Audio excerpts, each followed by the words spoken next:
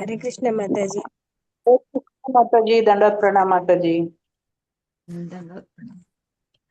ಈಗ ಮಂಗಲಾಚರಣದೊಂದಿಗೆ ಇಂದಿನ ಒಂದು ಸೆಷನ್ ಅನ್ನು ಶುರು ಮಾಡೋಣ. ಓಂ ಅಜ್ಞಾನತಿಮಿರಾಂಧಸ್ಯ ಜ್ಞಾನಾಂಜನ ಶಲಾಕಯ ಚಕ್ಷುರುನ್ಮೀಲಿತಂ ಯೇನ ತಸ್ಮೈ ಶ್ರೀ ಗುರವೇ ನಮಃ. ಶ್ರೀ ಚೈತನ್ಯ ಮನೋಭೀಷ್ಟಂ ಸ್ಥಾಪಿತಂ ಯೇನ ಭೂತಲೆ ಸ್ವಯಂ ರೂಪ ಕದಾ ಮಹ್ಯಂ ದದಾತಿ ಸ್ವಪದಾಂತಿಕಂ. ವಂದೇಹಂ ಶ್ರೀಗುರೋ ಶ್ರೀಯುತಾಪದಕಮಲಂ ಶ್ರೀಗುರೂನ್ ವೈಷ್ಣವಾಂಶ್ಚ ಶ್ರೀರೂಪಂ ಸಾಗ್ರಜಾತಂ ಸಹಗಣ ರಘುನಾಥಾನ್ವಿತಂ ತಂ ಸಜೀವಂ ಸಾದ್ವೈತಂ ಸಾವಧೂತಂ ಪರಿಜನಾ ಸಹಿತಂ ಕೃಷ್ಣ ಚೈತನ್ಯ ದೇವಂ ಶ್ರೀರಾಧಾ ಕೃಷ್ಣ ಪಾದಾನ್ ಸಹಗಣ ಲಲಿತಾ ಶ್ರೀ ವಿಶಾಖಾನ್ವಿತಾಂಶ್ಚ. ಹೇ ಕೃಷ್ಣ ಕರುಣಾ ಸಿಂಧೋ ದೀನಬಂಧೋ ಜಗತ್ಪತೆ ಗೋಪೇಶ ಗೋಪಿಕಾ ಕಾಂತ ರಾಧಾ ಕಾಂತ ನಮೋಸ್ತುತೆ. ತಪ್ತ ಕಾಂಚನ ಗೌರಾಂಗಿ ರಾಧೆ ವೃಂದಾವನೇಶ್ವರಿ ವೃಷಭಾನುಸುತೆ ದೇವಿ ಪ್ರಣಮಾಮಿ ಹರಿಪ್ರಿಯೆ. ವಾಂಛಾ ಕಲ್ಪತರುಭ್ಯಶ್ಚ ಕೃಪಾ ಸಿಂಧುಭ್ಯ ಏವ ಚ ಪತಿತಾನಾಂ ಪಾವನೇಭ್ಯೋ ವೈಷ್ಣವೇಭ್ಯೋ ನಮೋ ನಮಃ.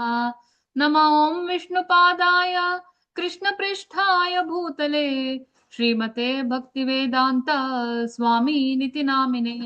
ನಮಸ್ತೆ ಸರಸ್ವತೆ ದೇವೆ ಗೌರವಾಣಿ ಪ್ರಚಾರಿಣೆ ನಿರ್ವಿಶೇಷ ಶೂನ್ಯವಾದಿ ಪಾಶ್ಚಾತ್ಯ ದೇಶತಾರಿಣೆ. ಜೈ ಶ್ರೀ ಕೃಷ್ಣ ಚೈತನ್ಯ ಪ್ರಭು ನಿತ್ಯಾನಂದ ಶ್ರೀ ಅದ್ವೈತ ಗದಾಧರ ಶ್ರೀವಾಸಾದಿ ಗೌರಭಕ್ತ ವೃಂದ. ಹರೇ ಕೃಷ್ಣ ಕೃಷ್ಣ ಕೃಷ್ಣ ಹರೇ ಹರೇ ಹರೇ ರಾಮ ರಾಮ ರಾಮ ಹರೇ ಹರೇ. ಹರೇ ಕೃಷ್ಣ ಕೃಷ್ಣ ಕೃಷ್ಣ ಹರೇ ಹರೇ ಹರೇ ರಾಮ ರಾಮ ರಾಮ ಹರೇ ಹರೇ. ಹರೇ ಕೃಷ್ಣ. ಇವತ್ತಿನ ಟಾಪಿಕ್ ನ ವಿಷಯ ಶ್ರೀಮದ್ ಭಾಗವತಂ. ಯಾರಿಗಾದ್ರೂ ಗೊತ್ತಾ ಏನು ಇದು ಶ್ರೀಮದ್ ಭಾಗವತಂ?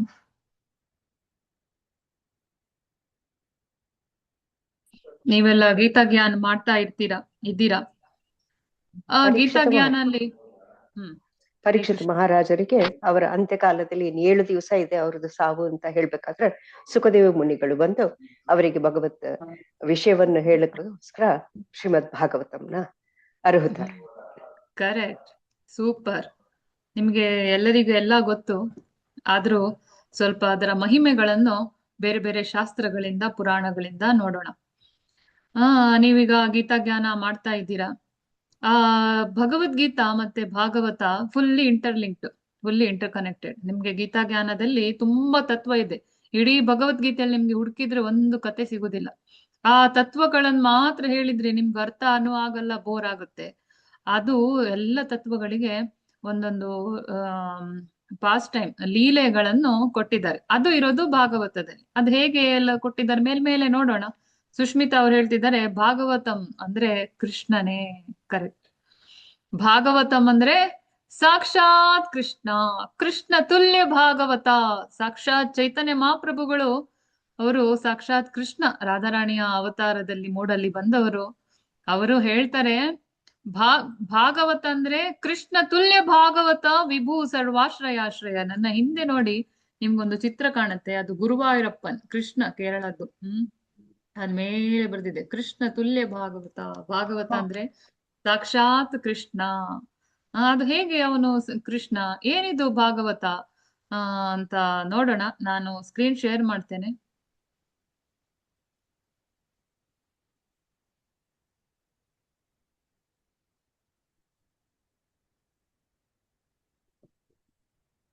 ನೋಡಿ, ಮೊದಲಿಗೆ ವೇದವ್ಯಾಸರು ಅವರು ಭಗವಂತನ ಅವತಾರವೇ. ಅವರು ಬಂದಂತಹ ಕಾರಣನೇ ಈ ಕಲಿಯುಗದಲ್ಲಿ ಜನರಿಗೆ ಭಗವಂತನನ್ನು ತಿಳ್ಕೊಳ್ಳಿಕ್ಕೆ ಸಾಧ್ಯನೇ ಇಲ್ಲ, ತುಂಬಾ ಕಷ್ಟ ಅಂತ ಅವರು ಮನಗಣ್ತಾರೆ. ಅವರಿಗೆ ಫ್ಯೂಚರ್ ಎಲ್ಲ ಕಾಣತ್ತೆ, ಗೊತ್ತಾಗತ್ತೆ ಪಾಪ ಎಷ್ಟು ಕಷ್ಟ ಈ ಕಲಿಯುಗದ ಜನರಿಗೆ ಅಂತ ಹೇಳಿ ಆ ಭಗವಂತನನ್ನು ತಿಳ್ಕೊಳ್ಳಿಕ್ಕಿರುವ ಮಾರ್ಗನೇ ವೇದಗಳು.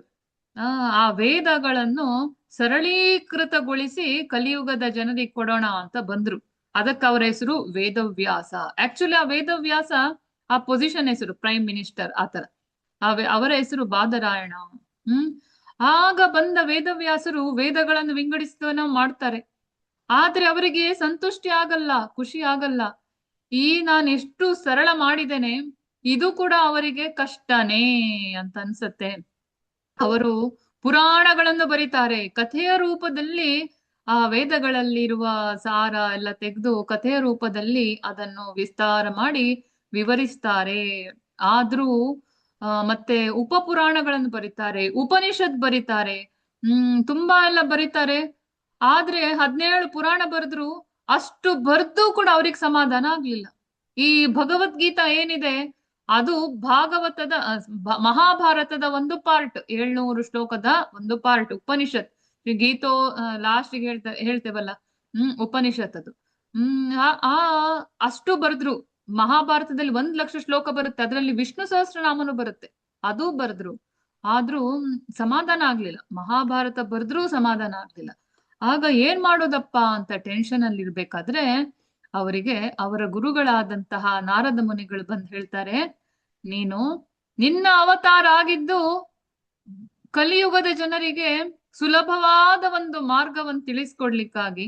ಆ ಸುಲಭ ಮಾರ್ಗ ಬಿಟ್ಟು ನೀನೇನ್ ಮಾಡಿದಿ, ಕಲಿಯುಗದ ಜನರಿಗೆ ಇನ್ನೂ ಕನ್ಫ್ಯೂಷನ್ ಜಾಸ್ತಿ ಮಾಡಿದೀಯಾ. 17 ಪುರಾಣ ಬರೀತಾರೆ. ಆಕ್ಚುಲಿ 18, ಲಾಸ್ಟಿಗೆ ಬರ್ದಿದ್ದು ಶ್ರೀಮದ್ ಭಾಗವತ.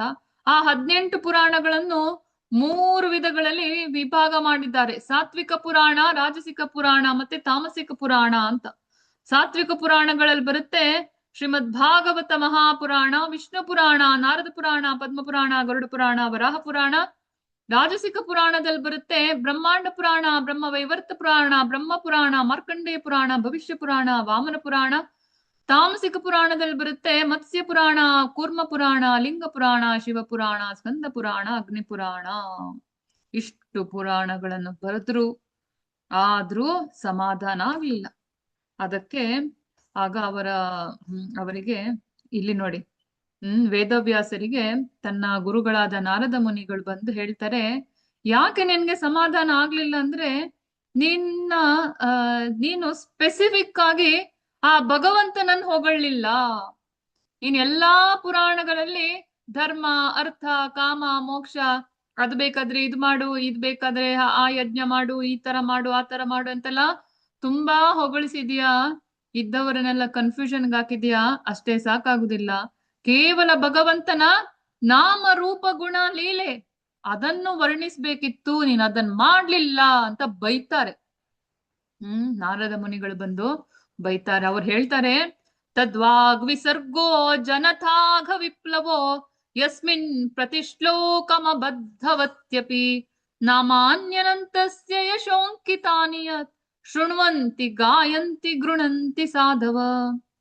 ನೀನು ಬರೆದಂತಹ ಕೇವಲ ಭಗವಂತನ ನೋಡಿ, ಅನಂತಸ್ಯ ಯಶ ನಾಮ ರೂಪ ಗುಣ ಲೀಲೆಗಳನ್ನು ಹೊಗಳಿದ್ರೆ ಒಂದ್ ವೇಳೆ ಪ್ರತಿ ಶ್ಲೋಕದಲ್ಲಿಯೂ ಅಬದ್ಧ ಅಂದ್ರೆ ತಪ್ಪಿದ್ರೂ ಪರವಾಗಿಲ್ಲ, ಪ್ರಾಸದಲ್ಲಿ, ವ್ಯಾಕರಣದಲ್ಲಿ, ಛಂದಸ್ಸಲ್ಲಿ, ಸಂಧಿಯಲ್ಲಿ ಯಾವ ತಪ್ಪುಗಳಿದ್ರು, ಎಷ್ಟು ತಪ್ಪಿದ್ರೂ ಪರವಾಗಿಲ್ಲ, ಆ ಲಿಟರೇಚರ್, ಆ ಗ್ರಂಥದಲ್ಲಿ ಭಗವಂತನ ನಾಮ ರೂಪ ಯಶಸ್ಸನ್ನೆಲ್ಲ ಹೊಗಳಿದ್ರೆ ಸಾಕು. ಅದನ್ನು ಭಕ್ತರು ಶೃಣ್ವಂತಿ, ಕೇಳ್ತಾರೆ, ಹಾಡ್ತಾರೆ, ಸ್ವೀಕರಿಸ್ತಾರೆ, ಖುಷಿ ಪಡ್ತಾರೆ. ಆದ್ರಿಂದ ನಿನ್ನ ಕರ್ತವ್ಯ ಏನಿವಾಗ ಏನಂತ ಹೇಳಿದ್ರೆ ಭಾಗವತವನ್ನು ಬರೆಯೋದು.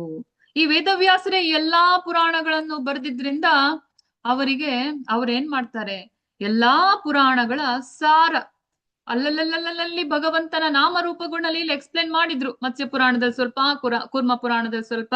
ಈಗ ನಾವು ಹೇಗೆ ಖೀರ್ ಮಾಡ್ತೇವೆ, ಪಾಯಸ ಮಾಡ್ತೇವೆ, ಅಲ್ಲಿ ಮಧ್ಯೆ ಅಲ್ಲಲ್ಲೆಲ್ಲ ಗೇರ್ ಬೀಜ ಸಿಗುತ್ತೆ, ಹಾಗೆ ಅಲ್ಲಲ್ಲಿ ಇತ್ತು ಆ ಎಲ್ಲಾ ಗೇರು ಬೀಜಗಳನ್ನು ತೆಗೆದು ಎಲ್ಲಾ ಮೇನ್ ಪಾಯಿಂಟ್ ಅನ್ನು ತೆಗೆದು ಈಗ ಒಂದು ಪುರಾಣ ಮಾಡ್ತಾರೆ. ಆ ಪುರಾಣದ ಹೆಸರೇ ಶ್ರೀಮದ್ ಭಾಗವತ. ಈ ಒಂದು ಪುರಾಣ ಬರೆದ ಮೇಲೆ ವೇದವ್ಯಾಸರು ಫುಲ್ ಸಂತುಷ್ಟರು. ಅದರ ಮೇಲೆ ಅವರು ಏನು ಬರಲಿಲ್ಲ. Fully satisfied. ಆದ್ರಿಂದ ಬೇರೆ ಪುರಾಣಗಳನ್ನು ಬೇರೆ ಏನನ್ನ ನಾವು ಓದಿದ್ರು ಇಟ್ರು ನಮ್ಗೆ ಅಷ್ಟು ಸಂತೃಪ್ತಿ ಸಿಗೋದಿಲ್ಲ. ವೇದವ್ಯಾಸರಿಗೆ ಸಂತೃಪ್ತಿ ಆಗದ್ದು ನಮ್ಗಾಗುತ್ತಾ? ಭಗವಂತನಿಗೆ ಆಗ್ಲಿಲ್ಲ. ಅದಕ್ಕೆ ಆ ಭಗವಂತ ವೇದವ್ಯಾಸರು 2ನೇ ಶ್ಲೋಕದಲ್ಲೇ ನೋಡಿ, 1ನೇ ಸ್ಕಂದದ 1ನೇ ಅಧ್ಯಾಯದ 2ನೇ ಶ್ಲೋಕದಲ್ಲೇ ಹೇಳ್ತಾರೆ, ಶ್ರೀಮದ್ ಭಾಗವತೆ ಮಹಾಮುನಿ ಕೃತೆ ಕಿಂವಾ ಪರೈರೀಶ್ವರ. ನೋಡಿ ಮಹರ್ಷಿ ವೇದವ್ಯಾಸ, ಶ್ರೀಮದ್ ಭಾಗವತೆ ಮಹಾಮುನಿ ಅಂದ್ರೆ ವೇದವ್ಯಾಸರಿಂದ ರಚಿತವಾದ, ಅವರ ಪರಿಪಕ್ವ ಮನಸ್ಥಿತಿಯಲ್ಲಿ ಇದು ಸಂಕಲಿಸಿದಂತ ಈ ಅನುಪಮ ಭಾಗವತ ಒಂದಿದ್ದರೆ ಸಾಕು. ಕಿಂವಾ ಪರೈರೀಶ್ವರ, ಬೇರೆ ಶಾಸ್ತ್ರದ ಅಗತ್ಯವೇನಿದೆ? ಯಾವುದೇ ಅಗತ್ಯ ಇಲ್ಲ. ಅದು ನಮ್ಮ ಕರ್ತವ್ಯ. ಈ ಒಂದೇ ಒಂದು ಶಾಸ್ತ್ರ ಇಟ್ಕೊಂಡ್ರೆ ಸಾಕು. ಈ ಒಂದೇ ಒಂದು ಶಾಸ್ತ್ರ ಎಲ್ಲಾ ವೇದಗಳ ಸಾರ, ಎಲ್ಲಾ ಪುರಾಣಗಳ ಸಾರ ಎಲ್ಲಾನು ಇದೆ ಇದ್ರಲ್ಲಿ. ನಿಮ್ಗೆ ರಾಮಾಯಣ ಬೇಕಾ? ರಾಮಾಯಣ ಇದೆ. ಗರುಡ ಪುರಾಣದ ಕತೆ ಬೇಕಾ? ಅದು ಇದೆ. ಮತ್ಸ್ಯ ಪುರಾಣ, ವರಾಹ ಪುರಾಣ ಎಲ್ಲನೂ ಇದೆ. ಭಗವಂತನ ಬೇರೆ ಬೇರೆ ನಾಮ ರೂಪಗಳ ವರ್ಣನೆ ಆಲ್ಮೋಸ್ಟ್ 335 ಅಧ್ಯಾಯ ಇದೆ. ಪ್ರತಿಯೊಂದು ಅಧ್ಯಾಯದಲ್ಲೂ ಭಗವಂತನ ರೂಪದ ವರ್ಣನೆ ಮಾಡಿದ್ದಾರೆ. ಒಂದಲ್ಲ ಒಂದು ರೀತಿಯಲ್ಲಿ ನಿಮಗೆ ಭಗವಂತನ ಸಾಕ್ಷಾತ್ಕಾರ. ಅದಕ್ಕೆ ಶಾಸ್ತ್ರ ಚಕ್ಷು ಅಂತ ಹೇಳುದು.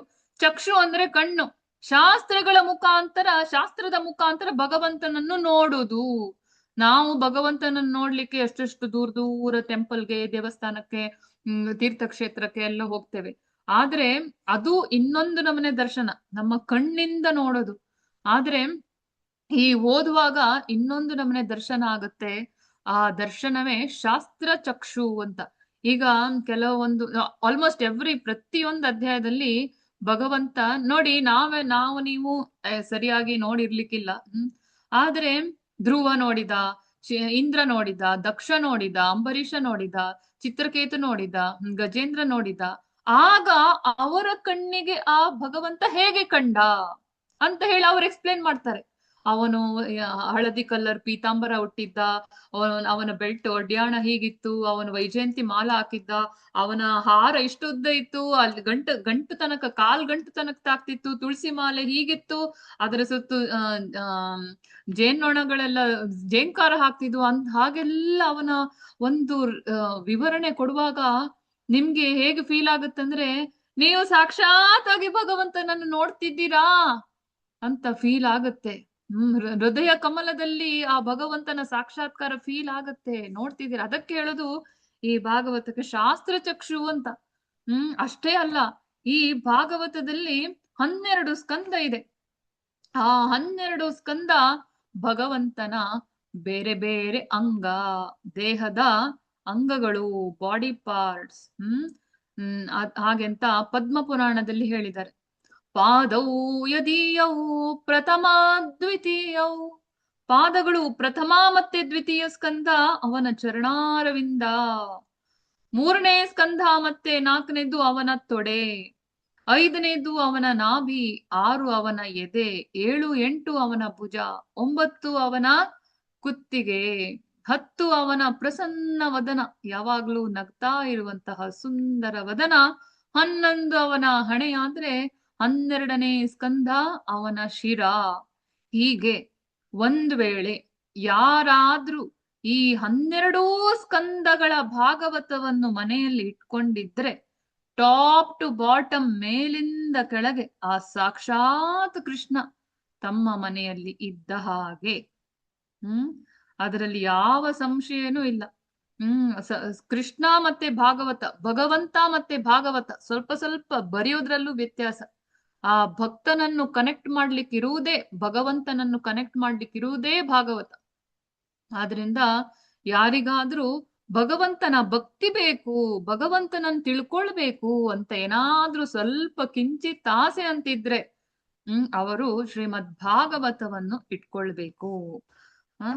ಹಾಗೆ ಈ ಭಾಗವತದಲ್ಲಿ ಏನೆಲ್ಲ ಇದೆ ಅಂತ ಹೇಳಿದ್ರೆ 10 ಟಾಪಿಕ್ ಎಸ್ಪೆಷಲಿ ವರ್ಣಿಸಲಾಗಿದೆ.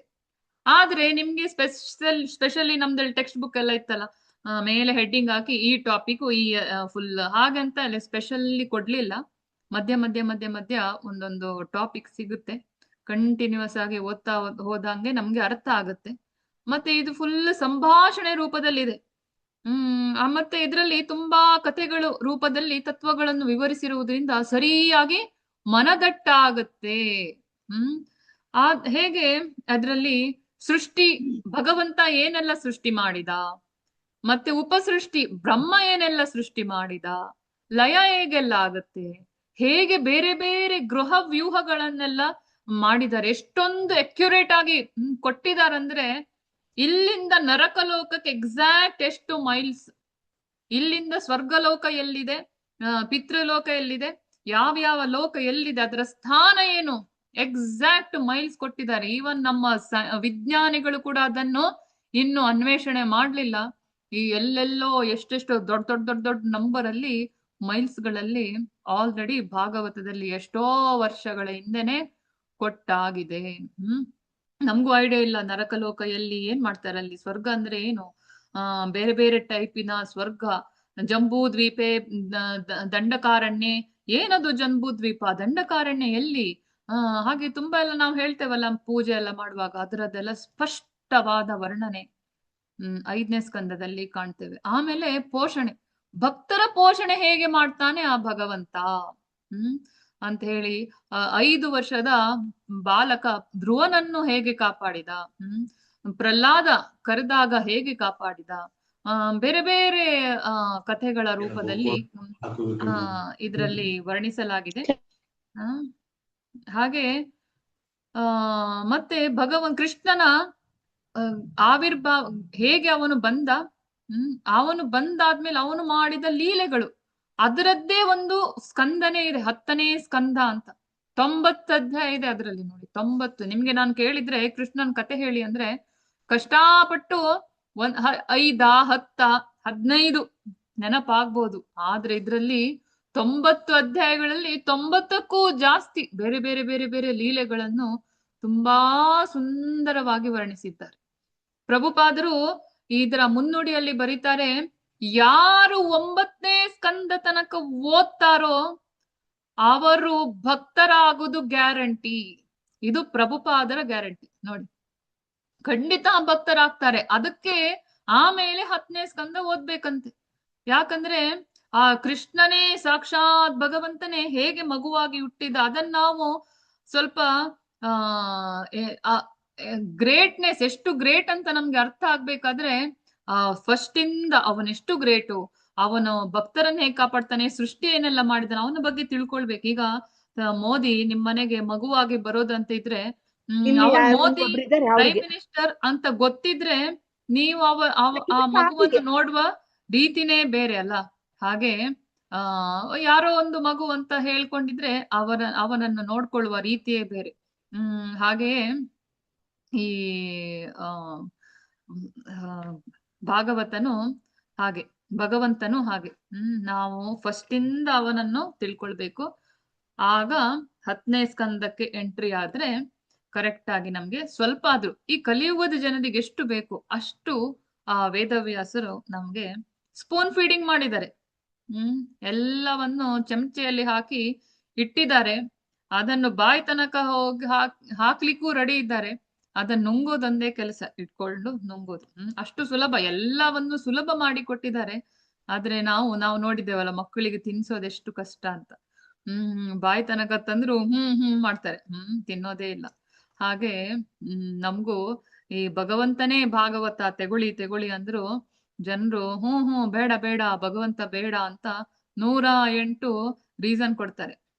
ಹಾಗೆ ನೀವೆಲ್ಲ ಹಾಗೆ ಮಾಡಲ್ಲ ಅಂತ ಎಣಿಸ್ತೇನೆ. ನಿಮ್ಮೆಲ್ಲರ ಹತ್ರ ಭಾಗವತ ಇದೆ ಅಂತ ಎಣಿಸ್ತೇನೆ. ಇಲ್ಲದವರು ತೆಗೊಳ್ಳಿ ಅಂತ ಹೇಳ್ತೇನೆ. ಹೇಗೆ ತೆಗೊಳ್ಬೋದು, ಎಲ್ಲಿ ತೆಗೊಳ್ಬೋದು ಅಂತ ಆಮೇಲೆ ನಿಮ್ಗೆ ಇದರ ಬಗ್ಗೆ ಡೀಟೇಲ್ಸ್ ಹೇಳ್ತೇನೆ. ಈ ಭಾಗವತ ಸಾಕ್ಷಾತ್ ಕೃಷ್ಣ ಆಗಿದ್ರಿಂದ, ಈಗ ನೋಡಿ ನಾವೆಲ್ಲ ತೀರ್ಥಕ್ಷೇತ್ರಕ್ಕೆಲ್ಲ ಹೋಗ್ತೇವೆ.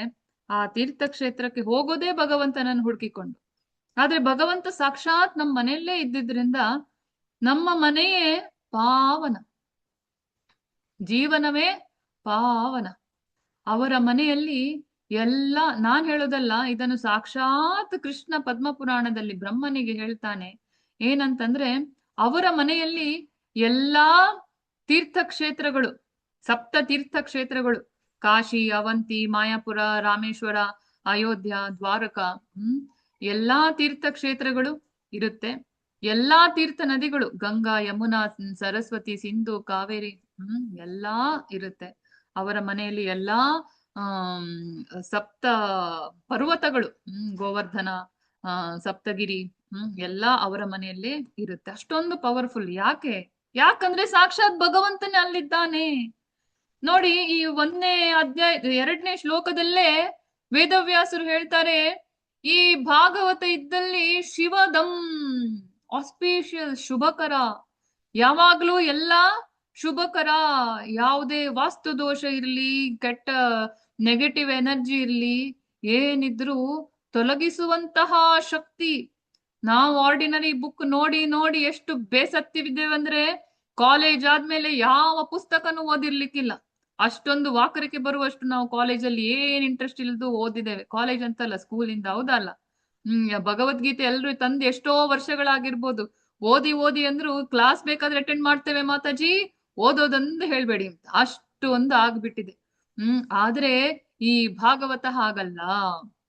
ಒಂದು ಸಲ ನಿಮ್ಗೆ ಇದರ ರುಚಿ ಸಿಕ್ಕಿದ್ರೆ, ರಸಮಾಲಯಂ ಅಂತ ಹೇಳ್ತಾರೆ. ರಸಮಾಲಯಂ, ಅಷ್ಟೊಂದು ರಸ. ನಿಗಮ ಕಲ್ಪತರುರ್ ಗಲಿತಂ ಫಲಂ, ಪರಿಪಕ್ವ ಹಣ್ಣು. ಇದ್ರ ರುಚಿ ಸಿಕ್ಕಿತ್ತು ಒಂದ್ಸಲ ಅಂದ್ರೆ ಮತ್ತೆ ಜೀವಮಾನದಲ್ಲಿ ಬೇರೆ ಬುಕ್ ಇರ್ಲಿ, ಬೇರೆ ಯಾವ್ದರ ರುಚಿನೂ ಹಿಡ್ಸಲ್ಲ.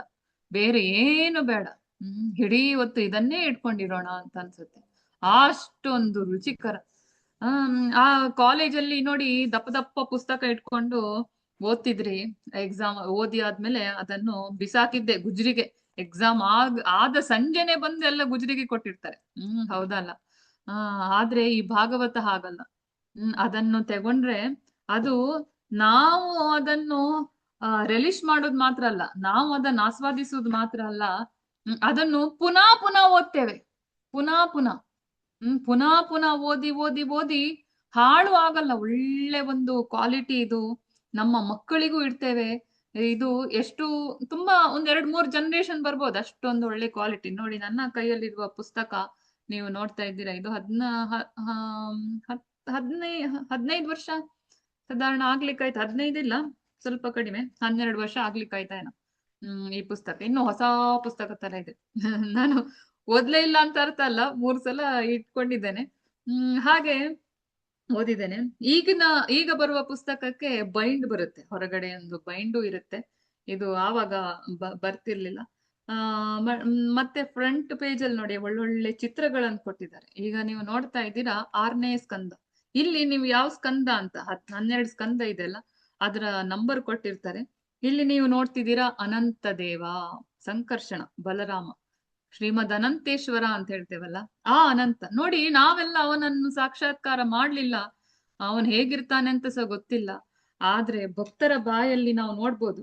ಈ ಚಿತ್ರಕೇತು ಮಹಾರಾಜ ಅವನು ಅನಂತನನ್ನು ಕೇವಲ ಒಂದೇ ವಾರದಲ್ಲಿ ಸಾಕ್ಷಾತ್ಕರಿಸಿಕೊಂಡ. ಆಗ ಅನಂತ ದರ್ಶನ ನೀಡುವಾಗ ಹೇಗೆ ಕಾಣ್ತಿದ್ದ ನೋಡಿ ಒಮ್ಮೆ. ಬಿಳಿ ಬಿಳಿ ಬಿಳಿ ಅವನ ಬಣ್ಣ ಹೇಗಿತ್ತಂದ್ರೆ ಬೆಣ್ಣೆ. ಅವನ ಅಷ್ಟು ಸಾಫ್ಟ್ ಇದ್ದ ಅಂದ್ರೆ ಬೆಣ್ಣೆ ತರ ಇತ್ತಂತೆ ಅವನ ಸ್ಕಿನ್.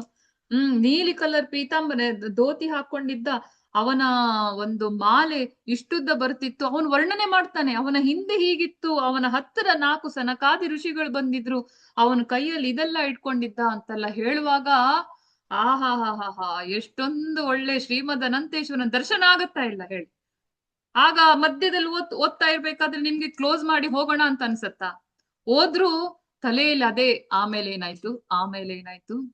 ಅದಕ್ಕೆ ಹೇಳೋದು ಕೀರ್ತನೀಯ ಸದಾ ಹರಿ. ಯಾವಾಗ್ಲೂ ತಲೆಯಲ್ಲಿ ಹರಿನೇ ಕುತ್ಕೊಂಡಿರ್ತಾನೆ.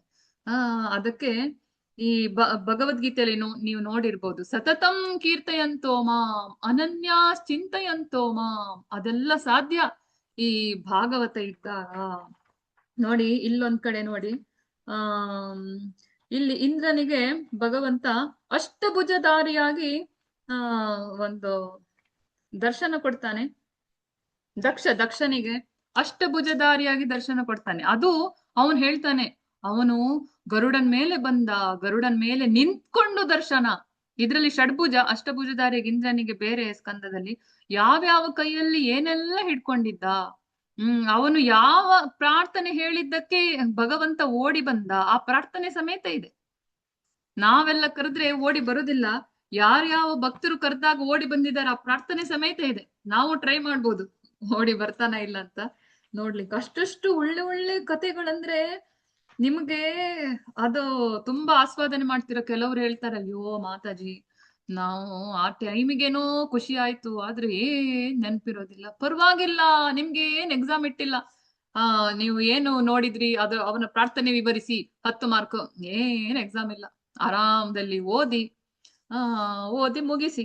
ಮತ್ತೆ ನೋಡಿ, ಒಂದು ಇಟ್ಕೊಂಡ್ರೇನೆ ಅಷ್ಟು ಮಹತ್ವ. ಭಾಗವತ ಇದ್ದಲ್ಲೇ ತೀರ್ಥಕ್ಷೇತ್ರ, ಸಾಕ್ಷಾತ್ ಕೃಷ್ಣನ ವಾಸ. ಅದೇ ಒಂದ್ ವೇಳೆ ಓದಿದ್ರೆ ಏನಾಗತ್ತಂತೆ. ಭಗವದ್ಗೀತೆಯಲ್ಲಿ 4ನೇ ಅಧ್ಯಾಯ 9ನೇ ಶ್ಲೋಕದಲ್ಲಿ ಕೃಷ್ಣನೇ ಹೇಳ್ತಾನೆ, ಜನ್ಮ ಕರ್ಮ ಚ ಮೇ ದಿವ್ಯಂ ಏವಂ ಯೋ ವೇತ್ತಿ ತತ್ವತಃ ತ್ಯಕ್ತ್ವಾ ದೇಹಂ ಪುನರ್ಜನ್ಮ ನೈತಿ ಮಾಮೇತಿ ಸೋರ್ಜುನ. ಒಂದ್ ವೇಳೆ ಯಾರಾದ್ರೂ ನನ್ನ ಜನ್ಮ ಮತ್ತೆ ಕರ್ಮವನ್ನು ತಿಳ್ಕೊಂಡ್ರೆ, ಜನ್ಮ ಅಂದ್ರೆ ಅವನ್ ಹೇಗೆಲ್ಲ ಬಂದ, ಬೇರೆ ಬೇರೆ ಅವತಾರ, ಕರ್ಮ ಅಂದ್ರೆ ಅವನ ಲೀಲೆಗಳು ಎಲ್ಲ ತಿಳ್ಕೊಂಡ್ರೆ, ಏವಂ ಯೋ ವೇತ್ತಿ ತತ್ವತಃ, ತತ್ವ ಸಮೇತ, ಫಿಲಾಸಫಿ ಸಮೇತ ತಿಳ್ಕೊಂಡ್ರೆ ಅವರಿಗೆ ಪುನರ್ಜನ್ಮ ಇಲ್ಲ. ಒಂದ್ ವೇಳೆ ಓದಿದ್ರೆ ಏನಾಗುತ್ತೆ, ಪುನರ್ಜನ್ಮ ಇಲ್ಲ. ಓದಿ ಎಷ್ಟು ಮಾರ್ಕ್ ತೆಗಿಬೇಕು, ಏನಿಲ್ಲ. ಓದಿದ್ರೆ ಓದಿ. ಕೆಲವ್ರು ಹೇಳ್ತಾರೆ, ಅಯ್ಯೋ ಮಾತಾಜಿ ಓದದೆ ಎಷ್ಟು ಕಾಲ ಆಯ್ತು, ಓದುವಾಗ ಎಷ್ಟು ತಪ್ಪಾಗುತ್ತೆ, ಆ ಸಂಸ್ಕೃತ ಶ್ಲೋಕ ಅಂತೂ ಓದ್ಲಿಕ್ಕೆ ಬರಲ್ಲ.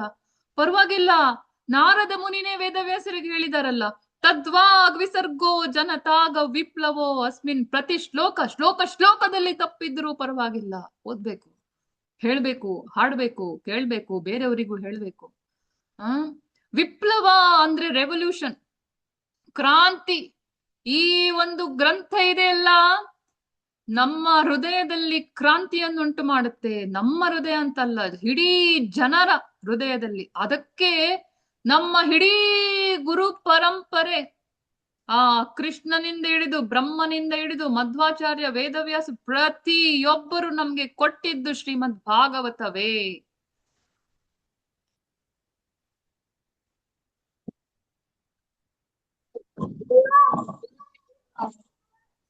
ನೋಡಿ, ಇಲ್ಲಿ ನೀವು ನೋಡ್ತಿದ್ದೀರಾ, ಕೃಷ್ಣನನ್ನು ಕೃಷ್ಣ ಬ್ರಹ್ಮನಿಗೆ ಆವಾಗ ಬರೆಯೋದೆಲ್ಲ ಕ್ರಮ ಇರ್ಲಿಲ್ಲ, ಪುಸ್ತಕ ಎಲ್ಲ ಪ್ರಿಂಟ್ ಆಗ್ತಿರ್ಲಿಲ್ಲ. ಒಬ್ಬನೇ ಒಬ್ಬ ಜೀವಿ ಇದ್ದ, ಅದು ಬ್ರಹ್ಮಲೋಕದಲ್ಲಿ ಹುಟ್ಟಿದ್ಮೇಲೆ ಅವನ ಹೃದಯದಿಂದ ಟ್ರಾನ್ಸ್ಫರ್ ಆಗುತ್ತೆ ಜ್ಞಾನ. ಆ ಜ್ಞಾನವೇ ಭಾಗವತ ಜ್ಞಾನವೇ. ನೋಡಿ, ಇಲ್ಲಿ ಬ್ರಹ್ಮ ಏನ್ ಇಟ್ಕೊಂಡಿದ್ದಾನೆ ಕೈಯಲ್ಲಿ? ಪುಸ್ತಕ ಭಾಗವತ. ಯಾರಿಗಾಗಿ ಇಟ್ಕೊಂಡಿದ್ದಾನೆ? ನಮ್ಗೆ ತೋರಿಸ್ಲಿಕ್ಕೆ, ಭಗವಂತನನ್ನು ತಿಳ್ಕೊಳ್ಳಿಕ್ಕಿರುವ ಮಾರ್ಗ ಈ ಪುಸ್ತಕ ಅಂತ ಹೇಳಿ. ಇದು ಅಥೆಂಟಿಕೇಟೆಡ್ ಫೋಟೋ, ಆಚಾರ್ಯರು ಮಾಡಿಸಿದಂತಹದ್ದು. ಇದರಲ್ಲಿ ನಾವು ಡೌಟ್ ಪಡ್ಲಿಕ್ಕಿಲ್ಲ.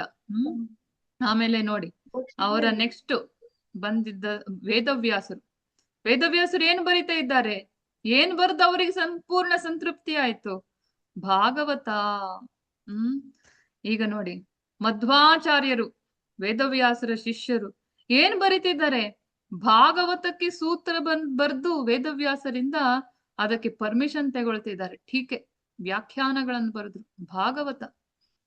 ಇಲ್ಲಿ ನೋಡಿ, ನಮ್ಮ ಗೌಡಿಯ ಮಠದ ಶ್ರೀಲ ರೂಪ ಗೋಸ್ವಾಮಿ, ಗೌಡ ಸಾರಸ್ವತ ಬ್ರಾಹ್ಮಣರಿವ್ರು. ಇವ್ರೇನ್ ಬರಿತಾ ಇದ್ದಾರೆ? ಭಾಗವತ. ಸನಾತನ ಗೋಸ್ವಾಮಿ ಏನ್ ಬರಿತಾ ಇದ್ದಾರೆ? ಭಾಗವತಕ್ಕೆ ಟೀಕೆ. ಇವರು ಸನಾತನ ಗೋಸ್ವಾಮಿ ಹೇಳ್ತಾರೆ, ಭಾಗವತ ಸ್ತವದಲ್ಲಿ ಏನ್ ಹೇಳ್ತಾರೆ ಅಂದ್ರೆ, ಮದೇಕ ಬಂಧೋ ಮತ್ಸಂಗಿನ್, ನೀನೊಬ್ಬನೇ ನನ್ನ ಬಂಧು. ಯಾರಿಗೆ? ಭಾಗವತಕ್ಕೆ. ಅಂದ್ರೆ ಕೃಷ್ಣನಿಗೆ ಹೇಳ್ತಾನೆ, ನೀನೊಬ್ಬನೇ ನನ್ಗೆ ಬಂಧು, ನೀನೊಬ್ಬನೇ ನನ್ನ ಸಂಘ, ನೀನೊಬ್ಬನೇ ನನ್ನ ಆತ್ಮೀಯ, ನೀನೊಬ್ಬನೇ ಅಲ್ಲ. ಅಷ್ಟೊಂದು ಸಮರ್ಪಿತರಾಗಿದ್ದಾರೆ ನಮ್ಮ ಗುರು ಪರಂಪರೆ.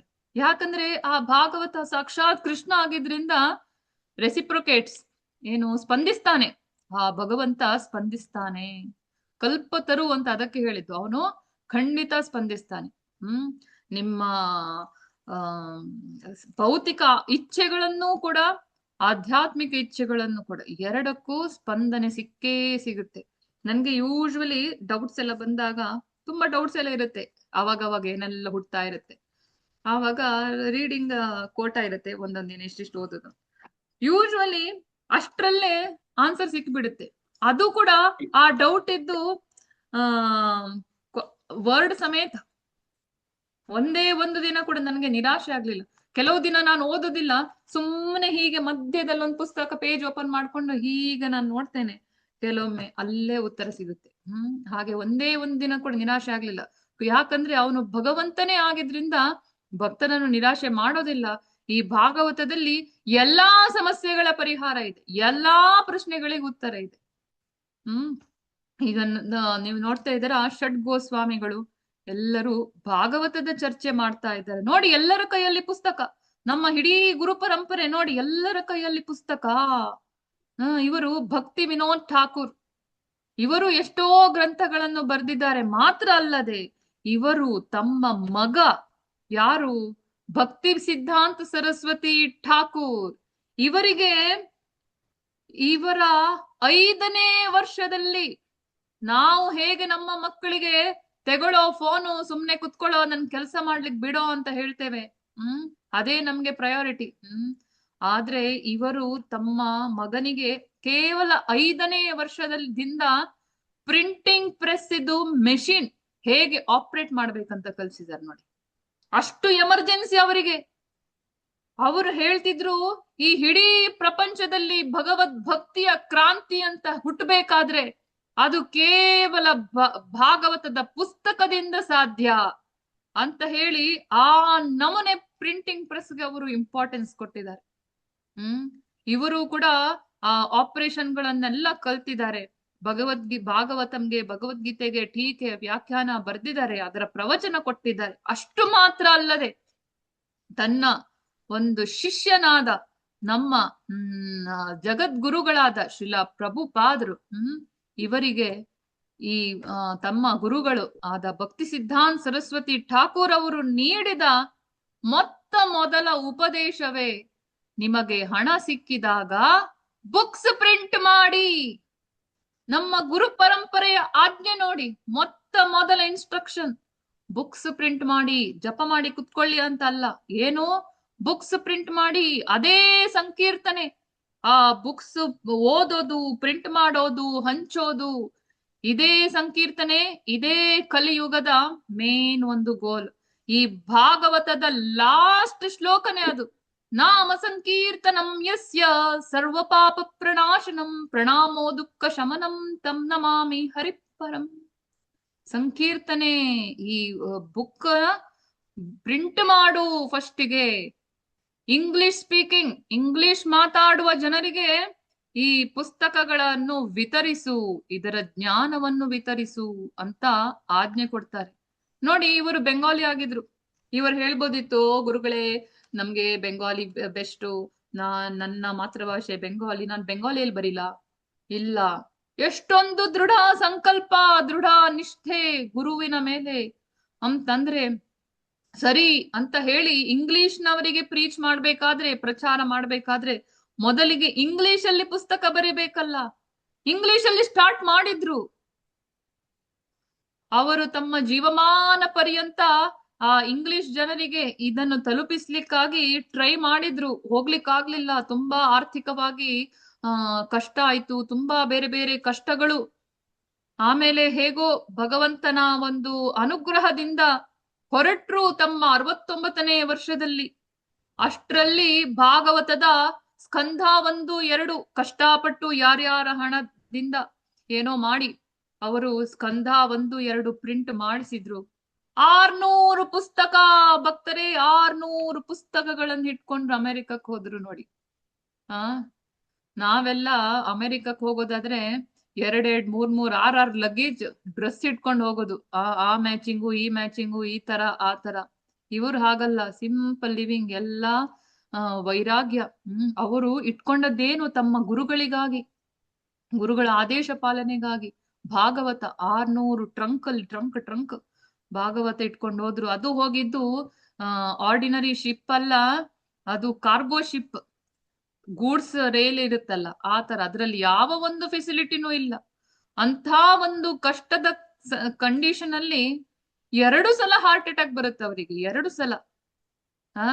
ನಾವು 2 ಸಲ ಸೀನಿ ಕೆಮ್ಮಿ ಜ್ವರ ಬಂದ್ರೆ ಫುಲ್ ಪ್ಯಾಚ್, ಮತ್ತೆ ಒಂದು ಜಪ ಮಾಡ್ಲಿಕ್ಕೂ ಮನ್ಸಿಲ್ಲ, ಕ್ಲಾಸ್ ಅಟೆಂಡ್ ಮಾಡ್ಲಿಕ್ಕೂ ಮನ್ಸಿಲ್ಲ, ಓದೋದಂತೂ ಬಿಡಿ, ಅದು ಇನ್ನು 2 ವರ್ಷ ಸಾಧ್ಯ ಇಲ್ಲ. ಹೌದಲ್ಲ ನಮ್ಮ ಅವಸ್ಥೆ?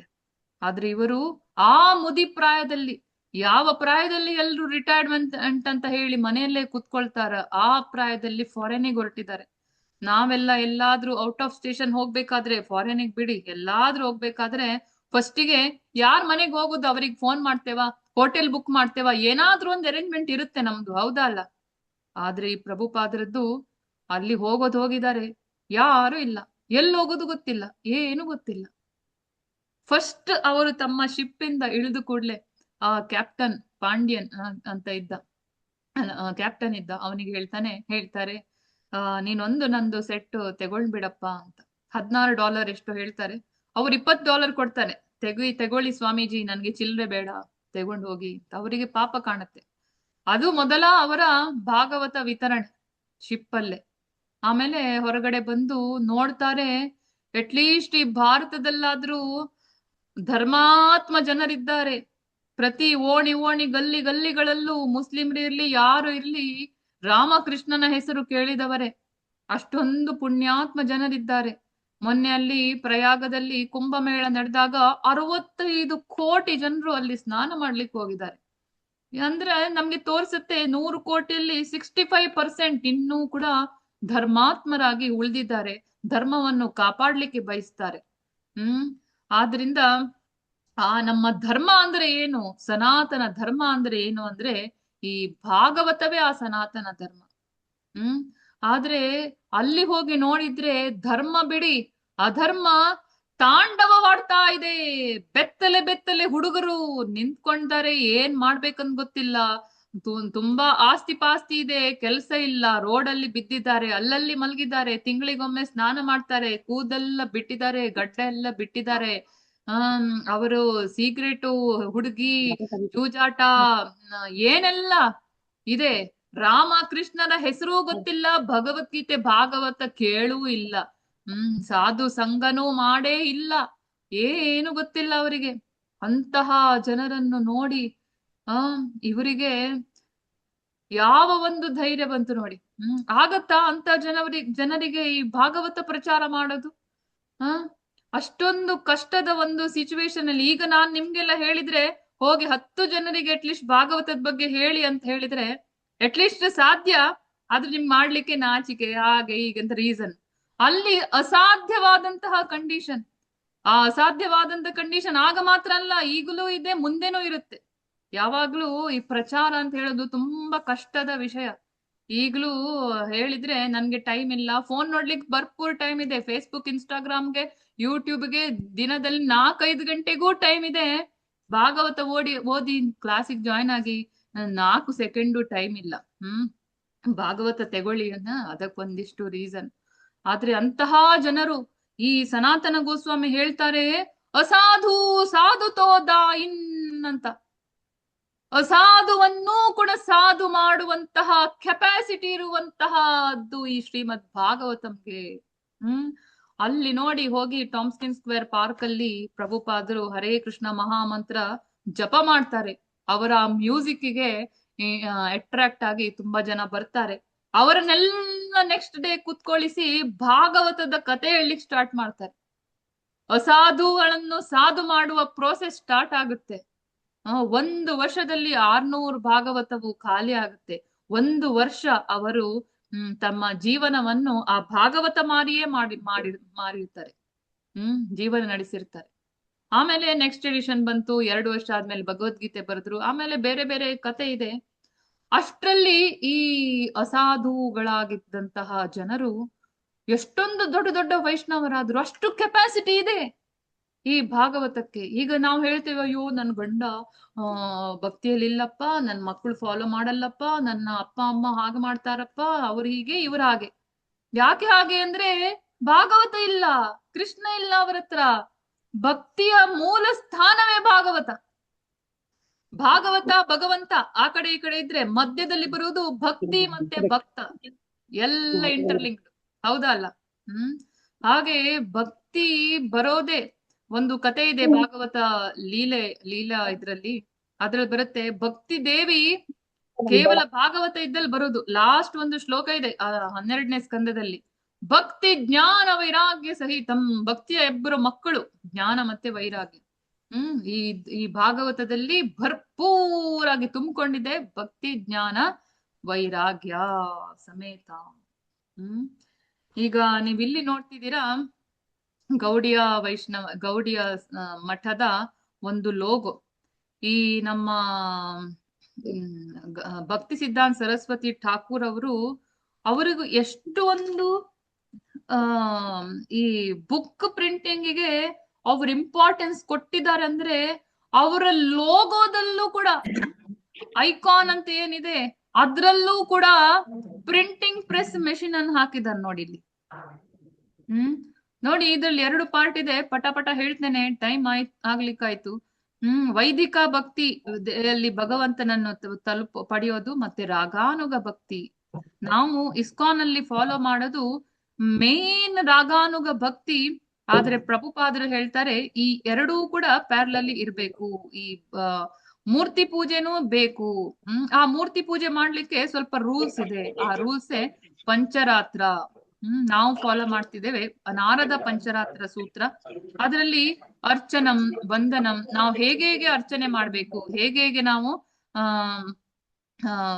ಉದ್ಬತ್ತಿ ಆದ್ಮೇಲೆ ಏನ್ ಮಾಡ್ಬೇಕು, ಅದೆಷ್ಟೆಷ್ಟು ಮಾಡ್ಬೇಕು, 7 ರೌಂಡು, 4 ರೌಂಡು, 2 ರೌಂಡ್, 3 ರೌಂಡ್, ಅದೆಲ್ಲ ನಾವು ಈ ಒಂದು ಪಂಚರಾತ್ರ ಸೂತ್ರದಲ್ಲಿ ನೋಡ್ಕೊಳ್ಬಹುದು. ಸ್ಟ್ರಿಕ್ಟ್ ಆಗಿ ನಾವು ಸ್ವಲ್ಪ ಡಿಸಿಪ್ಲಿನ್ ಆಗಿ ಶಿಸ್ತುಬದ್ಧವಾಗಿ ಇರ್ತೇವೆ ಇದನ್ನ ಫಾಲೋ ಮಾಡಿದ್ರೆ. ಆದ್ರೆ ಭಗವಂತನ ಪ್ರೇಮ ಭಕ್ತಿ ಬೇಕಾದ್ರೆ ಅದಕ್ಕೆ ಸಾಧನೆ ಏನಂತೆ ಲೋಗೋದಲ್ಲೇ ಹಾಕಿದ್ದಾರೆ ನೋಡಿ. ಭಾಗವತಂ, ಶ್ರೀಮದ್ ಭಾಗವತಂ ಇಂದ ಮಾತ್ರ ಭಗವಂತನನ್ನು ಅರಿಲಿಕ್ಕೆ ಸಾಧ್ಯ. ಸಂಪೂರ್ಣ ಅಂತಲ್ಲ, ಕಲಿಯುಗದ ಜನರು ಎಷ್ಟು ಅರಿಬಹುದು ಅಷ್ಟು ಈ ಭಾಗವತದಲ್ಲಿ ಕೊಟ್ಟಿದ್ದಾರೆ. ರಾಗಾನುಗ ಭಕ್ತಿ ಹಂತಕ್ಕೆ ಈ ಭಾಗವತಂ ನಮ್ಗೆ ಕೊಂಡೊಯ್ಯುತ್ತೆ. ಇಲ್ಲಿ ನೋಡಿ, ಮೃದಂಗದ ಚಿತ್ರ ಕೊಟ್ಟಿದ್ದಾರೆ. ಕೀರ್ತನೆ, ಈ ಕಲಿಯುಗಕ್ಕೆ ಕೀರ್ತನೆ ಮಾಡಬೇಕು. ಈ ಮೃದಂಗ ಇಟ್ಟು ಕೀರ್ತನೆ ಮಾಡಿದ್ರೆ ಒಳ್ಳೇದು. ಆದ್ರೆ ಅದು ಕೇವಲ ಒಂದು ರೂಮಲ್ಲಿ, ಒಂದು ಹಾಲಲ್ಲಿ ಕೆಲವೇ ಜನರಿಗೆ ಕೇಳುವಂತದ್ದಾಗಿದೆ. ಆದ್ರೆ ಈ ಮೃದಂಗಕ್ಕೆ ಇಲ್ಲಿ ಒಂದು ನೋಡ್ತಿದ್ದೀರಾ ಪ್ರಿಂಟಿಂಗ್ ಪ್ರೆಸ್, ಇದಕ್ಕೆ ಅವ್ರ ಹೆಸರು ಕೊಡ್ತಾರೆ ಬೃಹತ್ ಮೃದಂಗ ಅಂತ. ಯಾಕಂದ್ರೆ ಯಾವಾಗ ಒಂದು ಪುಸ್ತಕ ರೂಪದಲ್ಲಿ ಬರುತ್ತಾ ಆವಾಗ ಅದು ಇಡೀ ಪ್ರಪಂಚಕ್ಕೆ ಮನೆಗೆ ತಲುಪತ್ತೆ, ಮನಸ್ಸಿಗೆ ತಲುಪತ್ತೆ. ನಾವು ಈಗ ಕ್ಲಾಸ್ ಅಲ್ಲಿ ಹೇಳಿದ್ದು ಈಗ ಈಗಲೇ ನೆನಪಿರ್ಲಿಕ್ಕಿಲ್ಲ. ಸ್ಟಾರ್ಟಿಂಗ್ ಅಲ್ಲಿ ಹೇಳಿದ ಪಾಯಿಂಟ್ಸ್ ಇವಾಗಲೇ ಮರ್ತೋಗಿರ್ಬೋದು. ನಿನ್ನೆ ಯಾರು ಕ್ಲಾಸ್ ಕೊಟ್ಟದ್ದು, ಯಾವ ಟಾಪಿಕ್ ಅಂತ ಕೇಳಿದ್ರು ನೆನಪಿರ್ಲಿಕ್ಕಿಲ್ಲ. ಇನ್ನು ಲಾಸ್ಟ್ ಇಯರ್ ಅದು ಕೇಳೋದೇ ಬೇಡ. ಅಂತ ಒಂದು ಅವಸ್ಥೆ ನಮ್ದು. ಆದ್ರೆ ಯಾವಾಗ ನಾವು ಪುಸ್ತಕದಿಂದ ಓದ್ತೇವೆ, ಸ್ವಲ್ಪ ಆದ್ರೂ ಮಸ್ತಕದಲ್ಲಿ ಎಂಟ್ರಿ ಹೊಡಿಯತ್ತೆ. ಎಷ್ಟೇ ಮರೆವು ಇದ್ರೂ ಸ್ವಲ್ಪ ಆದ್ರೂ ಹೋಗುತ್ತೆ. ಹಾಗೆ ಭಕ್ತಿ ಭಾವ ಬರುತ್ತೆ. ನಾವು ನೋಡಿದ್ವಿ ಹೇಗೆ ನಮ್ಮ ಗುರು ಪರಂಪರೆ ಎಲ್ಲರೂ ಭಾಗವತಕ್ಕೆ ಒತ್ತು ಕೊಟ್ಟಿದ್ದಾರೆ. ಎಲ್ಲ ಗುರುಗಳು ಭಾಗವತಕ್ಕೆ ಟೀಕೆ ಬರೆದಿದ್ದಾರೆ, ವ್ಯಾಖ್ಯಾನ ಬರೆದಿದ್ದಾರೆ, ಮತ್ತೆ ಅವರ ಶಿಷ್ಯಂದಿರಿಗೆ ಹೇಳಿದ್ದಾರೆ ಈ ಗ್ರಂಥವನ್ನು ವಿತರಿಸಿ. ಆದ್ದರಿಂದ ಈ ಗ್ರಂಥವನ್ನು ತೆಗೊಳ್ಳೋದು, ಹಾಗೆ ಇದರ ಬಗ್ಗೆ, ಇದರ ಮಹಿಮೆ ಬಗ್ಗೆ ಬೇರೆಯವರಿಗೆ ಹೇಳೋದಿದೆಯಲ್ಲ, ಅದು ನಮ್ಮ ಆದ್ಯ ಕರ್ತವ್ಯ ಆಗಿದೆ. ಈ ಚೈತನ್ಯ ಮಹಾಪ್ರಭುರೇ ಹೇಳ್ತಾರೆ, ಯಾರೇ ದೇಖಾ ತಾರೇ ಕಹಾ ಕೃಷ್ಣ ಉಪದೇಶ್. ಆ ಕೃಷ್ಣ ಉಪದೇಶ ಅಂದ್ರೆ ಏನಂತೆ? ಭಗವದ್ಗೀತೆ, ಭಾಗವತ ಎರಡೂ ಕೃಷ್ಣನ ಉಪದೇಶ. ಭಗವದ್ಗೀತೆ 1 ಪುಸ್ತಕ, ಭಾಗವತಂ 18 ಪುಸ್ತಕ. ಯಾವುದು ಜಾಸ್ತಿ? ಇದು 5%, ಇದು 95%. ಯಾರೇ ದೇಖಾ ತಾರೇ ಕಹಾ ಅಂದ್ರೆ ಯಾರನ್ನು ನೋಡಿದ್ರು ಅವರಿಗೆ ಕೃಷ್ಣನ ಉಪದೇಶ ಹೇಳಿ. ಭಗವದ್ಗೀತೆ ಮತ್ತೆ ಭಾಗವತ ಹೇಳಿ ಅಂದ್ರೆ ಇಡೀ ಭಗವದ್ಗೀತೆ ಹೇಳಿ ಕೂತ್ಕೊಳ್ಳಿಕ್ಕಾಗತ್ತಾ? ಇಲ್ಲ, ಬುಕ್ ಕೊಡಿ ಅದರದ್ದು ಅಂತ. ಅದು ಯಾರು ಹೇಳಿದ್ದು? ನಮ್ಮ ಚೈತನ್ಯ ಮಹಾಪ್ರಭು. ಇವರು ನೋಡಿ, ಈ ಚೈತನ್ಯ ಮಹಾಪ್ರಭು ಜಪ ಮಾಡುವಾಗ ಇಷ್ಟಿಷ್ಟು ಕಣ್ಣೀರು ಬರ್ತಿದ್ವು. ಅವರ ಚೈತನ್ಯ ಚರಿತಾಮೃತದಲ್ಲಿ ವರ್ಣನೆ ಇದೆ. ಇಷ್ಟಿಷ್ಟು ಕಣ್ಣೀರು ನದಿ ತರ ಹರಿತಿತ್ತು. ನಾವೆಲ್ಲ ಹತ್ರೆ ಇಲ್ಲಿಂದ ಇಲ್ಲಿ ತನಕ ಕಣ್ಣೀರು ಬರುವಷ್ಟರಲ್ಲಿ ಅದು ಆವಿಯಾಗಿ ಹೋಗುತ್ತೆ, ಅದು ಒಣಗಿ ಹೋಗುತ್ತೆ. ಇಲ್ಲಿ ಬಂದ್ರೇನೆ ಅಯ್ಯೋ ಶೋ ಆಫ್ ಮಾಡೋದ, ತೋರ್ಸೋದ, ಅಷ್ಟೇ. ಅದು ಒಂದ್ 2 ನಿಮಿಷದಲ್ಲಿ ಹೋಗುತ್ತೆ. ಅದ್ ಹೇಗದು ಅಷ್ಟೊಂದು ಧಾರಾಕಾರ ಕಣ್ಣೀರು ಬರ್ತಿತ್ತು? ಯಾಕಂದ್ರೆ ಅವರು ಅಷ್ಟೊಂದು ಭಾವಪೂರ್ಣವಾಗಿ ಹೇಳ್ತಾ ಇದ್ರು. ನಮ್ದು ಸ್ವಲ್ಪ ಸೆಲ್ಫಿಶ್ ಮೋಟಿವ್ ಇರುತ್ತೆ. ಅದ್ ನಿಜವಾದ ಒಂದು ಭಾವಪೂರ್ಣದಿಂದ ಅಳ್ತಾ ಇದ್ರು. ಹೇಗೆ ಅದು ಅವರಿಗೆ ಭಾವ ಬರ್ತಿತ್ತು ಅಂದ್ರೆ, ಅವರು ಈ ಸಂಕೀರ್ತನ ಆಂದೋಲನದ ರೂವಾರಿ ಚೈತನ್ಯ ಮಹಾಪ್ರಭು. ಅಷ್ಟೇ ಅಲ್ಲ, ಅವರು ಪ್ರತಿದಿನ ಜಪ ಮಾಡೋದ್ ಮಾತ್ರ ಅಲ್ಲ, ಇನ್ನೊಂದೇನೋ ಮಾಡ್ತಿದ್ರು. ಅದೇನಂದ್ರೆ ನಿತ್ಯಂ ಭಾಗವತ ಸೇವೆಯ ಅಂತ. ಪ್ರತಿದಿನ ಭಾಗವತ ಸೇವೆ ಮಾಡ್ತಿದ್ರು. ಅಂದ್ರೆ ಸೇವೆ ಅಂದ್ರೆ ಭಾಗವತ ಕೇಳ್ತಿದ್ರು, ಓದ್ತಿದ್ರು, ಚರ್ಚೆ ಮಾಡ್ತಿದ್ರು. ಅವರು ಒಂದು ದಿನನೂ ಧ್ರುವ ಮಹಾರಾಜಂದು ನರಸಿಂಹ ಲೀಲೆದ್ದು ಕತೆ ಕೇಳದಿದ್ದ ದಿನನೇ ಇಲ್ಲ ಅಂತೆ. ಅಷ್ಟೊಂದು ಅವ್ರಿಗೆ ಅದು ಫೇವ್ರೆಟ್, ಭಗವಂತನ ಫೇವ್ರೆಟ್. ಹಾಗೆ ಅಷ್ಟೊಂದು ಅವರು ಆಸ್ವಾದಿಸ್ತಿದ್ರು. ಅದಕ್ಕೆ ಅವರು ಜಪ ಮಾಡ್ಲಿಕ್ಕೆ ಕುತ್ಕೊಳ್ಳುವಾಗ ಒಂದೊಂದ್ಸಲ ಹರೇ ಕೃಷ್ಣ ಅಂತ ಹೇಳುವಾಗ ಅವರಿಗೆ ಕಣ್ಣೀರು ಧಾರಾಕಾರ ಬರ್ತಿತ್ತು. ಅವ್ರಿಗೆ ನೆನಪಾಗ್ತಿತ್ತು ಕೃಷ್ಣಂದು. ಹೇಗೆ ನಾವು ಭಗವಂತನ ಹಿಡಿಯುವತ್ ನೆನಪಿಸ್ಬೋದು? ಭಾಗವತ ಓದಿ ಕೇಳಿ ಎಲ್ಲ. ಹಾಗೆ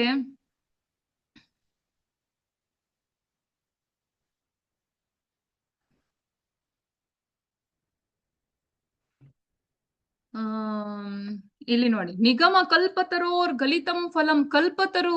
ಈ ಭಾಗವತ ಏನಿದೆ, ಕಲ್ಪತರು. ಕಲ್ಪತರು ಅಂದ್ರೆ ನಿಮ್ಗೆ ಗೊತ್ತಲ್ಲ, ಏನಿರ್ಬೋದು ಕಲ್ಪತರು ಅಂದ್ರೆ? ಕೇಳಿದ್ದೆಲ್ಲ ಕೊಡೋದು. ಕಲ್ಪತರು ಕೇಳಿದ್ದೆಲ್ಲ ಕೊಡೋದು. ಕಲ್ಪವೃಕ್ಷ ಅಂದ್ರೆ ಬೇರೆ, ಅದೇ ಕೇಳಿದ್ದೆಲ್ಲ ಕೊಡೋದು. ಎಷ್ಟು ಒಳ್ಳೇದಲ್ಲ ನಮ್ಮ ಮನೆಯಲ್ಲಿ ಇದ್ರೆ ಆ ತರದ್ದು. ಎಲ್ರಿಗೂ ಬೇಕಾ ಬೇಡ? ಯಾರಿಗೂ ಬೇಡವಾ? ಯಾರು ಮಾತಾಡ್ತೀವಿ, ಎಲ್ಲ ಫುಲ್ ವೈರಾಗ್ಯ ಬಂದ್ಬಿಟ್ಟಿದೆಯಾ ಗೀತಾ ಜ್ಞಾನ ಕ್ಲಾಸ್ ಕೇಳಿ? ಬೇಕು ಅಂತಾದ್ರೆ ಭಾಗವತ ತಗೊಳ್ಳಿ, ಭಾಗವತ ಓದಿ. ನಿಜವಾದ ಕಲ್ಪತರು ಇವನು. ಗಲಿತಂ ಫಲಂ ಅಂದ್ರೆ ಮಾಗಿದ ಹಣ್ಣು, ಪರಿಪಕ್ವ ಫಲ. ಈ ಒಂದು ಮರದ ಒಂದು ರುಚಿ ನಮ್ಗೆ ಎಲ್ಲಿ ಸಿಗೋದಂದ್ರೆ ಅದರ ಮಾಗಿದ ಹಣ್ಣಿನಲ್ಲಿ. ಮಾವಿನ ಹಣ್ಣು ಆಲೋಚನೆ ಮಾಡಿ, ಮಾವಿನ ಹಣ್ಣಿನ ರುಚಿ ಇಡೀ ಮಾವಿನ ಮರದಲ್ಲಿ ಎಲ್ಲೂ ಸಿಗಲ್ಲ. ಅದರ ಹೂವಿನಲ್ಲೂ ಸಿಗಲ್ಲ, ಎಲೆ ಕಾಂಡ ಬೇರು ಎಲ್ಲೂ ಸಿಗಲ್ಲ. ಅದು ಸಿಗೋದು ಕೇವಲ ಹಣ್ಣಿನಲ್ಲಿ ಮಾತ್ರ. ಹಾಗೆ ವೇದವ್ಯಾಸರು ಅವರ ಪರಿಪಕ್ವ ಸ್ಥಿತಿಯಲ್ಲಿ ರಚಿಸಿದಂತಹ ಈ ಪರಿಪಕ್ವ ಫಲ ಏನಿದೆ ಅದು ಭಾಗವತ. ಅದು ಇನ್ನೂ ಸ್ವೀಟ್. ಯಾಕಂದ್ರೆ ಅದು ಶುಕಮುನಿ, ವೇದವ್ಯಾಸರ ಮಗನಾದ ಶುಕಮುನಿಯಿಂದ ಆ ಅಮೃತ ಅವರ ಬಾಯಿಂದ ಆ ರಸಾಮೃತ ಬಂದಿರೋದ್ರಿಂದ. ಶುಕ ಅಂದ್ರೆ ಪ್ಯಾರೆಟ್, ಯಾವಾಗ್ಲೂ ಗಿಳಿ. ತುಂಬಾ ಸಿಹಿಯಾದ ಮಾಗಿದ ಹಣ್ಣಿಗೆ ಮಾತ್ರ ಕೊಕ್ಕಿಸುದಂತೆ. ಆದ್ರಿಂದ ಅಂತಹ ಒಂದು ಗ್ರಂಥವೇ ಈ ಭಾಗವತ. ಯಾರಾದ್ರೂ ಈ ಭಾಗವತ ರಸವನ್ನು ಕುಡಿದ್ರೆ ಅವರು ರಸಿಕರಾಗ್ತಾರೆ, ಆಸ್ವಾದಿತರಾಗ್ತಾರೆ. ಅವರಿಗೆ ಇನ್ನು ಬೇರೆ ಯಾವುದೇ ರಸ ಹಿಡಿಸೋದಿಲ್ಲ. ಹೈಯರ್ ಟೇಸ್ಟ್, ಒಂದು ಸಲ ಮೇಲಿನ ಒಂದು ಟೇಸ್ಟ್, ಬೆಸ್ಟ್ ಟೇಸ್ಟ್ ನಮ್ಗೆ ಸಿಕ್ಬಿಟ್ರೆ ಮತ್ತೆ ಕೆಳಗಿನ ಟೇಸ್ಟ್ ಎಲ್ಲ ಇಷ್ಟ ಆಗಲ್ಲ. ಒಂದು ಸಲ ನೀವು ಏನದು ತುಪ್ಪದಲ್ಲಿ ಫ್ರೈ ಮಾಡಿದ ಗುಲಾಬ್ ಜಾಮೂನ್ ತಿಂದ್ಬಿಟ್ರೆ ಮತ್ತೆ ಡಾಲ್ಡಾದು ಗುಲಾಬ್ ಜಾಮೂನ್ ಹಿಡಿಸೋದೇ ಇಲ್ಲ, ಆತರ. ಹಾಗೆ ಕೃಷ್ಣ ಹೇಳ್ತಾನೆ ಭಾಗವತಮಲ್ಲಿ, ಯಾವಾಗ ಕೃಷ್ಣ ತನ್ನ ಲೀಲೆ ಮುಗಿಸ್ಕೊಂಡು ಕೃಷ್ಣೇ ಸ್ವಧಾಮೋಪಗತೆ, ತನ್ನ ಸ್ವಧಾಮಕ್ಕೆ ಹೊರಡ್ತಾನೆ, ಆಗ ಕೂಡ್ಲೆ ಧರ್ಮಜ್ಞಾನ ಸಮೇತನಾಗಿ ಅವನು ಪುರಾಣ ರೂಪದಲ್ಲಿ ಬರ್ತಾನೆ. ಯಾವ ಪುರಾಣ? ಭಾಗವತ ಪುರಾಣ. ಪುರಾಣಾರ್ಕೋ ಧುನೋದಿತ ಉದಯಿಸ್ತಾನೆ. ಅರ್ಕ ಅಂದ್ರೆ ಸೂರ್ಯ. ನೋಡಿ, ಕತ್ತಲೆ ಇದ್ದಾಗ ಎಷ್ಟೊಂದು ಹೆದರಿಕೆ ಇರುತ್ತೆ. ಚೇಳಿನ ಹೆದರಿಕೆ, ಹಾವಿನ ಹೆದರಿಕೆ, ಭೂತದ ಹೆದರಿಕೆ, ಕಳ್ಳನ ಹೆದರಿಕೆ, ಎಲ್ಲಾ ನಮೂನೆ ಹೆದರಿಕೆ ಇರುತ್ತೆ. ಅದೇ ಸೂರ್ಯ ಇರುವಾಗ ಆ ಯಾವ ಹೆದರಿಕೆನೂ ಇರೋದಿಲ್ಲ. ಹಾಗೆ ಈ ಪುರಾಣ ಇರ್ಬೇಕಾದ್ರೆ ಈ ಕಲಿಯುಗದಲ್ಲಿ ಯಾವ ಹೆದರಿಕೆನೂ ಇರಲ್ಲ. ಎಲ್ಲಾ ನಮೂನೆ ಒಂದು ಮಾರ್ಗದರ್ಶನ ನೀಡುವಂತಹ ಗ್ರಂಥವೇ ಈ ನಮ್ಮ ಶ್ರೀಮದ್ ಭಾಗವತ. ಕಲವು ನಷ್ಟ ದೃಶಾಮೇಶ. ಕಲಿಯುಗದ ಗಾಢಾಂಧಕಾರದಲ್ಲಿ ನಮಗೆ ಸೂರ್ಯನಂತೆ ಸಿಗುವುದು ಈ ಭಾಗವತ. ಕೃಷ್ಣನೇ ಆ ಭಾಗವತ ಕೂಡ್ಲೆ ಅವತರಿಸ್ತಾನೆ. ಒಂದ್ ವೇಳೆ ನೀವು ಇದೊಂದು ಹೇಳಲಿಕ್ಕೆ ಮರ್ತೋಯ್ತು, ಒಂದ್ ವೇಳೆ ನೀವು ಕೇಳಿದ್ರೆ ಈ ಭಾಗವತ ಶುಶ್ರೂಷು ಅಂದ್ರೆ ಕೇಳೋದು, ಶ್ರವಣ. ಒಂದ್ ವೇಳೆ ಕೇಳಿದ್ರೆ ಏನಾಗುತ್ತಂತೆ, ಶುಶ್ರೂಷು ತಕ್ಷಣ ಕೂಡ್ಲೆ ತತ್ಕ್ಷಣ ಏನಾಗುತ್ತಂತೆ, ಕೇಳಿದ ಮಾತ್ರಕ್ಕೆ ಹೃದಯದಲ್ಲಿ ಅವನ ಒಂದು ಪ್ರತಿಷ್ಠಾಪನೆ ಆಗುತ್ತೆ, ಭಗವಂತನ ಪ್ರತಿಷ್ಠಾಪನೆ ಆಗುತ್ತೆ, ಹೃದಯದಲ್ಲಿ ಪ್ರತಿಷ್ಠನಾಗುತ್ತಾನೆ. ಕೇವಲ ಕೇಳಿದ ಮಿನಿಟಿಗೆ ಅಷ್ಟು ಸುಲಭದಲ್ಲಿ ಭಗವಂತನನ್ನು ಸಾಕ್ಷಾತ್ಕರಿಸಬಹುದು. ಎಷ್ಟು ಸುಲಭ, ಕೇವಲ ಕೇಳೋದು. ಈ ಯಾರಿಂದ ಕೇಳೋದು ಮಾತಾಜಿ? ಎಷ್ಟು ಕ್ಲಾಸ್ ಇದೆ, ಯೂಟ್ಯೂಬ್ ಅಲ್ಲಿ ಹಾಕಿದ್ರೆ 1 ಲಕ್ಷ ಬರುತ್ತೆ ಭಾಗವತ ಕ್ಲಾಸ್. ಯಾವ್ದು ಕೇಳೋದು, ಯಾರದ್ ಕೇಳೋದು? ಡೈರೆಕ್ಟ್ ವೇದವ್ಯಾಸರಿಂದ ಕೇಳಿ, ಡೈರೆಕ್ಟ್ ಶುದ್ಧ ಭಕ್ತರು. ಯಾಕೆ ಯಾರ್ಯಾರದೆಲ್ಲ ಕೇಳೋದು? ಡೈರೆಕ್ಟ್ ಈಗ ನಾವೇನು ಪುಸ್ತಕ ತಗೊಳ್ತೇವೆ, ಓದ್ತೇವಲ್ಲ, ಅದು ಡೈರೆಕ್ಟ್ ಆಗಿ ಅದನ್ನು ಶ್ರವಣಮ್ಮಲ್ಲಿ ಬರುತ್ತೆ. ಅವ್ರು ಹೇಳೋದು ನಾವು ಕೇಳೋದು. ಆದ್ರಿಂದ ಡೈರೆಕ್ಟ್ ಆಗಿ ಒಂದು ಇದನ್ನು ಕೇಳಿದ್ರೆ ಅರ್ಥ ಆಗುತ್ತೆ. ಇದರ ಅನುವಾದಗಳನ್ನು ಶ್ರೀಲಾ ಪ್ರಭುಪಾದರು ಇಂಗ್ಲಿಷಿಗೆ ಟ್ರಾನ್ಸ್ಲೇಷನ್ ಮಾಡಿದ್ರು. ಅದನ್ನ ಆಮೇಲೆ ಅವರ ವಿನೀತ ಭಕ್ತರು ಅದನ್ನು ಕನ್ನಡಕ್ಕೆ ಅನುವಾದ ಮಾಡಿದ್ದಾರೆ. ತುಂಬಾ ಚೆನ್ನಾಗಿದೆ, ಸರಳವಾಗಿದೆ. ಭಗವದ್ಗೀತೆ ನೋಡಿಯೋ ಎಷ್ಟು ಕಷ್ಟ, ಅರ್ಥ ಆಗಲ್ಲ ಅಂತ ಏನಿಲ್ಲ. ಇದು ಸ್ವಲ್ಪ ಕಥೆಗಳ ರೂಪಾಂತರದಲ್ಲಿ ನಮ್ಗೆ ಹೇಳಿದ್ರಿಂದ ತುಂಬಾ ಸುಲಭದಲ್ಲಿ ಇದರ ತತ್ವಗಳು ಅರ್ಥ ಆಗತ್ತೆ. ನೋಡಿ, ಕೇಳಿದ ತಕ್ಷಣ ನಮ್ಮ ಹೃದಯದಲ್ಲಿ ಅವನು ಪ್ರಕಟನಾಗ್ತಾನೆ ಅಂತ ತುಂಬಾ ಶ್ಲೋಕಗಳಲ್ಲಿ ಸಾರಿ ಸಾರಿ ಹೇಳಿದೆ. ಯಸ್ಯಾಂ ವೈ ಶ್ರೂಯಮಾಣಾಯಾಂ ಕೃಷ್ಣ ಪರಮ ಪೂರುಷೇ. ಕೇಳಿದ ಮಾತ್ರಕ್ಕೆ ಶ್ರೂಯ, ಕೃಷ್ಣ ಪರಮ ಪೂರುಷೇ, ಅವನು ನಮ್ಮ ಹೃದಯದಲ್ಲಿ ಸ್ಥಾಪನೆ ಆಗುದು ಮಾತ್ರ ಅಲ್ಲ, ಭಕ್ತಿಯನ್ನು ಉತ್ಪತ್ತಿ ಮಾಡುದು ಮಾತ್ರ ಅಲ್ಲ, ಎಲ್ಲ ಶೋಕ ಮೋಹ ಭಯ ಎಲ್ಲಾ ನಿವಾರಣೆ ಮಾಡ್ತಾನೆ. ಯಾರಿಗ್ ಬೇಡ ಇವನು? ಭಗವಂತ ಇದ್ದಲ್ಲಿ ಇದೆಲ್ಲ ಆಗೋದು ಆಟೋಮೆಟಿಕ್ಲಿ ಸಹಜವೇ. ಯಾರಿಗ್ ಬೇಡ ಈ ಭಗವಂತ? ಹಾಗೆ ಈ ನೋಡಿ, ಇಲ್ಲಿ ನೋಡಿ, ತತ್ರ ಜ್ಞಾನ ವೈರಾಗ ಭಕ್ತಿ ಸಹಿತಂ. ಈ ಭಾಗವತ ಇದ್ದಲ್ಲಿ ಜ್ಞಾನ ವೈರಾಗ್ಯ ಭಕ್ತಿ ಸಹಿತ ಫ್ರೀ ಆಗಿ ಸಿಗ್ತದೆ. ಇದು ಯಾರಿಗೆ ಫೇವ್ರೆಟ್? ನಾನು ಎಷ್ಟು ಜನರಿಗೆ ಹೇಳಿದ್ರು, ಯಾರು ವೈಷ್ಣವರಲ್ಲ ಅವರು ಮಾತ್ರ ಇದನ್ನ ತಗೊಳ್ಳೋದು, ಅವರು ಮಾತ್ರ ಇದನ್ನ ಆಸ್ವಾದಿಸುದು ಅಂತ. ಹಾಗಂತ ಭಾಗವತದಲ್ಲಿ ಹೇಳಿದೆ. ಈ ಪುರಾಣದಲ್ಲಿ ಯಾವುದೇ ಮಲ ಇಲ್ಲ, ಅಮಲ. ಅಷ್ಟೇ ಅಲ್ಲ, ಇದು ಯದ್ ವೈಷ್ಣವಾನಾಂ ಪ್ರಿಯಂ, ವೈಷ್ಣವರದ್ದು ಫೇವ್ರೆಟ್ ಮೋಸ್ಟ್. ಯಾಕಂದ್ರೆ ಇದ್ರ ರುಚಿ ನೋಡಿದ್ಮೇಲೆ ಮತ್ತೇನು ತಾಗಲ್ಲ. ಆದ್ರಿಂದ ಅವ್ರು ಏನ್ ಮಾಡ್ತಾ ಇರ್ತಾರಂತೆ, ಶೃಣ್ವನ್ ಸುಪಟನ್ ವಿಚಾರಣ ಪರೋ. ಯಾವಾಗ್ಲೂ ಅದರ ಬಗ್ಗೆ ಕೇಳೋದು, ಹೇಳೋದು, ಅದರದೇ ವಿಚಾರಣೆ ಮಾಡೋದು ಮಾಡ್ತಾ ಇರ್ತಾರೆ. ಹಾಗೆಂತ ಭಗವದ್ಗೀತೆಯಲ್ಲೂ ಹೇಳಿದೆ ಅಲ್ಲ. ಯಾವ ಶ್ಲೋಕ ಅದು? ಬೋಧೆಯಂತ ಪರಸ್ಪರಂ ಕಥೆಯಂತ ಭಕ್ತರು ಇಬ್ರು ಒಟ್ಟಿಗೆ ಸೇರಿದಾಗ ಏನ್ ಮಾಡ್ತಾರಂತೆ? ಬೋಧೆಯಂತ ಪರಸ್ಪರಂ ಕಥಾ. ಕಥಾ ಅಂದ್ರೆ ಏನು? ಈ ಭಾಗವತ ಕಥೆ. ಕೃಷ್ಣ ಭಗವದ್ಗೀತೆಯಿಂದ ಭಾಗವತ ಕನೆಕ್ಟ್ ಮಾಡಿದಾನೆ ನೋಡಿ. ಜನ್ಮ ಕರ್ಮ ಚಮೇ ದಿವ್ಯಂ ಅಲ್ಲೂ ಕನೆಕ್ಟ್ ಮಾಡಿದಾನೆ. ಈ ಕಥೆಯಂತಶ್ಚ ಮಾಂ ನಿತ್ಯಂ ತುಷ್ಯಂತಿ ಚ ರಮಂತಿ ಚ. ಅದೇ ಇಲ್ಲಿ ನೋಡಿ, ತುಷ್ಯಂತಿ, ಅವರು ಆಸ್ವಾದನೆ ಮಾಡ್ತಾರೆ. ಏನ್ ಆಸ್ವಾದನೆ ಮಾಡ್ತಾರೆ? ಆ ಭಾಗವತದ ಕಥೆಗಳನ್ನು ಕೇಳೋದು, ವಿಚಾರಣೆ ಮಾಡೋದು. ಭಕ್ತರು ಇಬ್ರು ಒಟ್ಟಿಗೆ ಸೇರಿದಾಗ ಕೇಳ್ತಾರೆ, ಓ ನೀನ್ ಯಾವ ಸ್ಕಂದದಲ್ಲಿದ್ಯಾ, ನಿಂದ್ ಯಾವ ಅಧ್ಯಾಯ ಆಗ್ತಾ ಇದೆ? ಓ ನನ್ಗೆ ಈ ಅನಂತಂದು ಕತೆ ಇಷ್ಟ, ನನ್ಗೆ ಅದು ಇಷ್ಟ, ಇದಿಷ್ಟ. ಓ ಯಾವ್ದದು, ನನ್ಗೆ ಪುನಃ ಹೇಳು. ಹಾಗೆ ನಮ್ ಕನ್ವರ್ಸೇಷನ್ ಎಲ್ಲ ಹಾಗೆ ಶುರು ಆಗುತ್ತೆ. ಹಾಗೆ ಅದು ಭಕ್ತರ ಒಂದು ಲಕ್ಷಣ ಆಗಿದೆ. ನೋಡಿ, ಶ್ರೀ ಚೈತನ್ಯ ಭಾಗವತದ ಪ್ರಕಾರ 2 ನಮನೆ ಭಾಗವತ ಇದೆ. ಒಂದು ಗ್ರಂಥ ಭಾಗವತ, ನೀವು ಈಗ ನೋಡ್ತಾ ಇದ್ದೀರಾ ಗ್ರಂಥ ಭಾಗವತ. ಇನ್ನೊಂದು ವ್ಯಕ್ತಿ ಭಾಗವತ. ವ್ಯಕ್ತಿ ಭಾಗವತ ಅಂದ್ರೆ ಈ ಗ್ರಂಥ ಭಾಗವತವನ್ನು ಚೆನ್ನಾಗಿ ತಿಳ್ಕೊಂಡು ಜೀವನದಲ್ಲಿ ಅಳವಡಿಸಿಕೊಂಡಿರುವಂತಹವರು, ಭಗವಂತನ ಸಂಪೂರ್ಣ ಕೃಪೆಯನ್ನು ಪಡೆದಂತಹವರು ಗುರುಗಳು. ಅವರು ವ್ಯಕ್ತಿ ಭಾಗವತ. ಯಾಕಂದ್ರೆ ಅವ್ರು ಮಾತಾಡಿದ್ರೆ ಬರೋದೇ ಭಕ್ತಿ ಭಾವ ಸಮೇತ ಭಾಗವತದ ಸಂದೇಶ. ನಮ್ಮ ಶ್ರೀಲ ಪ್ರಭುಪಾದರು ಈ 4100 ಲೆಕ್ಚರ್ ಅನ್ನು, ಇನ್ನೂ ಸ್ವಲ್ಪ ಜಾಸ್ತಿ ಇರ್ಬೋದು, ಅಷ್ಟು ಕೊಟ್ಟಿದ್ದಾರೆ. ಅದನ್ನು ಇಲ್ಲಿ ಒಂದು ನಿಮ್ಗೆ ಡಿವೈಸ್ ತೋರಿಸ್ತಾ ಇದ್ದಾನಲ್ಲ, ಅದರಲ್ಲಿ ಆ ಡಿವೈಸ್ ಅಲ್ಲಿ ಅಷ್ಟು ಲೆಕ್ಚರ್ ಅನ್ನು ಹಾಕಿದ್ದಾರೆ. ಈಗ 2 ನಮೂನೆ ಸೇವೆ ಇದೆ. ಒಂದು ಗುರುಗಳ ದೇಹದ ಸೇವೆ, ವಾಣಿ ಸೇವೆ ಮತ್ತು ವಾಪು ಸೇವೆ ಅಂತ. ಈಗ ನಾವು ಅವರ ಸೇವೆ ಮಾಡೋದು ಕೇವಲ ವಾಣಿ ಸೇವೆ ಮಾತ್ರ ಉಳಿದಿದೆ. ಯಾಕಂದ್ರೆ ಅವರು ಈಗ ಇಲ್ಲಿಲ್ಲ, ಆದ್ರೆ ಅವರು ಪುಸ್ತಕ ರೂಪದಲ್ಲಿ ಇದ್ದಾರೆ. ಅವರ ಭಾವಾರ್ಥದ ರೂಪದಲ್ಲಿ, ಅನುವಾದ ರೂಪದಲ್ಲಿ ಈಗಲೂ ಅವರನ್ನು ಫೀಲ್ ಮಾಡ್ಬೋದು. ಅಷ್ಟೇ ಅಲ್ಲ, ಅವರ ವಾಣಿಯನ್ನು ನಾವು ಈಗಲೂ ಕೇಳ್ಬೋದು. ಈಗ ನೀವಿಲ್ಲಿ ನೋಡ್ತಾ ಇದ್ದೀರಾ, ಈ ವೈಕುಂಠ ವಾಣಿ ಅಂತ ಒಂದು ಡಿವೈಸ್ ನಾನ್ ನಿಮ್ಗೆ ತೋರಿಸ್ತೇನೆ. ಯಾಕಂದ್ರೆ 2 ನಮೂನೆ ಭಾಗವತ ಇದೆ. ಯಾವಾಗ ನೀವು ಈ ಪುಸ್ತಕ ಭಾಗವತ ಓದ್ಲಿಕ್ಕೆ ಆಗುದಿಲ್ಲ. ಈಗ ಅಡುಗೆ ಮಾಡುವಾಗ, ಬಟ್ಟೆ ತೊಳೆಯುವಾಗ, ಪಾತ್ರೆ ತೊಳೆಯುವಾಗ ಎಲ್ಲ ಓದ್ಲಿಕ್ಕೆ ಆಗಲ್ಲ. ಹೊರಗಡೆ ಹೋಗ್ತಾ ಇರುವಾಗ, ಬಸ್ಸಲ್ಲಿರುವಾಗ ಎಲ್ಲ ಓದ್ಲಿಕ್ಕೆ ಆಗೋದಿಲ್ಲ ಕೆಲವೊಮ್ಮೆ. ಆಗ ಈ ಡಿವೈಸ್ ತುಂಬಾ helpful. Portable with rechargeable battery. Just ಒಂದು ಸ್ವಿಚ್ ಆನ್ ಮಾಡಿದ್ರೆ ಇದರಲ್ಲಿ ನಿನ್ನೆ ಎಲ್ಲಿಂದ ಕೇಳಿದ್ವಿ ಅಲ್ಲಿಂದ ಈ ಲೆಕ್ಚರ್ಸ್ ಮುಂದೆ ಹೋಗುತ್ತೆ.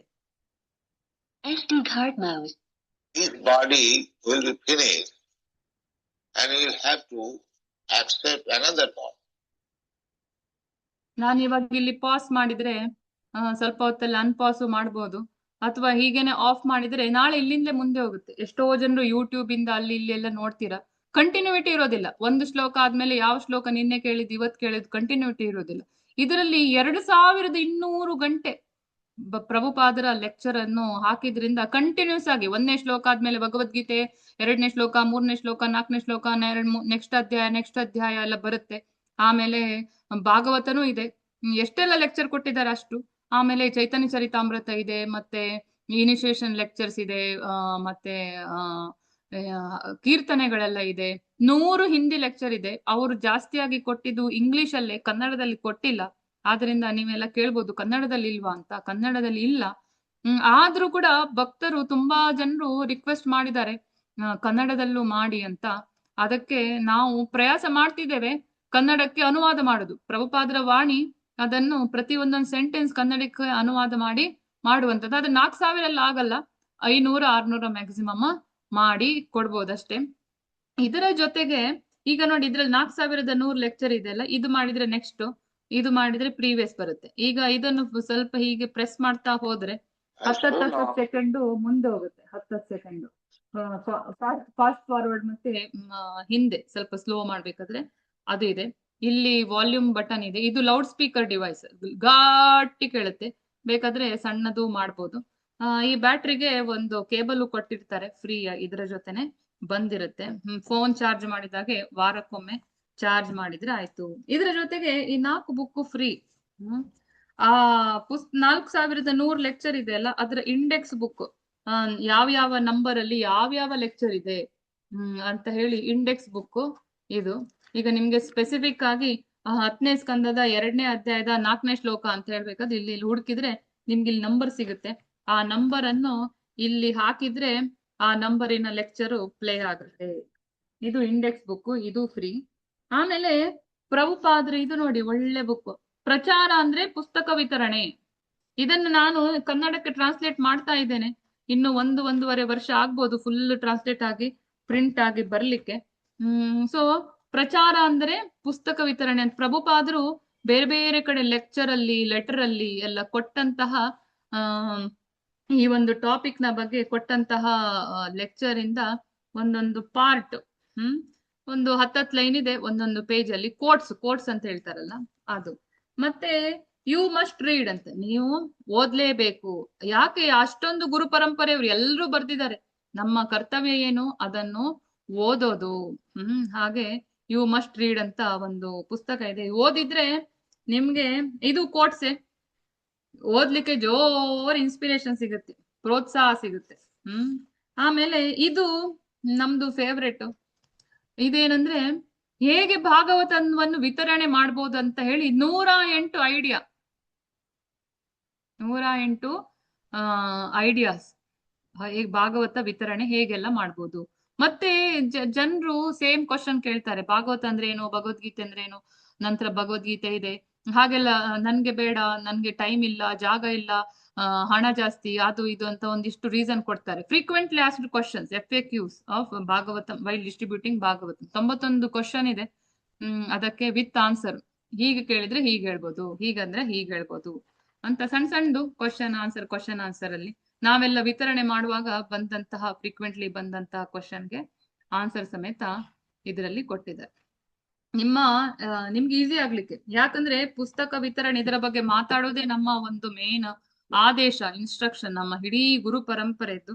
ಆದ್ರಿಂದ ಇದರ ಬಗ್ಗೆ ಮಾತಾಡೋದು ನಮ್ಮೆಲ್ಲರ ಕರ್ತವ್ಯ. ಏನ್ ಮಾತಾಡೋದು ಗೊತ್ತೇ ಇಲ್ಲ ಮಾತಾಜಿ ಅಂತ ಇದ್ರೆ ಈ ಒಂದು ಪುಸ್ತಕ ನೋಡಿದ್ರೆ ಸರಿಯಾಗಿ ಅರ್ಥ ಆಗುತ್ತೆ. ಮತ್ತೆ ನೀವು ಕೂಡ್ಲೆ ಆ ಕಣಕ್ಕೆ ಇಳಿಬಹುದು. ಅದು ಅರ್ಥ ಆಗ್ಬೇಕಂತಲೇ ಇಲ್ಲ, ಕಣಕ್ಕೆ ಇಳಿದ ಮೇಲೆ ಹೇಗೆ ನೀರಲ್ಲಿ ಬಿದ್ದ ಮೇಲೆ ಆಟೋಮೆಟಿಕ್ಲಿ ಕೈ ಕಾಲ ಅಲ್ಗಾಡತ್ತೋ, ಕಣಕ್ಕೆ ಇಳಿದ ಮೇಲೆ ಆಟೋಮೆಟಿಕಲಿ ಬುದ್ಧಿಯನ್ನು ಕೊಡುವವನವನೇ, ಮತ್ತ ಸ್ಮೃತಿ ಜ್ಞಾನಮ ಅಪೋಹನಂಚ, ನೆನಪು ಮರೆವು ಎಲ್ಲ ಕೊಡುವವನವನೇ. ನಾವು ಕೇವಲ ನಿಮಿತ್ತ ಮಾತ್ರ. ಆ ಭಾಗವತ ಕೃಷ್ಣನೇ, ಅವನು ಆಲ್ರೆಡಿ ಡಿಸೈಡ್ ಮಾಡಿದಾನೆ ಯಾರ ಮನೆಗೆ ಹೋಗ್ಬೇಕು, ಯಾರ ಮನೆಗೆ ಹೋಗ್ಲಿಕ್ಕಿಲ್ಲ ಅಂತ. ಆದ್ರೆ ನಾವು ಕೇವಲ ನಿಮಿತ್ತ. ಆ ಅರ್ಜುನನು ಯುದ್ಧ ಮಾಡ್ಬೇಕಾ ಬೇಡ ಅಂತ ಕನ್ಫ್ಯೂಷನ್ ಅಲ್ಲಿದ್ದ. ಭಗವದ್ಗೀತೆ ಹೇಳಿದ ಮಾತ್ರಕ್ಕೆ ಅವನ ಕನ್ಫ್ಯೂಷನ್ ಹೋಯ್ತು. ಕೃಷ್ಣ ಹೇಳ್ತಾನೆ, ನೀನ್ ನಿಮಿತ್ತ ಮಾತ್ರಪ್ಪ, ನೀನು ಯುದ್ಧ ಮಾಡದಿದ್ರು ಯುದ್ಧ ನಡೆಯುತ್ತೆ. ಹಾಗೆ ನಾವು ಕೊಡದಿದ್ರು ಮಾತಾಡದಿದ್ರು ಕೃಷ್ಣ ಅವರ ಮನೆಗೆ ಹೋಗ್ಬೇಕಂತ ಇಚ್ಛಿಸಿದ್ರೆ ಅದು ಆಗೋದಾಗುತ್ತೆ. ಆದ್ರೆ ಮಾತಾಡೋದು ನಮ್ಮ ಕರ್ತವ್ಯ. ಅವರು ತೆಗೊಳ್ತಾರಾ ಇಲ್ವಾ ಅದು ಕೃಷ್ಣನಿಗೆ, ಪ್ರಭುಪಾದರಿಗೆ ಬಿಟ್ಟಿದ್ದು. ನಾವು ಮಾತಾಡಿದ್ರೆ ಅದು ಸಕ್ಸಸ್, ಮಾತಾಡ್ಲಿಲ್ಲ ಅಂದ್ರೆ ಆ ಒಂದು ಅಪರ್ಚುನಿಟಿ ಅನ್ನು ಕಳೆದುಕೊಂಡ ಹಾಗೆ. ನಾವು ನಿಜವಾದ ಹಿತೈಷಿಗಳಾಗಿದ್ದಿದ್ರೆ ಯಾರದಾದ್ರೂ ನಾವು ಅದರ ಬಗ್ಗೆ ಹೇಳಲೇಬೇಕು. ಅವರನ್ನೂ ಯಮಪಾಶದಿಂದ ಅವರನ್ನು ಕಾಪಾಡ್ಬೇಕು. ಅವರಿಗೂ ಭಕ್ತಿ ಭಾವದ ಮೇಲಿನ ಒಂದು ಸ್ಥರ ಸಿಗ್ಬೇಕು ಅಂತ ಆಸೆ ಇದ್ರೆ, ಅವರೂ ಭಕ್ತರಾಗ್ಬೇಕು ಅಂತ ಆಸೆ ಇದ್ರೆ ಆ ಪುಸ್ತಕ, ಎಸ್ಪೆಷಲಿ ಭಗವದ್ಗೀತೆ ಎರಡರ ಬಗ್ಗೆನೂ ಎಲ್ಲರಿಗೂ ಹೇಳ್ಬೇಕು. ನಮ್ಮ ಒಂದು ಅಭಿಯಾನ, ಪ್ರತಿ ಮನೆಗೂ ಭಾಗವತ, ಪ್ರತಿ ಮನೆಯೂ ನಂದಗೋಕುಲ ಆಗ್ಬೇಕು ಅಂತ ನಮ್ಮ ಒಂದು ಅಭಿಯಾನ ಇದೆ, ಆಸೆ ಇದೆ. ಅದಕ್ಕಾಗಿ ಶ್ರೀಲ ಪ್ರಭುಪಾದರು ಫಸ್ಟಿಗೆ ಬರೆದದ್ದೇ ಭಾಗವತ. ಯಾಕಂದ್ರೆ ಇದರಿಂದಲೇ ಇಡೀ ಲೋಕ ಕಲ್ಯಾಣ ಸಾಧ್ಯ ಅಂತ. ನಮ್ಮ ಪುರಂದರದಾಸರು ಕೂಡ ಹೇಳ್ತಾರೆ, ನಾವು ಹೇಗೆ ಭಗವಂತನ ಬಗ್ಗೆ ಹೇಳ್ಬೇಕು, ಪ್ರಚಾರ ಮಾಡ್ಬೇಕು ಅಂದ್ರೆ ಢಂಗುರ ಸಾರಿಸಿ ಹೇಳ್ಬೇಕಂತೆ. ಢಂಗುರವ ಸಾರಿ ಹರಿಯ ಢಿಂಗರಿಗಾರೆಲ್ಲರೂ ಭೂಮಂಡಲಕ್ಕೆ ಪಾಂಡುರಂಗ ವಿಠಲ ಪರದೈವ ಎಂದು. ಢಂಗುರ ಯಾವಾಗ ಹೇಳೋದು? ಅನೌನ್ಸ್ಮೆಂಟ್ ಮಾಡ್ಲಿಕ್ಕೆ. ಹಳ್ಳಿಗೆ ಹೋಗಿ, ಮುಂಚೆ ಎಲ್ಲ ಫೋನ್ ಇಲ್ಲ, ನ್ಯೂಸ್ ಪೇಪರ್ ಇಲ್ಲ, ಏನಿಲ್ಲ, ಟಿವಿ ಇಲ್ಲ. ಆಗ ಅನೌನ್ಸ್ಮೆಂಟ್ ಹೇಗ್ ಮಾಡ್ತಿದ್ರು? ಕೇಳ್ರಪ್ಪೋ ಕೇಳಿ ಅಂತ ಢಂಗುರ ಹಾಡ್ಕೊಂಡು ಅಷ್ಟು ಕಾನ್ಫಿಡೆನ್ಸ್ ಅಲ್ಲಿ ಇದ್ದ ಮೆಸೇಜ್ ಹೇಳ್ತಿದ್ರು. ನಾವು ಕೂಡ ಅಷ್ಟೇ ಕಾನ್ಫಿಡೆನ್ಸ್ ಅಲ್ಲಿ ಎಲ್ಲರಿಗೆ ಹೇಗೆ ಹೇಳ್ಬೇಕು? ಢಂಗುರ ಸಾರಿಸಿ, ಅಂದ್ರೆ ಗುಟ್ಟಲ್ಲಿ ಹೆದರಿ ಭಾಗವತ್ ಅಂತ ಇದೆ, ಭಗವದ್ಗೀತೆ ಇಷ್ಟು ಡೇಟ್ ನೀವು ತಗೊಳ್ತೀರಾ ಇಲ್ಲ, ಹಾಗಲ್ಲ ಹೇಳೋದು. ಹೇಗೆ ಹೇಳ್ಬೇಕು? ಫುಲ್ ಕಾನ್ಫಿಡೆನ್ಸ್ ಅಲ್ಲಿ. ನಿಮಗೆ ನಿಜವಾಗಿ ಉದ್ಧಾರ ಆಗ್ಬೇಕಾ, ನಿಜವಾಗಿ ಭಕ್ತಿ ಬೇಕಾ, ನಿಜವಾಗಿ ಭಗವಂತನನ್ನು ತಿಳ್ಕೊಳ್ಬೇಕಾ, ಆಸೆ ಇದೆಯಾ ನಿಜವಾಗಿ ಅಂತ ಆದ್ರೆ ಭಾಗವತ ತಗೊಳ್ಳಿ, ಭಗವದ್ಗೀತೆ ತಗೊಳ್ಳಿ, ಅದ್ರಲ್ಲೆಲ್ಲಾ ಇದೆ. ನೀವು ಎಷ್ಟು ಜನರಿಗೆ ಅಂತ ಪ್ರಚಾರ ಮಾಡ್ಬೋದು. ಆನ್ಲೈನ್ ಅಲ್ಲಿ ಕಷ್ಟಪಟ್ಟು 40-50 ಇದ್ದಾರೆ, 100 ಕೋಟಿ ಜನ. ಅದರಲ್ಲಿ ಸಾಧಾರಣ 100,000 ಜನರ ಹತ್ರ ಭಾಗವತ ಇರ್ಲಿಕ್ಕಿಲ್ಲ. ಆದ್ರಿಂದ ತುಂಬಾ ಆಪರ್ಚುನಿಟಿ ಇದೆ. ಎಷ್ಟು ಜನ ಅಂತ ಟೆಂಪಲ್ ಗೆ ಬರ್ಬೋದು, ಎಲ್ರು ಬಂದ್ರೆ ಟೆಂಪಲ್ ಬಿಲ್ಡಿಂಗ್ ಹೋಗ್ಬೋದು. ಆದ್ರಿಂದ ಈ ಬುಕ್ ಕೊಟ್ರೆ ಅಸಾಧುಗಳು ಸಾಧು ಆಗ್ತಾರೆ, ಎಲ್ಲೆಲ್ಲಿಂದ ಭಕ್ತರು ಹುಟ್ಟಿ ಬರ್ತಾರೆ. ಸಾಧ್ಯ ಇದೆ, ತುಂಬಾ ಒಂದು ನಿದರ್ಶನಗಳಿವೆ ಈ ಪುಸ್ತಕ ವಿತರಣೆಯಿಂದ ಹೇಗೆ ದೊಡ್ಡ ಭಕ್ತರಾಗಿದ್ದಾರೆ ಅಂತ. ಈಗ ನೋಡಿ ಇಲ್ಲಿ ಅದಕ್ಕೆ ಪ್ರಭುಪಾದರು ನೋಡಿ ಜಾಗಟೆ ಇಟ್ಕೊಂಡು ಒಡಲ ಜಾಗಟೆಯ ಮಾಡಿ ನುಡಿವ ನಾಲಗೆಯ ಪಿಡಿದು ಹೊಡೆದು ಢಣಾರೆಂದು ಬಡಿದು ಚಪ್ಪಳಿಕ್ಕುತ್ತ ಢಂಗುರವಾ ಢಂಗುರವಾ ಢಂಗುರವಾ ಢಂಗುರವಾ ಢಂಗುರವ ಸಾರಿ ಹರಿಯ ಢಿಂಗರಿಗಾರೆಲ್ಲರೂ ಭೂಮಂಡಲಕ್ಕೆ ಪಾಂಡುರಂಗ ಪಾಂಡುರಂಗನ ರೂಪದಲ್ಲಿದ್ದಾನೆ ಈ ಭಾಗವತ. ಇವನೇ ಆ ವೆಂಕಟರಮಣ ಸ್ವಾಮಿ, ಇವನೇ ಆ ದ್ವಾರಕಾಧೀಶ, ಇವನೇ ಆ ನರಸಿಂಹ, ಎಲ್ಲರೂ ಆ ಭಾಗವತವೇ. ಆದ್ರಿಂದ ಎಲ್ಲರೂ ತಮ್ಮ ತಮ್ಮ ಹಿತೈಷಿಗಳ, ತಮ್ಮ ತಮ್ಮ ಗೊತ್ತಿದ್ದವರ ಗೊತ್ತಿಲ್ಲದವರ ಎಲ್ಲರ ನಿಜವಾದ ಹಿತೈಷಿ ಆಗಿದ್ದಿದ್ರೆ ಅವರು ಒಂದು ಭಕ್ತಿ ಭಾವಕ್ಕೆ ಬರ್ಬೇಕು ಅಂತ ಆಸೆ ಇದ್ರೂ ಇಲ್ಲದಿದ್ರು ನಮ್ಮ ಒಂದು ಮೇನ್ ಕರ್ತವ್ಯ ಇದರ ಬಗ್ಗೆ ಹೇಳೋದು. ಅದು ಹೇಗೆ ಹೇಳ್ಬೇಕು? ವಿತ್ ಫುಲ್ ಕಾನ್ಫಿಡೆನ್ಸ್ ಹೇಳ್ಬೇಕು. ಎಲ್ಲೆಲ್ಲೆಲ್ಲ ಸಾಧ್ಯ ಆಗುತ್ತೆ ಹಾಗೆಲ್ಲ ಪ್ರಚಾರ ಮಾಡ್ಬೇಕು.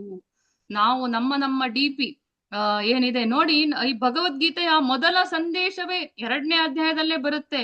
ನಾನು ಅಂದ್ರೆ ಈ ದೇಹ ಅಲ್ಲ, ಈ ಆತ್ಮ ಅಂತ. ಇನ್ನೂ ನಾವು ನಮ್ಮ DP ಇಟ್ಕೊಂಡಿದ್ದೇವಂದ್ರೆ ಆ ಭಗವದ್ಗೀತೆ ಮೊದಲ ಸಂದೇಶನೇ ಅರ್ಥ ಆಗ್ಲಿಲ್ಲ ಅಂತ ಅರ್ಥ. ಈ ಗೀತಾ ಜ್ಞಾನ ಎಷ್ಟು ಕ್ಲಾಸ್ ಅಟೆಂಡ್ ಮಾಡಿನೂ ಏನು ಪ್ರಯೋಜನ ಆಗ್ಲಿಲ್ಲ ಅಂತ ಅರ್ಥ.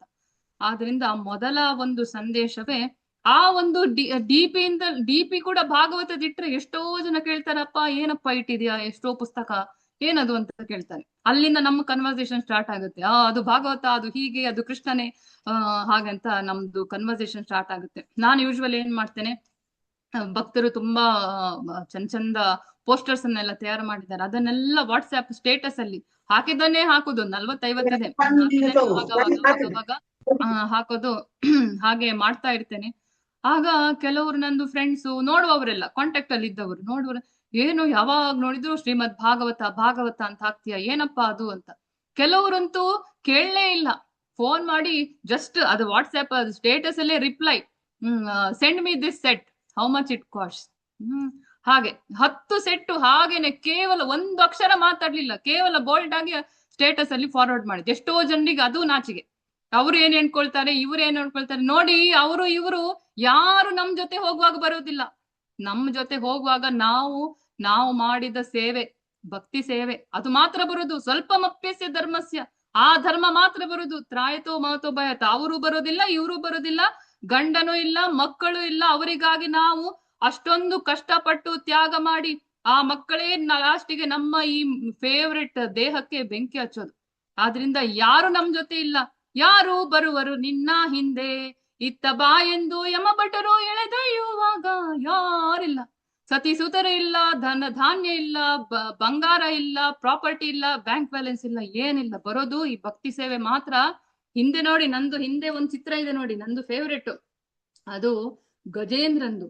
ಆ ಗಜೇಂದ್ರ ತನ್ನ ಹಿಂದಿನ ಜನ್ಮದಲ್ಲಿ ಇಂದ್ರದ್ಯುಮ್ನಾಗಿ ಮಾಡಿದ ಭಕ್ತಿ ಸೇವೆ ಎಷ್ಟು ಪವರ್ಫುಲ್ ಅಂದ್ರೆ, ಅವನಿಗೆ ಆನೆ ಜನ್ಮ ಸಿಕ್ಕಿದ್ರೂ ಕೂಡ ಅವನು ಮಾಡಿದ ಪ್ರಾರ್ಥನೆ ನೆನಪಿದ್ದು ಸ್ವಯಂ ಸಾಕ್ಷಾತ್ ಭಗವಂತನೇ ಬಂದು ಅವನಿಗೆ ಕರ್ಕೊಂಡು ಹೋಗ್ತಾನೆ. ಎಷ್ಟೊಂದು ಪುಣ್ಯ ನೋಡಿ. ಮಾಡಿದ ಸೇವೆ ಎಲ್ಲೂ ಎಷ್ಟು ಸ್ವಲ್ಪನೂ ಎಳ್ಳಷ್ಟು ವೇಸ್ಟ್ ಆಗುದಿಲ್ಲ. ಆ ಮಕ್ಕಳಿಗೆ, ಬೇರೆಯವರಿಗೆ ಏನು ಮಾಡಿದ್ರು ಯಾರಿಗೂ ಸಮಾಧಾನ ಆಗುದಿಲ್ಲ. ಆದ್ರೆ ಆ ಭಗವಂತನಿಗೆ ಸ್ವಲ್ಪ ಮಾಡಿದ್ರು, ಆ ಗಜೇಂದ್ರ ಕರೀತಾನೆ ಪಾಪ, ಅವನಿಗೆ ಭಗವಂತನ ಹೆಸರೇ ನೆನಪಾಗುದಿಲ್ಲ. ಆದ್ರೂ ಕಷ್ಟಪಟ್ಟು ಆದಿಮೂಲ, ಆದಿನಾರಾಯಣ ಏನೋ ಎಲ್ಲ ಹೇಳಿ ಫೈನಲಿ ಅವನು ಓಡಿ ಬರ್ತಾನೆ. ಎಷ್ಟು ಫಾಸ್ಟ್ ಆಗಿ ಓಡಿ ಬರ್ತಾನೆ ಅಂದ್ರೆ, ಶಂಖ, ಚಕ್ರ, ಗದಾ, ಪದ್ಮ, ಗರುಡ ಎಲ್ಲ ಆಮೇಲೆ ಬಂದು ಜಾಯ್ನ್ ಆಗ್ತಾರೆ. ಅಷ್ಟು ಫಾಸ್ಟ್ ಆಗಿ ಅವನು ಬರ್ತಾನೆ. ಅದು ಅವನು ಭಕ್ತರ ಪೋಷಣೆ. ಅಷ್ಟು ಫೇವ್ರೇಟ್ ಅವನಿಗೆ ಭಕ್ತರಂದ್ರೆ. ಆ ಗಜೇಂದ್ರ ಕೊಟ್ಟಿದ್ದು ಕಮಲ, ಲೈಫ್ ಲಾಂಗ್ ಅವನ್ ಕೈಯಲ್ಲಿ ಇಟ್ಕೊಳ್ತಾನೆ, ಅಷ್ಟು ಫೇವ್ರೇಟ್. ಹಾಗೆ ನಾವು ಮಾಡಿದ್ದೇನೂ ವೇಸ್ಟ್ ಆಗಲ್ಲ. ಎಲ್ಲಾ ಮುಜುಗರ ಬಿಟ್ಬಿಡಿ, ಡಂಗುರ ಸಾರಿಸಿ ನೀವು ಈ ಭಾಗವತ ತಗೊಳ್ಳಿ. ಇದರ ಬಗ್ಗೆ ಬೇರೆಯವರಿಗೂ ಹೇಳಿ, ನೀವು ಪಾವನರಾಗಿ ಬೇರೆಯವರ ಜೀವನವನ್ನು ಪಾವನ ಮಾಡಿಸಿ.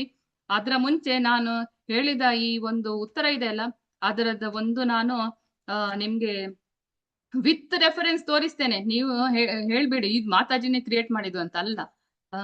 ಇದು ಪದ್ಮ ಪುರಾಣದಲ್ಲಿ ಹೇಳಿದ್ದು. ಇದು ನೋಡಿ, ಸನಾತನ್ ಗೋಸ್ವಾಮಿ ಬರೆದಿದ್ದು. ಅಸಾಧು ಸಾಧುತಾ ದಾಯಿನ್ ಇದೆಯಾ? ಇಲ್ಲಿ ನೋಡಿ, ಮದೇಕ ಬಂದೋ ಮತ್ಸಂಗಿನ್ ಮದ್ಗುರೋ, ಏ ಶ್ರೀಮದ್ ಭಾಗವತ, ನೀನೇ ನನ್ನ ಬಂಧು, ನೀನೇ ನನ್ನ ಏಕೈಕ ಮಿತ್ರ, ನೀನೇ ನನ್ನ ಗುರು, ನೀನೇ ನನ್ನ ಮಹಾಧನ, ನೀನೇ ನಿಸ್ತಾರಕ್, ನೀನೇ ಭಾಗ್ಯ, ನಿನಗೆ ನಮಸ್ತೆ. ಹಾಗೆ ಅಂತ ಸನಾತನ್ ಗೋಸ್ವಾಮಿ ಹೇಳಿದ್ದಾರೆ ನೋಡಿ. ಒಂದೊಂದು ಅಕ್ಷರದ ಪಠಣಕ್ಕೂ ಒಂದೊಂದು ಕಪಿಲಾ ಗೋವನ್ನು ದಾನ ಮಾಡಿದ ಪುಣ್ಯ. ಎಷ್ಟು ಅಕ್ಷರ ಇರ್ಬೋದು? 18,000 ಶ್ಲೋಕ ಇದೆ. ಹಾಗೆ ನೋಡಿ, ಪ್ರತಿದಿನ ಅಟ್ಲೀಸ್ಟ್ ಓದಿದ್ರೆ ಏನಾಗುತ್ತಂತೆ, ಶ್ರೀಮದ್ ಭಾಗವತದಿಂದ ಅರ್ಧ ಶ್ಲೋಕ ನೋಡಿ, ಒಂದು ಶ್ಲೋಕ ಅಂದ್ರೆ 4 ಲೈನು, ಅಷ್ಟು ಓದ್ಲಿಕ್ಕೆ ಆಗ್ಲಿಲ್ಲ. ಅರ್ಧ ಶ್ಲೋಕ ಅಂದ್ರೆ 2 ಲೈನು, ಅಷ್ಟೂ ಓದ್ಲಿಕ್ಕೆ ಆಗದಿದ್ರು ಪರವಾಗಿಲ್ಲ. ಶ್ಲೋಕದ ಒಂದು ಪಾದ ಅಂದ್ರೆ 1 ಲೈನು, ಅದೂ ಓದದಿದ್ರು ಪರವಾಗಿಲ್ಲ. ಅಷ್ಟು ಓದಿದ್ರೆ ಅಥವಾ ಕೇಳಿದ್ರೆ 1000 ಗೋವುಗಳನ್ನು ದಾನ ಮಾಡಿದ ಪುಣ್ಯಕ್ಕೆ ಭಾಗಿಯಾಗ್ತಾನೆ. ನೋಡಿ, ಇಲ್ಲಿ ಶ್ಲೋಕದ ಅರ್ಧ ಭಾಗವನ್ನಾಗಲಿ 1 ಭಾಗವನ್ನಾಗಲಿ ಇಟ್ಟುಕೊಂಡ್ರು ಇತರ ಶಾಸ್ತ್ರಗಳನ್ನಿಟ್ರೆ ಏನು ಫಲ ಇಲ್ಲ, ಇಷ್ಟು ಇಟ್ರು ಸಹ ಉತ್ತಮವೇ. ಮತ್ತೆ ಅದು ಸಹ ಎಸ್ಪೆಷಲಿ ಏಕಾದಶಿ ದಿನ ಅಂತೂ ಭಾಗವತ ಶ್ರವಣ ಮಾಡ್ಲೇಬೇಕಂತ, ಇಲ್ಲದಿದ್ರೆ ಅವರಷ್ಟು ದೊಡ್ಡ ಪಾಪಿಷ್ಟ್ರು ಯಾರು ಇಲ್ಲ ಅಂತೆ. ಹೇಗೆ ನೋಡಿ, ಯಾರು ಈ ಭಾಗವತವನ್ನು ಇಟ್ಕೊಳ್ತಾರೆ ಅವರಿಗೆ ನಾನು ವಶವಾಗಿ ಬಿಡುವೆನಪ್ಪ. ಜಸ್ಟ್ ಇಟ್ಕೊಂಡ್ರ ಮಾತ್ರಕ್ಕೆ ಭಕ್ತರೇ ಇಟ್ಕೊಳ್ಳಿ, ಏನು ಆಲೋಚನೆ ಮಾಡಬೇಡಿ. ಯಾವನ ಗ್ರಹದಲ್ಲಿ ಶ್ರೀಮದ್ ಭಾಗವತ ಶಾಸ್ತ್ರ ಇಲ್ಲ ಅವನನ್ನು ವಿಷ್ಣು ಭಕ್ತ ವೈಷ್ಣವ ಅಂತ ಹೇಗೆ ಕರೆಯಲಾದೀತು? ಅವನು ಶ್ವಪಚನಿಗಿಂತಲೂ ತುಂಬಾ ಕೆಳಮಟ್ಟದವನು. ಪದ್ಮಪುರಾಣ ಉತ್ತರಖಂಡ 7.13. ವಿಷ್ಣು ಭಕ್ತ ಅಂತ ಅಟ್ಲೀಸ್ಟ್ ಕರಿಬೇಕಾದ್ರೆ, ನಿಮ್ಮನ್ನು ವೈಷ್ಣವ ಅಂತ ಹೇಳ್ಬೇಕಾದ್ರೆ ಭಾಗವತ ಶಾಸ್ತ್ರ ಇಟ್ಕೊಂಡಿರ್ಬೇಕು. ಓದೋದು ಆಮೇಲೆ, ಇಟ್ಕೊಂಡ್ರೆ ಅಲ್ಲ ಫಸ್ಟಿಗೆ ಓದೋದು. ಎಷ್ಟೊಂದೆಲ್ಲ ಹಬ್ಬ ಹರಿದಿನ ಎಲ್ಲ ಮಾಡ್ತೇವೆ, ದೀಪಾವಳಿ ಮಾಡ್ತೇವೆ, ಸಂಕ್ರಾಂತಿ ಮಾಡ್ತೇವೆ, ಶಿವರಾತ್ರಿ ಮಾಡ್ತೇವೆ. ಯಾಕೆ ಮಾಡ್ತೇವೆ? ನಮ್ಮ ಮಕ್ಕಳಿಗೆ ಗೊತ್ತಿಲ್ಲ, ನಮ್ಗೆ ಗೊತ್ತಿಲ್ಲ. ಬಲಿಪಾಡ್ಯಮಿ ಅಂದ್ರೆ ಏನು, ನರಕ ಚತುರ್ದಶಿ ಏನು ಗೊತ್ತೇ ಇಲ್ಲ. ಸುಮ್ಮನೆ ಹೊಸ ಡ್ರೆಸ್ ಹಾಕೋದು, ಪಟಾಕಿ ಹೊಡೆಯೋದು. ಅದ್ರ ಬದ್ಲಿಗೆ ಮಕ್ಕಳಿಗೂ ಹೇಳ್ಬೇಕು, ನಮ್ಮ ಈ ಸಂಸ್ಕಾರ ಸನಾತನ ಧರ್ಮ ಮುಂದೆ ಹೋಗ್ಬೇಕಂದ್ರೆ ಫಸ್ಟಿಗೆ ನಾವು ಪುಸ್ತಕ ಇಟ್ಕೊಳ್ಬೇಕು. ಹೇಗೆ ಅನ್ಯ ಧರ್ಮೀಯರೆಲ್ಲ ತಮ್ಮ ಪುಸ್ತಕಗಳನ್ನ ಮನೇಲಿ ಇಟ್ಕೊಂಡಿರ್ತಾರೆ, ಹಾಗೆ ನಮ್ಮ ಶಾಸ್ತ್ರ ನಮ್ಮ ಮನೆಯಲ್ಲಿ ಇಟ್ಕೊಳ್ಳೋದು ನಮ್ಮ ಮೊದಲ ಆದ್ಯ ಕರ್ತವ್ಯ. ಆಮೇಲೆ ಓದುವ ಪ್ರಶ್ನೆ ಇದ್ರೆ ಆಟೋಮೆಟಿಕ್ ಓದ್ತೇವೆ. ಒಂದೇ ಒಂದು ಭಗವದ್ಗೀತೆ ಇಟ್ರೆ ಯಾರು ಓದುದಿಲ್ಲ. ಯಾವಾಗ 18 ಪುಸ್ತಕ ಇರುತ್ತೆ, ಯಾವಾಗ ಫುಲ್ ಟೆನ್ಷನ್, ಅಯ್ಯೋ ನನ್ನ ಜೀವನ ಇಷ್ಟು ಓದ್ಲಿಕ್ಕೆ ಆಗುತ್ತಾ ಅಂತ ಖಂಡಿತ ಓದ್ಲಿಕ್ಕೆ ಸ್ಟಾರ್ಟ್ ಮಾಡಿಯೇ ಮಾಡ್ತಾರೆ. ಹಾಗೆ ನೋಡಿ, ನಾವು ಓದ್ಲಿಕ್ಕೆನೆ ಇಷ್ಟೊಂದು ಆಲೋಚನೆ ಮಾಡ್ತೇವೆ. ಆಲೋಚನೆ ಮಾಡಿ, ಶ್ರೀಲಾ ಪ್ರಭುಪಾದ ಆ ಏಜ್ ಅಲ್ಲಿ 70ನೇ ಏಜ್ ಅಲ್ಲಿ ಫಾರಿನಿಗೆ ಹೋಗಿದ್ದಾರೆ. ಅಲ್ಲಿ ಹೋಗಿ 1 ಗಂಟೆ ಮಲಗುದು ಭಕ್ತರೆ, 1-1.5 ಗಂಟೆ ಆ ಮುದಿ ಪ್ರಾಯದಲ್ಲಿ. ಅದರ ಮಧ್ಯದಲ್ಲಿ 108 ಸಲ ಪ್ರಪಂಚ ಪರ್ಯಟನೆ ಆಗಿದೆ. ನಾವು ಇಲ್ಲಿಂದ ಎಲ್ಲಾದ್ರೂ 10 ಕಿಲೋಮೀಟರ್ ಆ ಕಡೆ ಹೋಗಿ ಬಂದ್ರೆ ಫುಲ್ ಸುಸ್ತು. ರಾತ್ರಿ ನೆಕ್ಸ್ಟ್ ದಿನ 4 ಗಂಟೆಗೆ ಹೇಳೋದೇ ಇಲ್ಲ, ಅಯ್ಯೋ ನಿನ್ನೆ ಅಲ್ಲಿ ಹೋಗಿದ್ದೆ, 6 ಗಂಟೆಗೆ ಎದ್ರೆ ಸಾಕು, ಆಮೇಲೆ ಜಪ. ಹೌದಾ? ಆ ಪ್ರಭುಪಾದ್ರ ಹಾಗೆಲ್ಲ ಒಂದು ದಿನನೂ ಕಾಂಪ್ರಮೈಸ್ ಮಾಡ್ಲಿಲ್ಲ. ಆ ಒಂದು ಹೆಲ್ತೂ ಇಲ್ಲ ಈ ಕಡೆ ಅಷ್ಟೊಂದು ಟಯರ್ಡ್ ಆಗಿರುತ್ತೆ, ಜೆಟ್ಲ್ ಆಗಿರುತ್ತೆ. ಆದ್ರೂ 1-1.5 ಗಂಟೆ ಕುತ್ಕೊಂಡು ಏನ್ ಮಾಡ್ತಿದ್ರು ಉಳಿದ ಟೈಮಲ್ಲಿ? ನಮ್ಗಾಗಿ ಇಡೀ ಭಾಗವತ ಬರೀಲಿಕ್ಕೆ ಎಷ್ಟು ಕಷ್ಟ ಇರ್ಬೋದು ಆಲೋಚನೆ ಮಾಡಿ. 8-9 ವರ್ಷದಲ್ಲಿ ಇಷ್ಟೊಂದು ಸ್ಕಂದ ಬಂದಿದೆ. ನಾವು ಓದ್ಲಿಕ್ಕೆ ಅಷ್ಟು ಆಲೋಚನೆ ಮಾಡ್ತೇವೆ. ಅವರು ಇಡೀ ಜೀವಮಾನವೇ ನಮ್ಗಾಗಿ ಕೊಟ್ಟಿದ್ದಾರೆ ಈ ಗ್ರಂಥ ಬರೀಲಿಕ್ಕಾಗಿ. ಯಾಕಾಗಿ? ಉದ್ಧಾರ ಆಗುದಿದ್ರಿಂದ ಮಾತ್ರ ಅಂತ ಗೊತ್ತಿತ್ತು. ಅವರು ಎಷ್ಟು ಸಲ ಎಷ್ಟು ಒಂದು ಕೋಟಲ್ಲಿ ಹೇಳಿದ್ದಾರೆ ಅಂದ್ರೆ, ಬುಕ್ ಡಿಸ್ಟ್ರಿಬ್ಯೂಷನ್ ಮಾಡಿ ಓದಿ ಇದಕ್ಕಿಂತ ಫೇವ್ರೇಟ್ ನನ್ಗೆ ಏನೂ ಇಲ್ಲ ಅಂತ. ಹಾಗೆ ಬಡಿಸಿ ಹೇಳಿದ್ದಾರೆ. ಪದ್ಮಪುರಾಣದಲ್ಲಿ ಇನ್ನೊಂದು ಶ್ಲೋಕ ಬರುತ್ತೆ, ಭಾರತೇ ಮಾನವ ಜನ್ಮ ಪ್ರಾಪ್ಯ. ಭಾರತದಲ್ಲಿ ಮಾನವ ಜನ್ಮ ತೆಗೊಳ್ಳೋದು ಎಷ್ಟೊಂದು ಸೌಭಾಗ್ಯಶಾಲಿ, ಎಷ್ಟೊಂದು ಪವರ್ಫುಲ್, ಎಷ್ಟೊಂದು ಭಾಗ್ಯಶಾಲಿ. ಇವನ್ 5ನೇ ಸ್ಕಂದದಲ್ಲಿ ಒಂದ್ ವಿಷಯ ಬರುತ್ತೆ, ಏನಂತಂದ್ರೆ ದೇವತೆಗಳೆಲ್ಲ ಕೇಳ್ತಾರೆ ಭಗವಂತನಲ್ಲಿ, ನನ್ಗೆ ಪ್ಲೀಸ್ ನೆಕ್ಸ್ಟ್ ಜನ್ಮ ಅಂತಿದ್ರೆ ಭಾರತದಲ್ಲಿ ಕೊಡಿ, ಅದು ಕಲಿಯುಗದಲ್ಲಿ ಪ್ಲೀಸ್ ಅಂತ ಕೇಳ್ತಾರೆ. ಯಾಕೆ ಗೊತ್ತಾ? ಈ ಭಾರತದಲ್ಲಿ ಭಕ್ತಿ ಮಾಡೋದು ತುಂಬಾ ಸುಲಭ. ನೀವ್ ಎಣಿಸಿ, ಆಫ್ರಿಕಾದಲ್ಲಿ ನೀಗ್ರೋ ಆಗಿದ್ದಿದ್ರೆ ಇಷ್ಟೊಂದು ಒಳ್ಳೆ ಭಕ್ತಿ ಮಾಡ್ಲಿಕ್ಕೆ ಆಗ್ತಿತ್ತಾ? ಅಥವಾ ಅಮೆರಿಕಾದಲ್ಲಿ ಒಂದು ನಾಯಿ ಆಗಿದ್ದಿದ್ರೆ ಇಷ್ಟೊಂದು ಒಳ್ಳೆ ಭಕ್ತಿ ಮಾಡ್ಲಿಕ್ಕೆ ಆಗ್ತಿತ್ತಾ? ಎಷ್ಟೊಂದು ಒಳ್ಳೆ ನಮ್ಗೆ ಅವಕಾಶ ಸಿಕ್ಕಿದೆ, ಒಳ್ಳೆ ಫ್ಯಾಮಿಲಿ, ಒಳ್ಳೆ ಭಕ್ತಿ ಮಾಡುವ ಅವಕಾಶ. ಭಾರತದಲ್ಲಿ ಜನ್ಮ, ಅದು ಕೈ ಕಾಲು ತಲೆ ಎಲ್ಲ ಸರಿ ಇದೆ. ಆದ್ರೂ ಭಾಗವತಂ ಅವರ ಮನೆಯಲ್ಲಿ ಇಲ್ಲ ಅಂತ ಅಂದ್ರೆ ಏನಾಗುತ್ತಂತೆ? ಸೂತಂ ಪಾಪ ಪರಿಧನೈರಾತ್ಮಗತತುತೈ ಕೃತಃ. ಅವರು ಆತ್ಮಹತ್ಯೆ ಮಾಡಿದಕ್ಕೆ ಸಮ. ಎಷ್ಟು ಜನರಿದ್ದಾರೆ. ಆ ಪ್ರಾಣಿಗೂ ಜನರಿಗೂ ಏನು ವ್ಯತ್ಯಾಸ ಇಲ್ಲ. ಆ ಪ್ರಾಣಿನೂ ತಿನ್ನೋದು ಮಲಗುದು, ನಾವು ತಿನ್ನೋದು ಮಲಗುದು. ಆದ್ರೆ ಒಂದೇ ಒಂದು ವ್ಯತ್ಯಾಸ ಅಂದ್ರೆ, ನಮ್ಮ ಹತ್ರ ಭಾಗವತ ಇರುತ್ತೆ, ವಿವೇಕ ಇರುತ್ತೆ, ಕಾನ್ಶಿಯಸ್ನೆಸ್ ಇರುತ್ತೆ ಸ್ವಲ್ಪ ಜಾಸ್ತಿಯಾಗಿ. ಹಾಗೆ ಭಾಗವತಂ ಇಟ್ಕೊಳ್ಳೋದು ಅಷ್ಟೊಂದು ಇಂಪಾರ್ಟೆಂಟ್. ಅದು ಎಸ್ಪೆಷಲಿ ಭಾರತ ವರ್ಷ ಭಾರತ ವರ್ಷದಲ್ಲಿ ಹುಟ್ಟಿ ಅದು ಮಾನವನಾಗಿ ಹುಟ್ಟಿ ಭಾಗವತ ಇಲ್ಲಿಲ್ಲ ಅಂದ್ರೆ ವೇಷ್ಟು ಅವರು ಹುಟ್ಟಿ ಅಂತ ಹೇಳಿ ಅವರು ಚೀಮಾರಿ ಹಾಕ್ತಾ ಇದ್ದಾರೆ. ಹೀಗೆ ನೋಡಿ 18 ಸ್ಕಂದ 18 ಪುಸ್ತಕ ವಾಲ್ಯೂಮ್ ಅಂದ್ರೆ ಪ್ರತಿಗಳು ಅಂದ್ರೆ ಹೀಗೆ ಸಂಪುಟ ಹೀಗೆ ಬರುತ್ತೆ. ಒಂದು ಭಾಗವತ ಅಂದ್ರೆ 18 ಪುಸ್ತಕ. ಇದು ಮೊದಲನೇದು, ಇದು ಎರಡನೇದು, ಮೂರನೇದ್ರಲ್ಲಿ 2 ಪಾರ್ಟ್ ಬರುತ್ತೆ. 3ನೇ ಸ್ಕಂದ ಭಾಗ 1 ಭಾಗ 2, 4ನೇ ಸ್ಕಂದ ಭಾಗ 1 ಭಾಗ 2, 5ನೇ 6ನೇ 7ನೇ 8ನೇ 9ನೇ ಇದಕ್ಕೆಲ್ಲ ಭಾಗ ಇಲ್ಲ. 10ನೇ ಮಾತ್ರ 4 ಭಾಗ, ಮತ್ತೆ 11 1 2 12 1 ಹೀಗೆ ಈ ತರ ನಿಮ್ಗೆ ಒಂದು ಸೆಟ್. ಇದು ಒಂದು ಬಾಕ್ಸ್ ಅಲ್ಲಿ ಸಿಗುತ್ತೆ. ನಾನೆಲ್ಲೋ ಮಧ್ಯದಲ್ಲಿ ಬಾಕ್ಸ್ ಹಾಕಿದ್ದೇನೆ ನೋಡಿ, ಇಲ್ಲಿ ನೋಡಿ ಈ ಬಾಕ್ಸ್ ಹೀಗೆ ಒಂದು ಸೆಟ್. ಅದಕ್ಕೆ 12 ಸ್ಕಂದ ಇದ್ದಿದ್ದಂತಹ 18 ಸಂಪುಟದ ಒಂದು ಭಾಗವತ ಸೆಟ್ ಸಿಗುತ್ತೆ. ಎಲ್ಲಾ ಇಸ್ಕಾನ್ ಸೆಂಟರ್ ಅಲ್ಲೂ ಸಿಗುತ್ತೆ. ಎಲ್ಲಾ ಭಾಷೆಗಳಲ್ಲಿ, ಸಾಧಾರಣ ಎಲ್ಲಾ ಭಾರತೀಯ ಭಾಷೆಗಳಲ್ಲಿ ಇದೆ. ಸ್ಪೆಷಲಿ ಬರ್ದಿದ್ದು ಫಸ್ಟ್ ಇಂಗ್ಲಿಷ್ ಅಲ್ಲಿ, ಆಮೇಲೆ ಕನ್ನಡ, ತಮಿಳು, ತೆಲುಗು ಎಲ್ಲದಕ್ಕೆ ಅನುವಾದ ಆಗಿದ್ದು. ಒಂದೊಂದು ಭಾಷೆಗೆ ಒಂದೊಂದು ರೇಟ್ ಇದೆ. ಈ ನೋಡಿ, ನಮ್ದು ಇಲ್ಲಿ ನೇಬರ್ ಒಬ್ಬಳು ಹುಡುಗಿ ಕಾಲೇಜಿಗೆ ಹೋಗ್ತಾಳೆ. ಇಷ್ಟು ದಪ್ಪ ಪುಸ್ತಕಕ್ಕೆ ನಿಮ್ದು ಟೆಕ್ಸ್ಟ್ ಬುಕ್ಗೆ ಎಷ್ಟು ರೂಪಾಯಿ ಇರುತ್ತೆ ಅಂತ ಕೇಳಿದೆ. 2,000 ಅಂತಂದು. ಈ 18 ಪುಸ್ತಕಕ್ಕೆ 2,000 ಆದ್ರೆ ಎಷ್ಟು ರೂಪಾಯಿ ಆಗುತ್ತೆ? 36,000 ಆಗುತ್ತೆ. ಹೌದಾ? 36,000 ಇಷ್ಟಕ್ಕೆ ಅಂದ್ರೆ ಕೊಡ್ತೀರಾ ನೀವು? ಹಾಗೆ ಈ ಇಸ್ಕಾನ್ ನವರಿಗೆ ಅಥವಾ ಈ ದೇವಸ್ಥಾನದವರಿಗೆ ಯಾವುದೇ ಪ್ರಾಫಿಟ್ ಎಲ್ಲ ಮಾಡುವಂತಹ ಆಲೋಚನೆ ಇಲ್ಲ. ಓನ್ಲಿ ಪ್ರಿಂಟಿಂಗ್ ಕಾಸ್ಟ್ ಮಾತ್ರ ತಗೊಳ್ತಾರೆ. ಇದ್ರಲ್ಲಿದ್ದ 18,000 ಒಂದೊಂದು ಶ್ಲೋಕಕ್ಕೆ ಒಂದೊಂದು ಪೇಜ್ ಜೆರಾಕ್ಸ್ ತೆಗೆದ್ರು ಕೂಡ ಒಂದೊಂದು ಪೇಜ್ ಜೆರಾಕ್ಸ್ 2 ರೂಪಾಯಿ ತಗೊಳ್ತಾರೆ. ಬಲ್ಕ್ ಅಲ್ಲಿ ಕಡಿಮೆ ಮಾಡಿ 1 ರೂಪಾಯಿ ಕೊಟ್ರು 18,000 ರೂಪಾಯಿ ಆಗುತ್ತೆ. ಆದ್ರೂ ಅಷ್ಟು ಇಲ್ಲ. ಇದರ ರೇಟು ಬಂದ್ಬಿಟ್ಟು ಕನ್ನಡದ್ದು 8,500, ಇಂಗ್ಲಿಷ್ ಇದ್ದಾದ್ರೆ 9,000, ಮತ್ತೆ ತೆಲುಗು ಆದ್ರೆ 7,000, ಹಿಂದಿ ಆದ್ರೆ 8,000, ತಮಿಳ್ ಆದ್ರೆ 8,000. ಹಾಗೆ ಒಂದೊಂದು ಭಾಷೆಗೆ ಒಂದೊಂದು ರೇಟ್ ಇದೆ. ಎಲ್ಲಾದ್ರಲ್ಲೂ ಈ ತರ 18 ಪುಸ್ತಕನೇ ಬರೋದು. ಇಂಗ್ಲಿಷ್ ಅಲ್ಲಿ ಮಾತ್ರ 44 ವಾಲ್ಯೂಮ್ ಅಂತ ಇನ್ನೊಂದಿದೆ, ಸ್ವಲ್ಪ ತೆಳು ಪುಸ್ತಕ. ಅದನ್ನು ಬ್ಯಾಗ್ ಅಲ್ಲಿ, ವೆನಿಟಿ ಬ್ಯಾಗ್ ಅಲ್ಲೆಲ್ಲ ಆರಾಮದಲ್ಲಿ ಹಾಕೊಂಡು ಹೋಗ್ಬೋದು. ಮಕ್ಕಳೆಲ್ಲ ಆರಾಮದಲ್ಲಿ ಇಟ್ಕೊಂಡು ಓಪನ್ ಮಾಡ್ಬೋದು. ತೆಳು ಪುಸ್ತಕ ಇದೆ. ಯಾರತ್ರ ಎಲ್ಲ ಇಲ್ಲ ಎಲ್ಲರೂ ಇವತ್ತೇ ತ್ವರೆ ಮಾಡಿ. ಯಾಕಂದ್ರೆ ನಾಳೆಲ್ಲ ನಾಡ್ದಷ್ಟೇ ಮೋಕ್ಷದ ಏಕಾದಶಿ ಬರುತ್ತೆ. ಮೋಕ್ಷದ ದ್ವಾರವೇ ಶ್ರೀಮದ್ ಭಾಗವತ.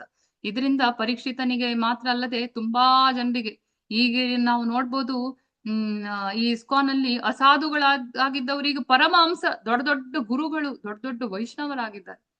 ಅಂತಹ ಒಂದು ಪರಿವರ್ತನೆ ಕ್ರಾಂತಿಕಾರಿ ಗ್ರಂಥವೇ ಶ್ರೀಮದ್ ಭಾಗವತಂ. ಹಾಗೆ ಸನಾತನ ಧರ್ಮದ ಪರಿಪೂರ್ಣ ವಿಜ್ಞಾನ ನೋಡಿ, ಜೀವನವನ್ನೇ ಬದಲಾಯಿಸುವಂತಹ ಒಂದು ಗ್ರಂಥವಾಗಿದೆ. ಯಾರತ್ರ ಎಲ್ಲ ಇಲ್ಲ ಇವತ್ತೇ ಆರ್ಡರ್ ಮಾಡಿ. ಟೆಂಪಲ್ ನಿಮ್ಗೆ ಗೊತ್ತಿಲ್ಲ ಅಂತ ಆದ್ರೂ ಸಹ, ಎಲ್ಲಿದೆ ಅಂತ ಗೊತ್ತಿಲ್ಲ ಅಂತ ಆದ್ರೂ ನೀವು ಈ ಪೂಜಾ ಮಾತಾಜಿ, ಪ್ರೇಮಮಯಿ ಪೂಜಾ ದೇವಿದಾಸಿ ಅವರಿಗೆ ಹೇಳ್ಬೋದು, ಅಥವಾ ನನಗೆ ಸಹ ಆರ್ಡರ್ ಕೊಡ್ಬೋದು. ಇಬ್ರು ಒಂದೇ ಟೆಂಪಲ್ ಇಂದಲೇ ಕಳಿಸೋದು. ಫ್ರೀ ಹೋಮ್ ಡೆಲಿವರಿ ಇದೆ ಭಾರತದಾದ್ಯಂತ ಮಾತ್ರ. ಫಾರಿನ್ಗಾದ್ರೆ ಬೇರೆ ಬೇರೆ ವ್ಯವಸ್ಥೆ ಮಾಡ್ಕೊಳ್ಬೇಕು ನೀವೇ. ಮತ್ತೆ 8,500 ಒಂದೇ ಸಲ ಕೊಡುವಂತಹ ಅನುಕೂಲ ಇಲ್ಲದವರು ತಿಂಗಳ ಇನ್ಸ್ಟಾಲ್ಮೆಂಟ್ ಅಲ್ಲಿ, ಈಕ್ವಲ್ ಮಂತ್ಲಿ ಇನ್ಸ್ಟಾಲ್ಮೆಂಟ್ಸ್ 500 ಇಂದ ಸ್ಟಾರ್ಟ್ ಆಗುತ್ತೆ. ನಿಮ್ಮ ಅನುಕೂಲಕ್ಕೆ ತಕ್ಕಂತೆ ಹಣವನ್ನು ಕಟ್ತಾ ಹೋಗ್ಬೋದು. ಆ ಒಂದು ಫೆಸಿಲಿಟಿನೂ ಕೊಟ್ಟಿದ್ದಾರೆ. ಫಸ್ಟಿಗೆ ಪುಸ್ತಕ ಇಟ್ಕೊಳ್ಳೋದು ಇಂಪಾರ್ಟೆಂಟು, ಹಣ ನಿಧಾನವಾಗಿ ಬರ್ಲಿ. ಲಕ್ಷ್ಮೀಪತಿ ನಾರಾಯಣ ಅವನು, ನಾರಾಯಣ ಇದ್ದಲ್ಲಿ ಲಕ್ಷ್ಮಿ ಆಟೋಮೆಟಿಕ್ ಆಗಿ ಓಡಿ ಬರ್ತಾಳೆ. ಹಾಗಂತ ಅವಳೇ 5ನೇ ಸ್ಕಂದದಲ್ಲಿ 19ನೇ ಒಂದ್ ಕಡೆ ಹೇಳ್ತಾಳೆ, ನಾನು ಅಚಂಚಲೆ, ಆದ್ರೆ ಎಲ್ಲಿ ನಾರಾಯಣ ಇರ್ತಾನೋ ಅಲ್ಲಿ ಮಾತ್ರ ನಾನಿರೋದು ಅಂತ. ಹಾಗೆ ಲಕ್ಷ್ಮಿಯನ್ನೂ ಒಲಿಸ್ಬೇಕಾದ್ರೆ ಆ ವಿಧಾನವೇ ಅವಳ ಪತಿಯಾದ ನಾರಾಯಣನನ್ನು ಒಲಿಸೋದು. ನಂದು ಫೋನ್ ನಂಬರು ಈ ನಿಮ್ಮ ಗ್ರೂಪ್ ಇದ್ದು ಚಾಟ್ ಬಾಕ್ಸ್ ಅಲ್ಲಿ ಹಾಕ್ತಾ ಇದ್ದೇನೆ, 9480592475 ಅಂತ. ನೀವು ಬೇಕಾದ್ರೆ ಸ್ಕ್ರೀನ್ ಶಾಟ್ ತಗೊಳ್ಳಿ, ಸೇವ್ ಮಾಡಿ, ಬರೀರಿ, ಏನಾದ್ರೂ ಮಾಡಿ. ಈ ಒಂದು ಆಡಿಯೋ ಡಿವೈಸ್ ವೈಕುಂಠವಾಣಿ ಅಂತ ತೋರಿಸಿದೆ ಅಲ್ಲ, ಇದರಲ್ಲಿ 64 GB ಮೆಮೊರಿ ಕಾರ್ಡ್ ಇದೆ. ಇದನ್ನು ಕೂಡ ಯೂಸ್ ಮಾಡ್ಕೊಂಡು ಲ್ಯಾಪ್ಟಾಪ್ ಅಲ್ಲೂ ಹಾಕ್ಬೋದು, ಎಲ್ಲ ಮಾಡ್ಬೋದು. ಇಲ್ಲೊಂದು ಹೋಲ್ ಇದೆ, ಇಲ್ಲಿಂದ ಇಯರ್ಫೋನ್ಗೆ ಹೀಗೆ ವೈರ್ದು ಇಯರ್ಫೋನ್ಗೆ ಹಾಕ್ಬೋದು. ಇದರ ಅಮೌಂಟ್ ಬಂದ್ಬಿಟ್ಟು 1,500. ಟೆಂಪಲ್ ಅಲ್ಲೂ ಸಿಗುತ್ತೆ, ಶೇಷಾದ್ರಿಪುರಂ ಅಲ್ಲಿ, ಕುಮಾರಸ್ವಾಮಿ ಲೇಔಟ್ ಅಲ್ಲಿ 2 ಟೆಂಪಲ್ ಸದ್ಯಕ್ಕೆ ಸಿಗೋದು. ಮತ್ತೆ ಸೇಲಂ ಅಲ್ಲಲ್ಲಿ ಒಂದೊಂದ್ ಕಡೆ ಸಿಗುತ್ತೆ. ಇದನ್ನು ಫ್ರೀ ಹೋಮ್ ಡೆಲಿವರಿ ಇದೆ 1,500ಕ್ಕೆ ವಿತ್ ಹೋಮ್ ಡೆಲಿವರಿ. ಇದು ಮತ್ತೆ ಈ ಪುಸ್ತಕ ಎಲ್ಲ ಒಂದೇ ಬಾಕ್ಸ್ ಅಲ್ಲಿ ಹಾಕಿ ಕೊಡ್ತಾರೆ. ಯಾರಿಗಾದ್ರೂ ಏನಾದ್ರೂ ಪ್ರಶ್ನೆ ಇದ್ರೆ ಕೇಳ್ಬೋದು. ಬುಕ್ ಇಲ್ಲದವರು ಈ ಏಕಾದಶಿ ಒಳಗಡೆ ಬುಕ್ ಇಟ್ಕೊಂಡು ಅದರ ಸ್ಥಾಪನೆ ಮಾಡುವ ಸಣ್ಣ ಒಂದು ಪ್ರೊಸೀಜರ್ ಇದೆ. ಅದನ್ನು ತಗೊಂಡವರಿಗೆ ಆಮೇಲೆ ಹೇಳ್ತೇವೆ. ಸೊ ಯಾರಿಗೆಲ್ಲ ಪುಸ್ತಕ ಬೇಕು ಅವರು ನನಗೆ ಮೆಸೇಜ್ ಮಾಡಿ ಅಥವಾ ಪ್ರೇಮಮಯಿ ಪೂಜಾ ಮಾತಾಜಿಗೆ ತಿಳಿಸಿ. ಹರೇ ಕೃಷ್ಣ. ಗ್ರಂಥರಾಜ್ ಶ್ರೀಮದ್ ಭಾಗವತಂ ಕಿ ಜೈ. ಶಿಲಾ ಪ್ರಭುಪಾದ ಹರೇ ಜೈ ಮಾತಾಜಿ. ಹರೇ ಕೃಷ್ಣ ಹೇಳಿ. ಹರೇ ಕೃಷ್ಣ ಮಾತಾಜಿ. ಧನ್ಯವಾದ ಪ್ರಣಾಮ್. ದಂಡವತ್ ಪ್ರಣಾಮ್ ಮಾತಾಜಿ. ಎಲ್ಲರಿಗೂ ಹರೇ ಕೃಷ್ಣ ಹೇಗನ್ಸ್ತು ಮಾತಾಜಿ. ಮಾತಾಜಿ ಅವ್ರ ಕ್ಲಾಸ್ ಹೇಗಿತ್ತು?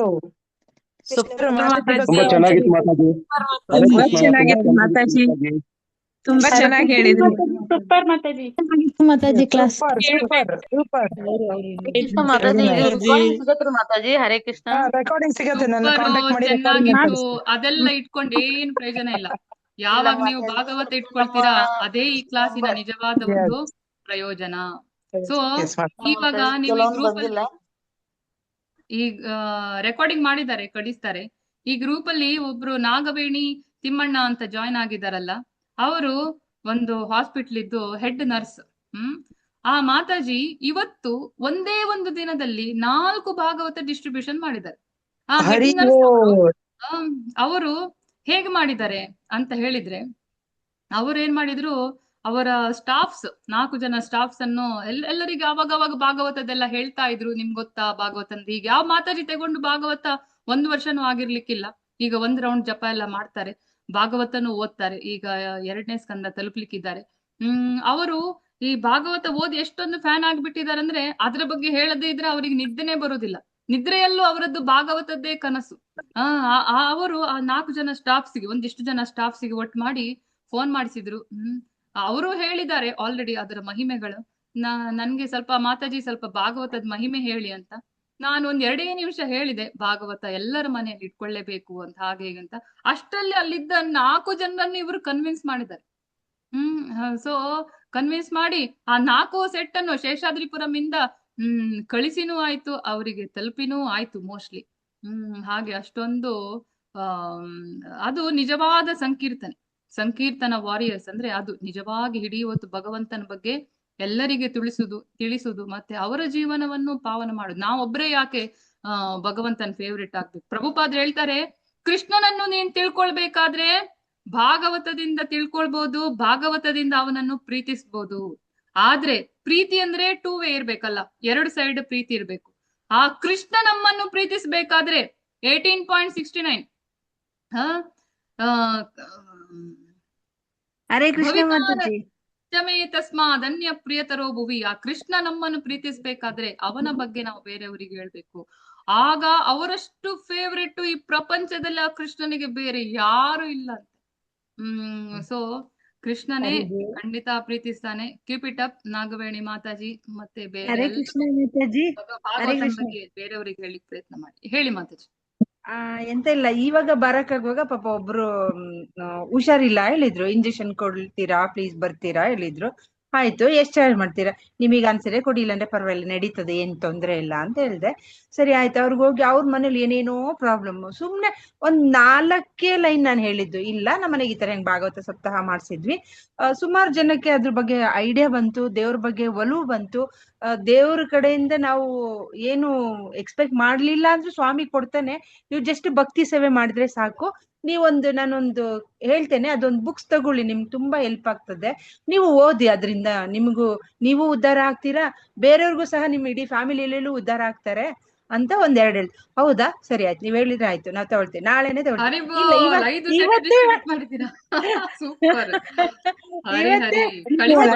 ಅದಕ್ಕೆ ನಿಮಗೆ ಮಾಡ್ದೆ ಮಾತಾಜಿ ಇವ್ರಿಗೊಂದು ಬುಕ್ ಮಾಡಿ ಅಂತ. ಬಟ್ ನೀವು ಕ್ಲಾಸ್ ಅಲ್ಲಿ ಇದ್ರೆ ಸರಿ ಆಯ್ತು, ಅಷ್ಟೇ ಹೇಳಿದ್ದು. ಅವ್ರಿಗೆ ಏನ್ ಅನ್ನಿಸ್ತು ಗೊತ್ತಿಲ್ಲ. ಇಲ್ಲ, ನೀವ್ ಹೇಳಿದ್ಮೇಲೆ ನಾವು ನಿಮಿತ್ತ ಮಾತ್ರ ಮಾತಾಡ್ಬೇಕು. ಕೃಷ್ಣ ಹೋಗ್ಲಿಕ್ಕೆ ರೆಡಿ ಇದ್ದ ನಿಮ್ಮ ಅದೇ ಹೇಳ್ದೆ ನಿಮಗೆ. ಕೃಷ್ಣ ನಾನಿವತ್ತು ಬರ್ಬೇಕು ಅಂದ್ರೆ ಸುಮ್ನೆ ಬರ್ಬೇಕಂತ ಏನಿಲ್ಲ. ಇಂಜೆಕ್ಷನ್ ಯಾರ ಕೈಲಿಂದನೂ ಕೊಡ್ಸ್ಕೋಬಹುದು ನೀವು. ನೋಡಿ, ಬಂದಿದ ತಕ್ಷಣ ಹಿಂಗಂದ್ರೆ ನಿಮಗ್ ಬರ್ಲಿಕ್ಕಿದ್ದಾರೆ, ಕೃಷ್ಣ ಕರ್ಕೊಳ್ಳಿ ನಿಮ್ ಮನೆಗೆ ಅಂತ. ಆಯ್ತು, ಅವ್ರಿಗೊಂದ್ ಸಟ್ ಕೊಟ್ಬಿಡಿ, ಅವ್ರ ನಂಬರ್ ಕಳಿಸ್ತೀನಿ. ಅವ್ರಿಗೆ ಹೇಳಿದೆ, ಗೀತಾ ದಿನ ಇದೆ ಅಲ್ಲ ಮಾತಾಜಿ? ಹಾ ಹೌದು, ಗೀತಾ ಜಯಂತಿ. ಗೀತಾ ಜಯಂತಿ ಅದೇ ಅವತ್ತು ದಿನ ಕೊಡಿ. ನೀವ್ ಒಂದ್ಸರಿ ಅವ್ರ ಮನೆಗ್ ಬಂದೋಗಿ ಮಾತಾಜಿ. ತುಂಬಾ ಅವ್ರಿಗೆ ನಿಮ್ಮನ್ ತೋರ್ಸಿದೆ ನಮ್ ಕ್ಲಾಸ್ ನೋಡ್ಬಿಟ್ಟು, ಕ್ಲಾಸ್ ಮಾಡ್ತಾ ಇದ್ರಲ್ಲ ಅವಾಗ ತೋರಿಸ್ದೆ ಇವ್ರೆ ಅವ್ರ ಮಾತಾಜಿ ಅಂತ. ಆಯ್ತು, ಅವ್ರನ್ನ ಕರೆಸೋಣ ಒಂದ್ಸರಿ ಅಂತ ಹೇಳಿದಾರೆ. ನೀವ್ ಒಂದ್ಸರಿ ಬಂದೋಗ್ಬಿಡಿ ಅವ್ರಿಗೆ ಮನೆಗೆ. ಇವತ್ತು ಸರಿ, ಕಳ್ಸ್ಕೊಡಿ ಖಂಡಿತ ಅವ್ರಿಗೆ, ನಾನು ಕಳ್ಸ್ಕೊಡ್ತೀನಿ. ಖಂಡಿತ ಹರಿಬೋಲ್ 100%. ಇವಾಗ್ಲೇ ಬೇಕಾದ್ರೆ ಕಳಿಸ್ಕೊಡ್ತೇನೆ. ಆಯ್ತಾಯ್ತು. ಹರೇ ಕೃಷ್ಣ. So, ನೋಡಿ ಲೈವ್ ಎಕ್ಸಾಂಪಲ್, ಜಸ್ಟ್ ಅವರು 2 ಸೆಕೆಂಡ್ ಮಾತಾಡಿದ್ದು ಹಾಗೆ ಅದು ನಿಜವಾಗಿ ತೋರಿಸುತ್ತೆ ನಿಮಿತ್ತ ಮಾತ್ರ ಹೇಗೆ ನಾವು ಅಂತ. ಮಾತಾಡುವ ಅಟೆಂಪ್ಟ್ ಮಾಡಿ ಭಕ್ತರೆ, ನೀವು ಇಟ್ಕೊಳ್ಳಿ, ಆಗ ಆಟೋಮೆಟಿಕ್ಲಿ ಶಕ್ತಿ ಬರುತ್ತೆ. ಸೊ ಅದು ನಮ್ಮ ಗುರು ಪರಂಪರೆ ಎಲ್ಲರಿಗೂ ಫೇವ್ರೆಟ್ ಆಗುತ್ತೆ. ನಿಮ್ಗೆ ಭಕ್ತಿಯಲ್ಲಿ ಮುಂದಿನ ಲೆವೆಲ್ ಆಟೋಮೆಟಿಕ್ ಹೋಗುತ್ತೆ. ಭಗವಂತ ಅವರ ಕೈ ಖಂಡಿತನೂ ಬಿಡಲ್ಲ. ಗಜೇಂದ್ರನ ಕೈ ಬಿಡದಿದ್ದ ಹಾಗೆ ಖಂಡಿತ ಕಾಪಾಡ್ತಾನೆ. ಎಲ್ರು ಮಾತಾಡಿ, ಎಲ್ರು ಪುಸ್ತಕ ವಿತರಣೆ ಮಾಡಿ. ಆರ್ಡರ್ ಕೊಟ್ರು ನಾವೇನ್ ಮಾಡೋದು, ಅಥವಾ ನಮ್ಗೆ ಬೇಕು ಅಂತ ಗೊತ್ತಿಲ್ಲ ಅಂತಾದ್ರೆ ನನ್ನ ನಂಬರ್ ಕೊಟ್ಟಿದ್ದೇನೆ, ಕಾಲ್ ಮಾಡಿ. ಈ ಒಂದು ಪುಸ್ತಕದಲ್ಲೂ ಆ ವಿಧಗಳ ಬಗ್ಗೆ ಎಲ್ಲ ಹೇಳಿಕೊಟ್ಟಿದೆ. ನಿಮ್ಮ ಇಸ್ಕಾನ್ ಸೆಂಟರ್ಗೆ ನೀವು ಕಾಲ್ ಮಾಡಿ ತಗೊಳ್ಬೋದು. ಎಲ್ಲ ಕಡೆ ಈ ಇನ್ಸ್ಟಾಲ್ಮೆಂಟ್ ಸ್ಕೀಮ್ ಇಲ್ಲ, ಕೆಲವು ಕಡೆ ನಮ್ಮ ಇದ್ರಲ್ಲಿ ಮಾತಾಡಿ ಕೊಡಿಸ್ತಾರೆ. ಹಾಗೆ ಎಲ್ರು ಇಂತಹ ಒಂದು ಸ್ಕೀಮ್ ಅನ್ನು ಉಪಯೋಗಿಸಿಕೊಳ್ಳಿ ಅಂತ ಹೇಳ್ತೇನೆ. ಏನಾದ್ರೂ ಕ್ವಶನ್ ಇದ್ರೆ ಕೇಳಿ. ಹರೇ ಕೃಷ್ಣ ಮಾತಾಜಿ. ಹರೇ ಕೃಷ್ಣ ಹೇಳಿ ಮಾತಾಜಿ. ಯಾರು ಪ್ರಶ್ನೆ ಇತ್ತು? ಮಾತಾಜಿ ಒಂದ್ ಪ್ರಶ್ನೆ ಇತ್ತು. ಹಾ ಮಾತಾಜಿ, ಈಗ ಕೃಷ್ಣನಲ್ಲಿ ತುಂಬಾ ನನಗಂತೂ ಫೇತ್ ಇದೆ ಮಾತಾಜಿ. ಕೃಷ್ಣ ಎಲ್ಲದನ್ನು ಮಾಡೋದೊಂದ್ ಕಾರಣದಿಂದಾನೇ ಮಾಡ್ತಾರೆ, ಕಾರಣ ಇಟ್ಕೊಂಡೇ ಮಾಡಿರ್ತಾರೆ. ಆದ್ರೆ ಅಲ್ಲಿ ಇಲ್ಲಿ ಪ್ರಚಾರ ಅಥವಾ ಹೇಳಕ್ ಹೋಗ್ತಿರ್ತೀವಿ, ಕೃಷ್ಣನ್ ಬಗ್ಗೆ ಹೇಳ್ತಾ ಇರ್ತೀವಿ ಜನಕ್ಕೆ. ಆದ್ರೆ ಅವ್ರ ಏನ್ ಹೇಳ್ತಾರೆ, ಭಗವಂತನ ರಾಸಲೀಲ ಬಗ್ಗೆ ಮಾತಾಡ್ತಾರೆ. ಅಷ್ಟೊಂದ್ ಹಾಕೊಂಡ್ ವೈಫ್ ಗಳಿದ್ರು ಭಗವಂತಂಗೆ, ಆ ರೀತಿ ಎದಕ್ಕೆ ಅಂತ ನಂಗದು ಅದೇ ಪ್ರಶ್ನೆ ಜಾಸ್ತಿ ಬರ್ತಿತ್ತು ಮಾತಾಜಿ. ಲೈಕ್ ಗೋಪಿಗಳಂತಾನೆ ಎದಕ್ ಭಗವಂತ ಆ ರೀತಿ ಲೈಕ್ ಅಷ್ಟು ಪ್ರೀತಿ ಇತ್ತು ಮಾತಾಜಿ ಕೃಷ್ಣನ್ಗೆ. ಐ ನೋ ಇದು ಕಾನ್ಫಿಡೆನ್ಶಿಯಲ್ ನಾಲೆಜ್, ಅಂದ್ರೆ ಅದನ್ನ ಅರ್ಥ ಮಾಡ್ಕೊಳ್ಳೋಷ್ಟು ನಮಗ್ ಅರ್ಹತೆ ಇಲ್ಲ. ಬಟ್ ಅದು ಮಂದಿ ಕೇಳ್ತಾರಲ್ಲ ಮಾತಾಜಿ, ಅದು ನನ್ಗೆ ಹೇಗ್ ಆನ್ಸರ್ ಮಾಡ್ಬೇಕು ಅನ್ನೋದೇ ಗೊತ್ತಾಗೋದಿಲ್ಲ. ಹೌದೌದು. ಪ್ರಭುಪಾದರು ಹೇಳ್ತಾರೆ, ತುಂಬಾ ಜನರಿಗೆ ಭಾಗವತ ಕೃಷ್ಣ ಅಂತ ಹೇಳಿದ ಕೂಡಲೇ ಗೋಪಿದ್ದೇ ನೆನಪಾಗುದು. ಆ ರಾಸ ನೃತ್ಯ ಆಕ್ಚುಲಿ ಅದು ಬೇರೆನೆ ಒಂದು ಪ್ಲಾಟ್ಫಾರ್ಮ್. ನಾವೆಲ್ಲ ಎಣಿಸ್ಕೊಂಡಿರುವಂತಹ ಆ ಒಂದು ಸುಖದ ಒಂದು ಭಾವನೆಯೇ ಅಲ್ಲ ಅದು. ಎಲ್ರಿಗೆ ಅದೇ ಇಷ್ಟ, ಅದೇ ನೆನಪಾಗುದು. ಭಗವಂತ ಅಂತ ಹೇಳಿದ ಕೂಡಲೇ ಆ ರಾಸ ರಾಸ ರಾಸ ಅದಕ್ಕೆ ಸಹಜೀಯ ಅಂತ ಹೇಳ್ತಾರೆ. ಆದ್ರೆ ಅವರಿಗೆ ನಾವು ಜಾಸ್ತಿ ಮನವರಿಕೆ ಮಾಡ್ಬೇಕಂತಿಲ್ಲ. ಆದ್ರೆ ಅದನ್ನು ಆ ಲೀಲೆಯನ್ನು ಪ್ರಭುಪಾದ್ರು ಹೇಳ್ತಾರೆ, 9ನೇ ಸ್ಕಂದ ಓದಿ ಆಮೇಲೆ ಅದನ್ನು ಓದಿದ್ರೆ ಆ ಭಾವ ನಮ್ಗೆ ಸ್ವಲ್ಪ ಆದ್ರೂ ಅರ್ಥ ಆಗೋದು. ಅದರ ಬಗ್ಗೆ ಒಂದೇ ಒಂದು ಲೆಕ್ಚರ್ ಆಗ್ಲಿ ರಾಸ ನೃತ್ಯದ ಬಗ್ಗೆ ಪ್ರಭುಪಾದ್ರು ಎಲ್ಲೂ ಹುಡುಕಿದ್ರು ನಿಮ್ಗೆ ಸಿಗೋದಿಲ್ಲ. ಏನು ಡೀಟೇಲ್ಸೇ ಕೊಟ್ಟಿಲ್ಲ. ಯಾಕಂದ್ರೆ ಅವ್ರು ಹೇಳ್ತಾರೆ ಅದು ನನ್ನ ಲೆವೆಲ್ಗಿಂತಲೂ ಹೈ ಆಗಿದ್ದು, ನಿಮ್ಗೆಲ್ಲ ಹೇಳಿದ್ರೆ ಕನ್ಫ್ಯೂಸ್ ಆಗುತ್ತೆ, ಅದು ಬೇಡ ಅಂತ ಹೇಳಿ. ಆ ರಾಸ ನೃತ್ಯದ್ದು 30, 31, 32, 33, 34 ಆ ಅಧ್ಯಾಯ ಭಾಗವತದಲ್ಲಿದೆ. ತುಂಬಾ ಒಂದು ಸೊಗಸಾದ ಅಧ್ಯಾಯ. ಆ 5 ಅಧ್ಯಾಯ ಕೃಷ್ಣನ ತುಟಿ ಅಂತೆ. ತುಂಬಾ ಒಂದು ಸೊಗಸಾಗಿದ್ದು ಅದ್ರಲ್ಲಿ ಎಷ್ಟಿದೆ ಅಷ್ಟು ಸಾಕು. ಇವರೆಲ್ಲ ಏನೆಲ್ಲ ಹೇಳ್ತಾರೆ, ಎಲ್ಲೆಲ್ಲಿಂದ ಕೇಳ್ಕೊಳ್ತಾರೆ. ಆ ಗುರು ಪರಂಪರೆ ಎಲ್ಲ ಏನಿಲ್ಲ, ಬಾಯಿಗೆ ಬಂದದ್ದು ಹೇಳ್ತಾರೆ. ಕನ್ವಿನ್ಸ್ ಮಾಡ್ಲಿಕ್ಕೆ ಆದಷ್ಟು ಮಾಡೋದು. ನೀವು ನೋಡಿ ಇದ್ರಲ್ಲಿ ಅದರ ಬಗ್ಗೆ ಇನ್ನೂ ಜಾಸ್ತಿ ಇದೆ ಅಂತ ಹೇಳಿ ಸ್ವಲ್ಪ ಮೋಟಿವೇಶನ್ ಮಾಡ್ಬೋದು ಅಷ್ಟೇ Mataji. Okay Mataji, thank you Mataji. Hare Krishna, ಧನ್ಯವಾದ. ಹರೇ ಕೃಷ್ಣ. ಹರೇ ಕೃಷ್ಣ ಮಾತಾಜಿ. ನಾನು ಗೀತಾ ಜಯಂತಿದಲ್ಲಿ ನಾನು ಸೇವಾ ಮಾಡ್ತೇನ್ರಿ ಮಾತಾಜಿ, ಬುಕ್ ಡಿಸ್ಟ್ರಿಬ್ಯೂಟ್ ಮಾಡ್ತೀನಿ. ಆದ್ರೂ ಎಲ್ಲರೂ ಜನರು ಬಹಳ ಕ್ವಶನ್ ಕೇಳ್ತಾರೆ ಮಾತಾಜಿ, ಹೀಗೆ ಹಾಗೆ ಅಂತೇಳಿ. ಟೆಂಪಲ್ ನಲ್ಲಿ ಮತ್ತ ಇಸ್ಕಾನ್ ನಲ್ಲಿ ಅವ್ರಿಗೆ ಫಂಡ್ ಬರುತ್ತೆ ಅಂತ ಹೇಳ್ತಾರೆ. ಮತ್ತೆ ಫಂಡ್ ಬರೋದೇ ಬುಕ್ ಡಿಸ್ಟ್ರಿಬ್ಯೂಷನ್ ಇಂದ. ಆದ್ರೆ ಒಂದು ಪುಸ್ತಕ ನೋಡಿ ಪಾಪ 40 ರೂಪಾಯಿ 50 ರೂಪಾಯಿ ಎಷ್ಟು ರೂಪಾಯಿ ಫಂಡ್ ಬರ್ಬೋದು. ಆ ಪ್ರಾಫಿಟ್ ಅದು ಇದು ಎಲ್ಲ ತೆಗೆದ್ರೆ 4 ರೂಪಾಯಿ ಬರ್ಬೋದು. ಅದರಿಂದಲೇ ಬರೋದು ಫಂಡ್. ಭಾಗವತ 8500 ಪಾಪ 400 ರೂಪಾಯಿ ಏನೋ ಇಟ್ಕೊಳ್ತಾರೆ. ಅದ್ರಲ್ಲೂ ಡೆಲಿವರಿ ಕಾಸ್ಟ್ 180, 200 ಅಷ್ಟರಲ್ಲಿ ಬರೋದು ಫಂಡ್ 200 ಅಷ್ಟೆಲ್ಲ ಬರೋದು. ಆದ್ರೂ ಪ್ರಭುಪಾದ್ರು ಹೇಳ್ತಾರೆ, ಪ್ರತಿಯೊಬ್ಬರು ಎಷ್ಟೊಂದು ಬುಕ್ ಡಿಸ್ಟ್ರಿಬ್ಯೂಷನ್ ಮಾಡ್ಬೇಕಾದ್ರೆ ಹನಿ ಹನಿಗೂಡಿ ಹಳ್ಳ. ಆ 400 4000 ಜನರು ಮಾಡಿದ್ರೆ ಅಲ್ಲೇ ಕೋಟಿ ಆಯ್ತಾ. ಆ ಬುಕ್ ಡಿಸ್ಟ್ರಿಬ್ಯೂಷನ್ ಇಂದಲೇ ಹಣ ಮಾಡ್ಬೇಕು. ಯಾಕಂದ್ರೆ ಈ ಒಂದು ದಿವ್ಯವಾದ ಗ್ರಂಥಗಳು ಎಲ್ಲರ ಮನೆಗೆ ತಲುಪಬೇಕು, ಎಲ್ಲರ ಮನೆ ಮಾತಾಗ್ಬೇಕು, ಎಲ್ಲರ ಬಾಯಿಂದ ಇದರ ಹೊಗಳಿಕೆ ಬರ್ಬೇಕು. ಅವರಿಗೆ ಹೊಗಳ್ಬೇಕು ಅಂತಲ್ಲ, ಭಗವಂತನನ್ನು ತಿಳ್ಕೊಳ್ಳಿಕ್ಕಾಗಿ. ಹಾಗೆ ಈ ಫಂಡ್ ಬರೋದೇ ಈ ಪುಸ್ತಕದಿಂದ, ಅದು ಅವರ ಸ್ಕೀಮ್ ಆಗಿತ್ತು. ಅದಕ್ಕಾಗಿ ಅವರು ಲೈಫ್ ಪ್ಯಾಟರ್ನ್ ಮೆಂಬರ್ಶಿಪ್ ಅದು ಇದು ಅಂತೆಲ್ಲ ಇಟ್ರು. ನನ್ನ ಗುರು ಮಹಾರಾಜ್ ಇಸೋಲಿನೆಸ್ ಜಯಪತಾಕ ಸ್ವಾಮಿ ಮಹಾರಾಜ್ಗೆ ಅವರು ಒಂದು ಆದೇಶ ಕೊಟ್ಟಿದ್ದಾರೆ, ಇನ್ಸ್ಟ್ರಕ್ಷನ್ ಏನಂದ್ರೆ ತಿಂಗಳ 10,000 ಪುಸ್ತಕ ವಿತರಣೆ ಮಾಡಿ ಅಂತ. ಯಾಕಂದ್ರೆ ಆಗ ಫಂಡ್ ಸ್ವಲ್ಪ ಆಗುತ್ತಲ್ಲ ಇಸ್ಕಾನ್ಗೆ ಅಂತ. ಆದ್ರೆ ಈಗ ಗುರು ಮಹಾರಾಜ್ ಹೆಲ್ತ್ ಏನು ಚೆನ್ನಾಗಿಲ್ಲ. ಅವ್ರು ಹೇಳಿದ್ದಾರೆ, ಈಗ ನನ್ನ ಶಿಷ್ಯರ ಕರ್ತವ್ಯ ನನ್ನ ಆಜ್ಞೆಯನ್ನು ಪಾಲನೆ ಮಾಡ್ಲಿಕ್ಕೆ ಸಹಕರಿಸೋದು, ಆದ್ರಿಂದ ನೀವೆಲ್ಲ ಡಿಸ್ಟ್ರಿಬ್ಯೂಷನ್ ಮಾಡಿ ಅಂತ. ಆದ್ರೆ ಅವರಿಗೆ ಇದ್ದಾರೆ 50,000 ಶಿಷ್ಯರು, ಒಬ್ಬೊಬ್ಬರು ಒಂದೊಂದು ಮಾಡಿದ್ರು 50,000 ಆಗುತ್ತೆ. ಆ 10,000 ಕೂಡ ಆಗೋದು ತುಂಬಾ ಕಷ್ಟ ಆಗಿದೆ ಅವ್ರಿಗೆ. ಯಾಕಂದ್ರೆ ಯಾರು ಈ ಕಣಕ್ಕೇನೆ ಇಳಿಯೋದಿಲ್ಲ. ಯಾಕಂದ್ರೆ ಯಾರು ಜಾಸ್ತಿ ಜನ ಪುಸ್ತಕನೇ ಓದುದಿಲ್ಲ, ಅದರ ಮಹಿಮೆನೂ ಗೊತ್ತಿಲ್ಲ, ಕ್ವಶನ್ ಕೇಳಿದ್ರೆ ಹೇಗೆ ಹೇಳ್ಬೇಕಂತಲೂ ಗೊತ್ತಿಲ್ಲ, ಮಾತಾಡಿದ್ರೆ ಪುಸ್ತಕವನ್ನು ಫ್ರೀ ಕೊಟ್ಟು ಅವರ ಬಾಯಿ ಮುಚ್ಚಿಸ್ಬಿಡ್ತಾರೆ. ಹಾಗೆ ಏನೆಲ್ಲ ಮಾಡ್ತಾ ಇದ್ದಾರೆ. ಆದ್ರಿಂದ ನಮ್ಮ ನಿಜವಾದ ಕರ್ತವ್ಯ ಏನಂತಂದ್ರೆ ಗುರು ಪರಂಪರೆ ಆಜ್ಞೆ ಅಂದ್ರೆ ಪುಸ್ತಕ ವಿತರಣೆ ಮಾಡೋದು. ಮಾತಾಡುವವರು ಎಷ್ಟೋ ಜನ ಇದ್ದಾರೆ, ನೀವು ಚೆನ್ನಾಗಿ ಮಾಡಿ ಚೆನ್ನಾಗಿ ಮಾಡದೇ ಇರಿ, ಒಳ್ಳೇದು ಕೆಟ್ಟದು ಎಲ್ಲ ಮಾತಾಡುವ ಜನ ಇದ್ದಾರೆ. ಹಾಗಂತ ನಾವು ಡಿಮೋಟಿವೇಟ್ ಆಗ್ಬಾರ್ದು. ಅದೆಲ್ಲ ಮಾತುಗಳಿಂದ ಆ ಭಕ್ತರು ಇನ್ನೂ ಸ್ಟ್ರಾಂಗ್ ಆಗ್ತಾರೆ. ಸೇವೆ ಮಾಡುವ ಒಂದು ಖುಷಿ, ಒಂದು ಪ್ರೇರಣೆ ಇನ್ನೂ ಜಾಸ್ತಿ ಆಗುತ್ತೆ. ಆದ್ರಿಂದ ಇನ್ನೂ ಜಾಸ್ತಿ ಕಣಕ್ಕಿಳಿರಿ. ಅವ್ರು ಕ್ವಶನ್ ಮಾಡ್ತಾರೆ ಆದ್ರೆ ಓದಿ ಹೋಗಿ. ಗೊತ್ತಿಲ್ಲ ಅಂತಾದ್ರೆ ಆಮೇಲೆ ಕೇಳ್ಕೊಂಡು ಓದ್ಕೊಂಡು ತಿಳ್ಕೊಂಡು ನೆಕ್ಸ್ಟ್ ಟೈಮ್ ಪುನಃ ಕಾಲ್ ಮಾಡ್ಕೊಂಡು ಹೇಳಿ ಆನ್ಸರ್. ಆಗ ನಿಮ್ಗೆನೆ ನಾಲೆಜ್ ಜಾಸ್ತಿ ಆಗೋದು. ನಿರಾಶರಾಗ್ಬೇಡಿ. ಮಾತಾಜಿ. ಇಲ್ಲ ಮಾತಾಜಿ, ನಿರಾಶೆ ಏನಿಲ್ಲ. ಸೇವೆ ಮಾಡಿದ್ರೆ ನನಗೆ ಉತ್ಸಾಹ ಜಾಸ್ತಿ ಆಗ್ತದ್ರಿ. ಇನ್ನೂ ಸ್ವಲ್ಪ ಪ್ರಚಾರ ಮಾಡ್ಬೇಕು, ಏನ್ ಮಾಡ್ಬೇಕು ಅನ್ನೋದು ಸ್ವಲ್ಪ ಭಕ್ತರ ಜನರಿಗೆ ಭಕ್ತಿಯಲ್ಲಿ ಕರಿಬೇಕು ಅಂತ ಹೇಳಿ ಬಹಳ ಉತ್ಸಾಹ ಅದರಿ. ಎಲ್ಲರಿಗೆ ಕುಡಿಸ್ಬೇಕು ಅಂತ ಹೇಳಿ ಸೇವಾ ಭಾವ ಜಾಸ್ತಿ ಅದರಿ ನನಗೆ. ಪ್ರಚಾರ ಸೇವಾ ಬೇಕಾದಿದೆ ಅದು ಭಕ್ತಿ ಸೇವೆ ಅಂತ. ಎಲ್ಲೂ ಪ್ರಭುಪಾದ್ ಭಕ್ತಿ ಅಂತ ಒಂದು ವರ್ಡ್ ಕೊಡ್ಲಿಲ್ಲ. ಡಿವೋಷನಲ್ ಸರ್ವಿಸ್, ಭಕ್ತಿ ಸೇವೆನೇ ನಿಜವಾದ ಭಕ್ತಿಯ ಒಂದು ಮಾರ್ಗ. ಸರಿ, ಥ್ಯಾಂಕ್ ಯು ಮಾತಾಜಿ. ಬೇರೆಯವರಿಗೆ ಏನಾದ್ರೂ ಪ್ರಶ್ನೆ ಇದೆಯಾ?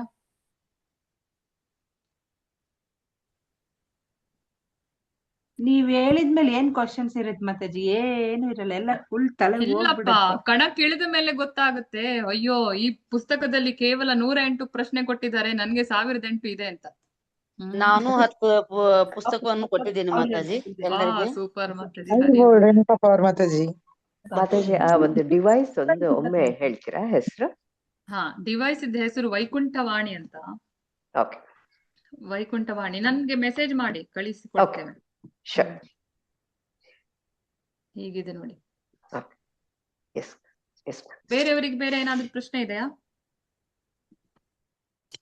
ನಿಮ್ಮಲ್ಲಿ ಯಾರ್ಯಾರು ಭಾಗವತಂ ಸೆಟ್ ಇಲ್ಲ ಅಂಡ್ ಯಾರು ತಗೊಳಕ್ ಇಷ್ಟ ಪಡ್ತೀರಾ? ನೀವ್ ಇವತ್ತು ಬುಕ್ ಮಾಡಿದ್ರೆ ನಿಮ್ಗೆ ತುಂಬಾ ಡಿಸ್ಕೌಂಟ್ ಕೊಡಿಸ್ತೀವಿ. ಮಾತಾಜಿಯವ್ರು ಹೇಳಿರೋ ಅಮೌಂಟ್ ಗಿಂತ ಇನ್ನು ಚೆನ್ನಾಗಿ ಸಿಗಂಗೆ ಪ್ರಯತ್ನ ಮಾಡ್ತಿದೀವಿ. ಇಲ್ಲ ಮಾತಾಜಿ, ನಾವು ತಗೋಬೇಕು ಅಂತಿದೀವಿ ಮಾತಾಜಿ. ಮಾತಾಜಿ ಡಿಸ್ಕೌಂಟ್ ಪ್ರೈಸ್ ಅಲ್ಲಿ ಕೊಡ್ಬೋದ ಎಲ್ರಿಗೂನು? ಡಿಸ್ಕೌಂಟ್ ಅಲ್ಲಿ ಕೊಡೋದು ಪ್ರಭುಪಾದರ ಸೇವೆಗೆ ವಿರುದ್ಧ. ಆದ್ರೆ ಆಕ್ಚುಯಲ್ ಪ್ರೈಸ್ 18,000, ಡಿಸ್ಕೌಂಟ್ ಆಗಿ ಸಿಕ್ಕಿದ್ದು 8,500. ಆದ್ರಿಂದ ಇದು ಕೊಡ್ಲಿಕ್ಕೆ ಎಲ್ಲರಿಗೂ ಸಾಧ್ಯ ಇಲ್ಲ. ಅದಕ್ಕೆ ಇನ್ಸ್ಟಾಲ್ಮೆಂಟ್ ಅಲ್ಲಿ ಕೊಡದೆ ಒಂದು ದೊಡ್ಡ ಸ್ಕೀಮ್. ಮತ್ತೆ ಆ ಡಿಸ್ಕೌಂಟ್ ಅಲ್ಲಿ ಕೊಡ್ಲಿಕ್ಕೆ ಹೋದ್ರೆ ಏನಾಗುತ್ತಂದ್ರೆ ಅವ್ರು ನಿಜವಾಗಿ ಕೊಡ್ಲಿಕ್ಕೆ ರೆಡಿ ಇರ್ತಾರೆ, ನಾವು ಅವರ ಕೊಡುವಂತಹ ಒಂದು ಸುಕೃತಕ್ಕೆ ಕಲ್ಲು ಹಾಕಿದಾಗ ಆಗುತ್ತೆ. ನಮ್ಮ ಇಡೀ ಒಂದು ಕಷ್ಟಪಟ್ಟು ದುಡಿದ ಹಣ ಆಕ್ಚುಲಿ ಕೃಷ್ಣಂದೇ, ಕೃಷ್ಣನಿಗಾಗಿ. ಅದರಲ್ಲಿ ಕೇವಲ 8,500, ಈವನ್ 0.00001% ಇಲ್ಲ. ಅಷ್ಟನ್ನೂ ನಾವು ಭಗವಂತನಿಗೆ ಕೊಡುದಿಲ್ಲ. ಕೊಡ್ಲಿಕ್ಕೆ ರೆಡಿ ಇರುವವರ ಆ ಕೈಗೆ ಕಲ್ಲು ಹಾಕಿದ್ರೆ ಆ ಭಗವಂತ ಪ್ರಭುಪಾದ್ರು ಯಾರು ಕ್ಷಮಿಸೋದಿಲ್ಲ. ಎಲ್ಲೂ ಪ್ರಭುಪಾದ್ರು ಶಾಸ್ತ್ರದಾನ ಮಾಡಿ ಅಂತ ಹೇಳಲಿಲ್ಲ. ಅಷ್ಟೊಂದು book marathon, book distribution, book sale ಏನೆಲ್ಲ ವರ್ಡ್ಸ್ ಯೂಸ್ ಮಾಡಿದ್ದಾರೆ. ಇದರಲ್ಲಿ ಎಲ್ಲೂ ಫ್ರೀ ಕೊಡ್ಬೇಡಿ ಅಂತ ಬಡ್ಕೊಂಡ್ ಹೇಳಿದ್ದಾರೆ. ಕೆಲವು ಲೈಬ್ರರಿಯನ್ಸು ಲೆಟರ್ ಬರೀತಿದ್ರು, ನಮ್ಗೆ ಫ್ರೀ ಆಗಿ ಕೊಡಿ ಲೈಬ್ರರಿ ಪಬ್ಲಿಕ್ ಅಂತ. ಆಗ ಲೈಬ್ರರಿಯನ್ಸ್ಗೆ ಇವರು ಬರ್ದಿದ್ ಲೆಟರ್ ಇದೆ ಇದರಲ್ಲಿ, ನೀವು ನಾನು ಪುಸ್ತಕ ಸ್ಯಾಂಪಲ್ ಕಳಿಸಿ ಕೊಡ್ತೇನೆ, 1 ವಾರ ಇಟ್ಕೊಳ್ಳಿ, 1 ವಾರ ನೋಡಿ, ಇಷ್ಟ ಆದ್ರೆ ಪುಸ್ತಕ ಇಟ್ಕೊಳ್ಳಿ, ಇಷ್ಟ ಇಲ್ಲ ಅಂತ ಆದ್ರೆ ನೀವು ಹಣ ಕೊಡೋದಿಲ್ಲ ಅಂತಾದ್ರೆ ವಿತ್ ಡೆಲಿವರಿ ಚಾರ್ಜಸ್ ನಮ್ಗೆ ರಿಟರ್ನ್ ಮಾಡಿ ಅಂದ್ರೆ ಫ್ರೀ ಕೊಡುದಿಲ್ಲ, ಹಾಗಂತ ಹಣ ಕಡಿಮೆ ಇತ್ತಾ? ಫಾರಿನ್ ಇಂದ 1 ರಾಶಿ ದುಡ್ಡಿತ್ತು ಆದ್ರೂ 1 ರೂಪಾಯಿ ಫ್ರೀ ಕೊಡ್ಲಿಲ್ಲ. ಒಂದ್ಸಲ VIP CM PM ಯಾರೋ ಅವರ ಟೆಂಪಲ್ಗೆ ಬರ್ತಾರೆ.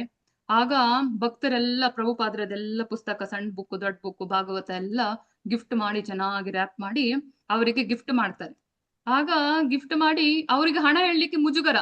ಇವರಿಷ್ಟು ಶ್ರೀಮಂತರು, CM PM ಯಾರೋ, ಅವರಿಗೆ ನಾವೆಂತ ಏನಿದು $100 $80 ಅಂತೆಲ್ಲ ಹೇಳೋದನ್ನ ಯಾರು ಹೇಳಿಲ್ಲ.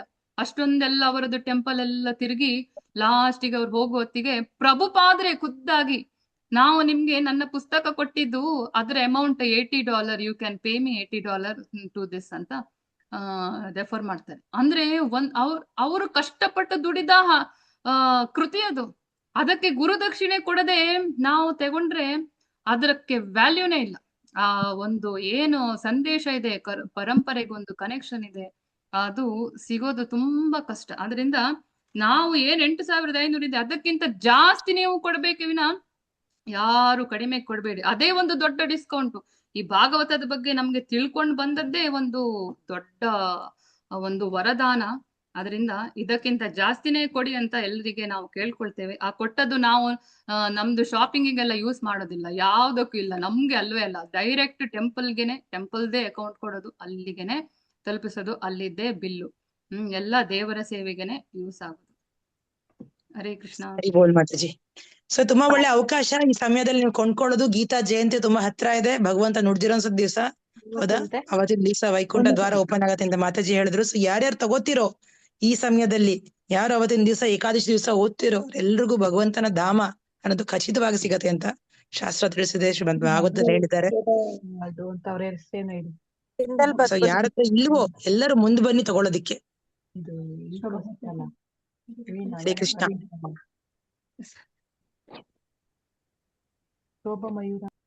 ಎಸ್, ಅವಶ್ಯಕತೆ ಇರೋರಿಗೆ ನಾವೇನಾದ್ರು ಸಹಾಯ ಮಾಡ್ಬೋದು, ಸ್ಪಾನ್ಸರ್ಸ್ ಮಾಡ್ಬಿಟ್ಟು ನಾವು ಸ್ಪಾನ್ಸರ್ ಮಾಡ್ಬೋದು, ಸಹಾಯ ಮಾಡ್ಬೋದು.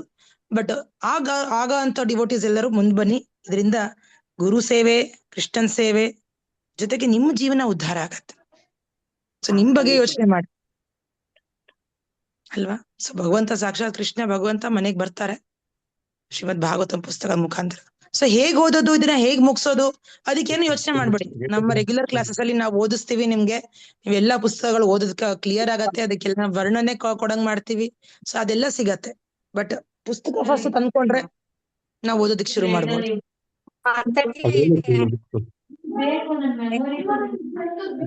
ಮೆಮೊರಿ ಚೀಲದಲ್ಲಿ ಹಾಕಿ ಉಳಿದು. ಕೃಷ್ಣ ಮಾತಾಜಿ, ಪೂಜಾ ಮಾತಾಜಿ. ಹರೇ ಕೃಷ್ಣ. ಸುಜಾತ ಮಾತಾಜಿ ಹೇಳಿ. ಒಂದ್ ಸೆಟ್ ನನ್ಗೆ ಬರ್ಸಿ ಮಾತಾಜಿ. ಸುಜಾತ ಮಾತಾಜಿಗೆ 1 ಸೆಟ್. ಹರಿ ಬೋಲ್. ಕನ್ನಡದಲ್ಲಿ ಮಾತಾಜಿ ಕೇಳಿಸ್ತಾ ಮಾತಾಜಿ? ಮಾತಾಜಿ ಸುಜಾತ ಮಾತಾಜಿ ಅವರಿಗೆ 1 ಸೆಟ್ ಶ್ರೀಮದ್ ಭಾಗವತಂ.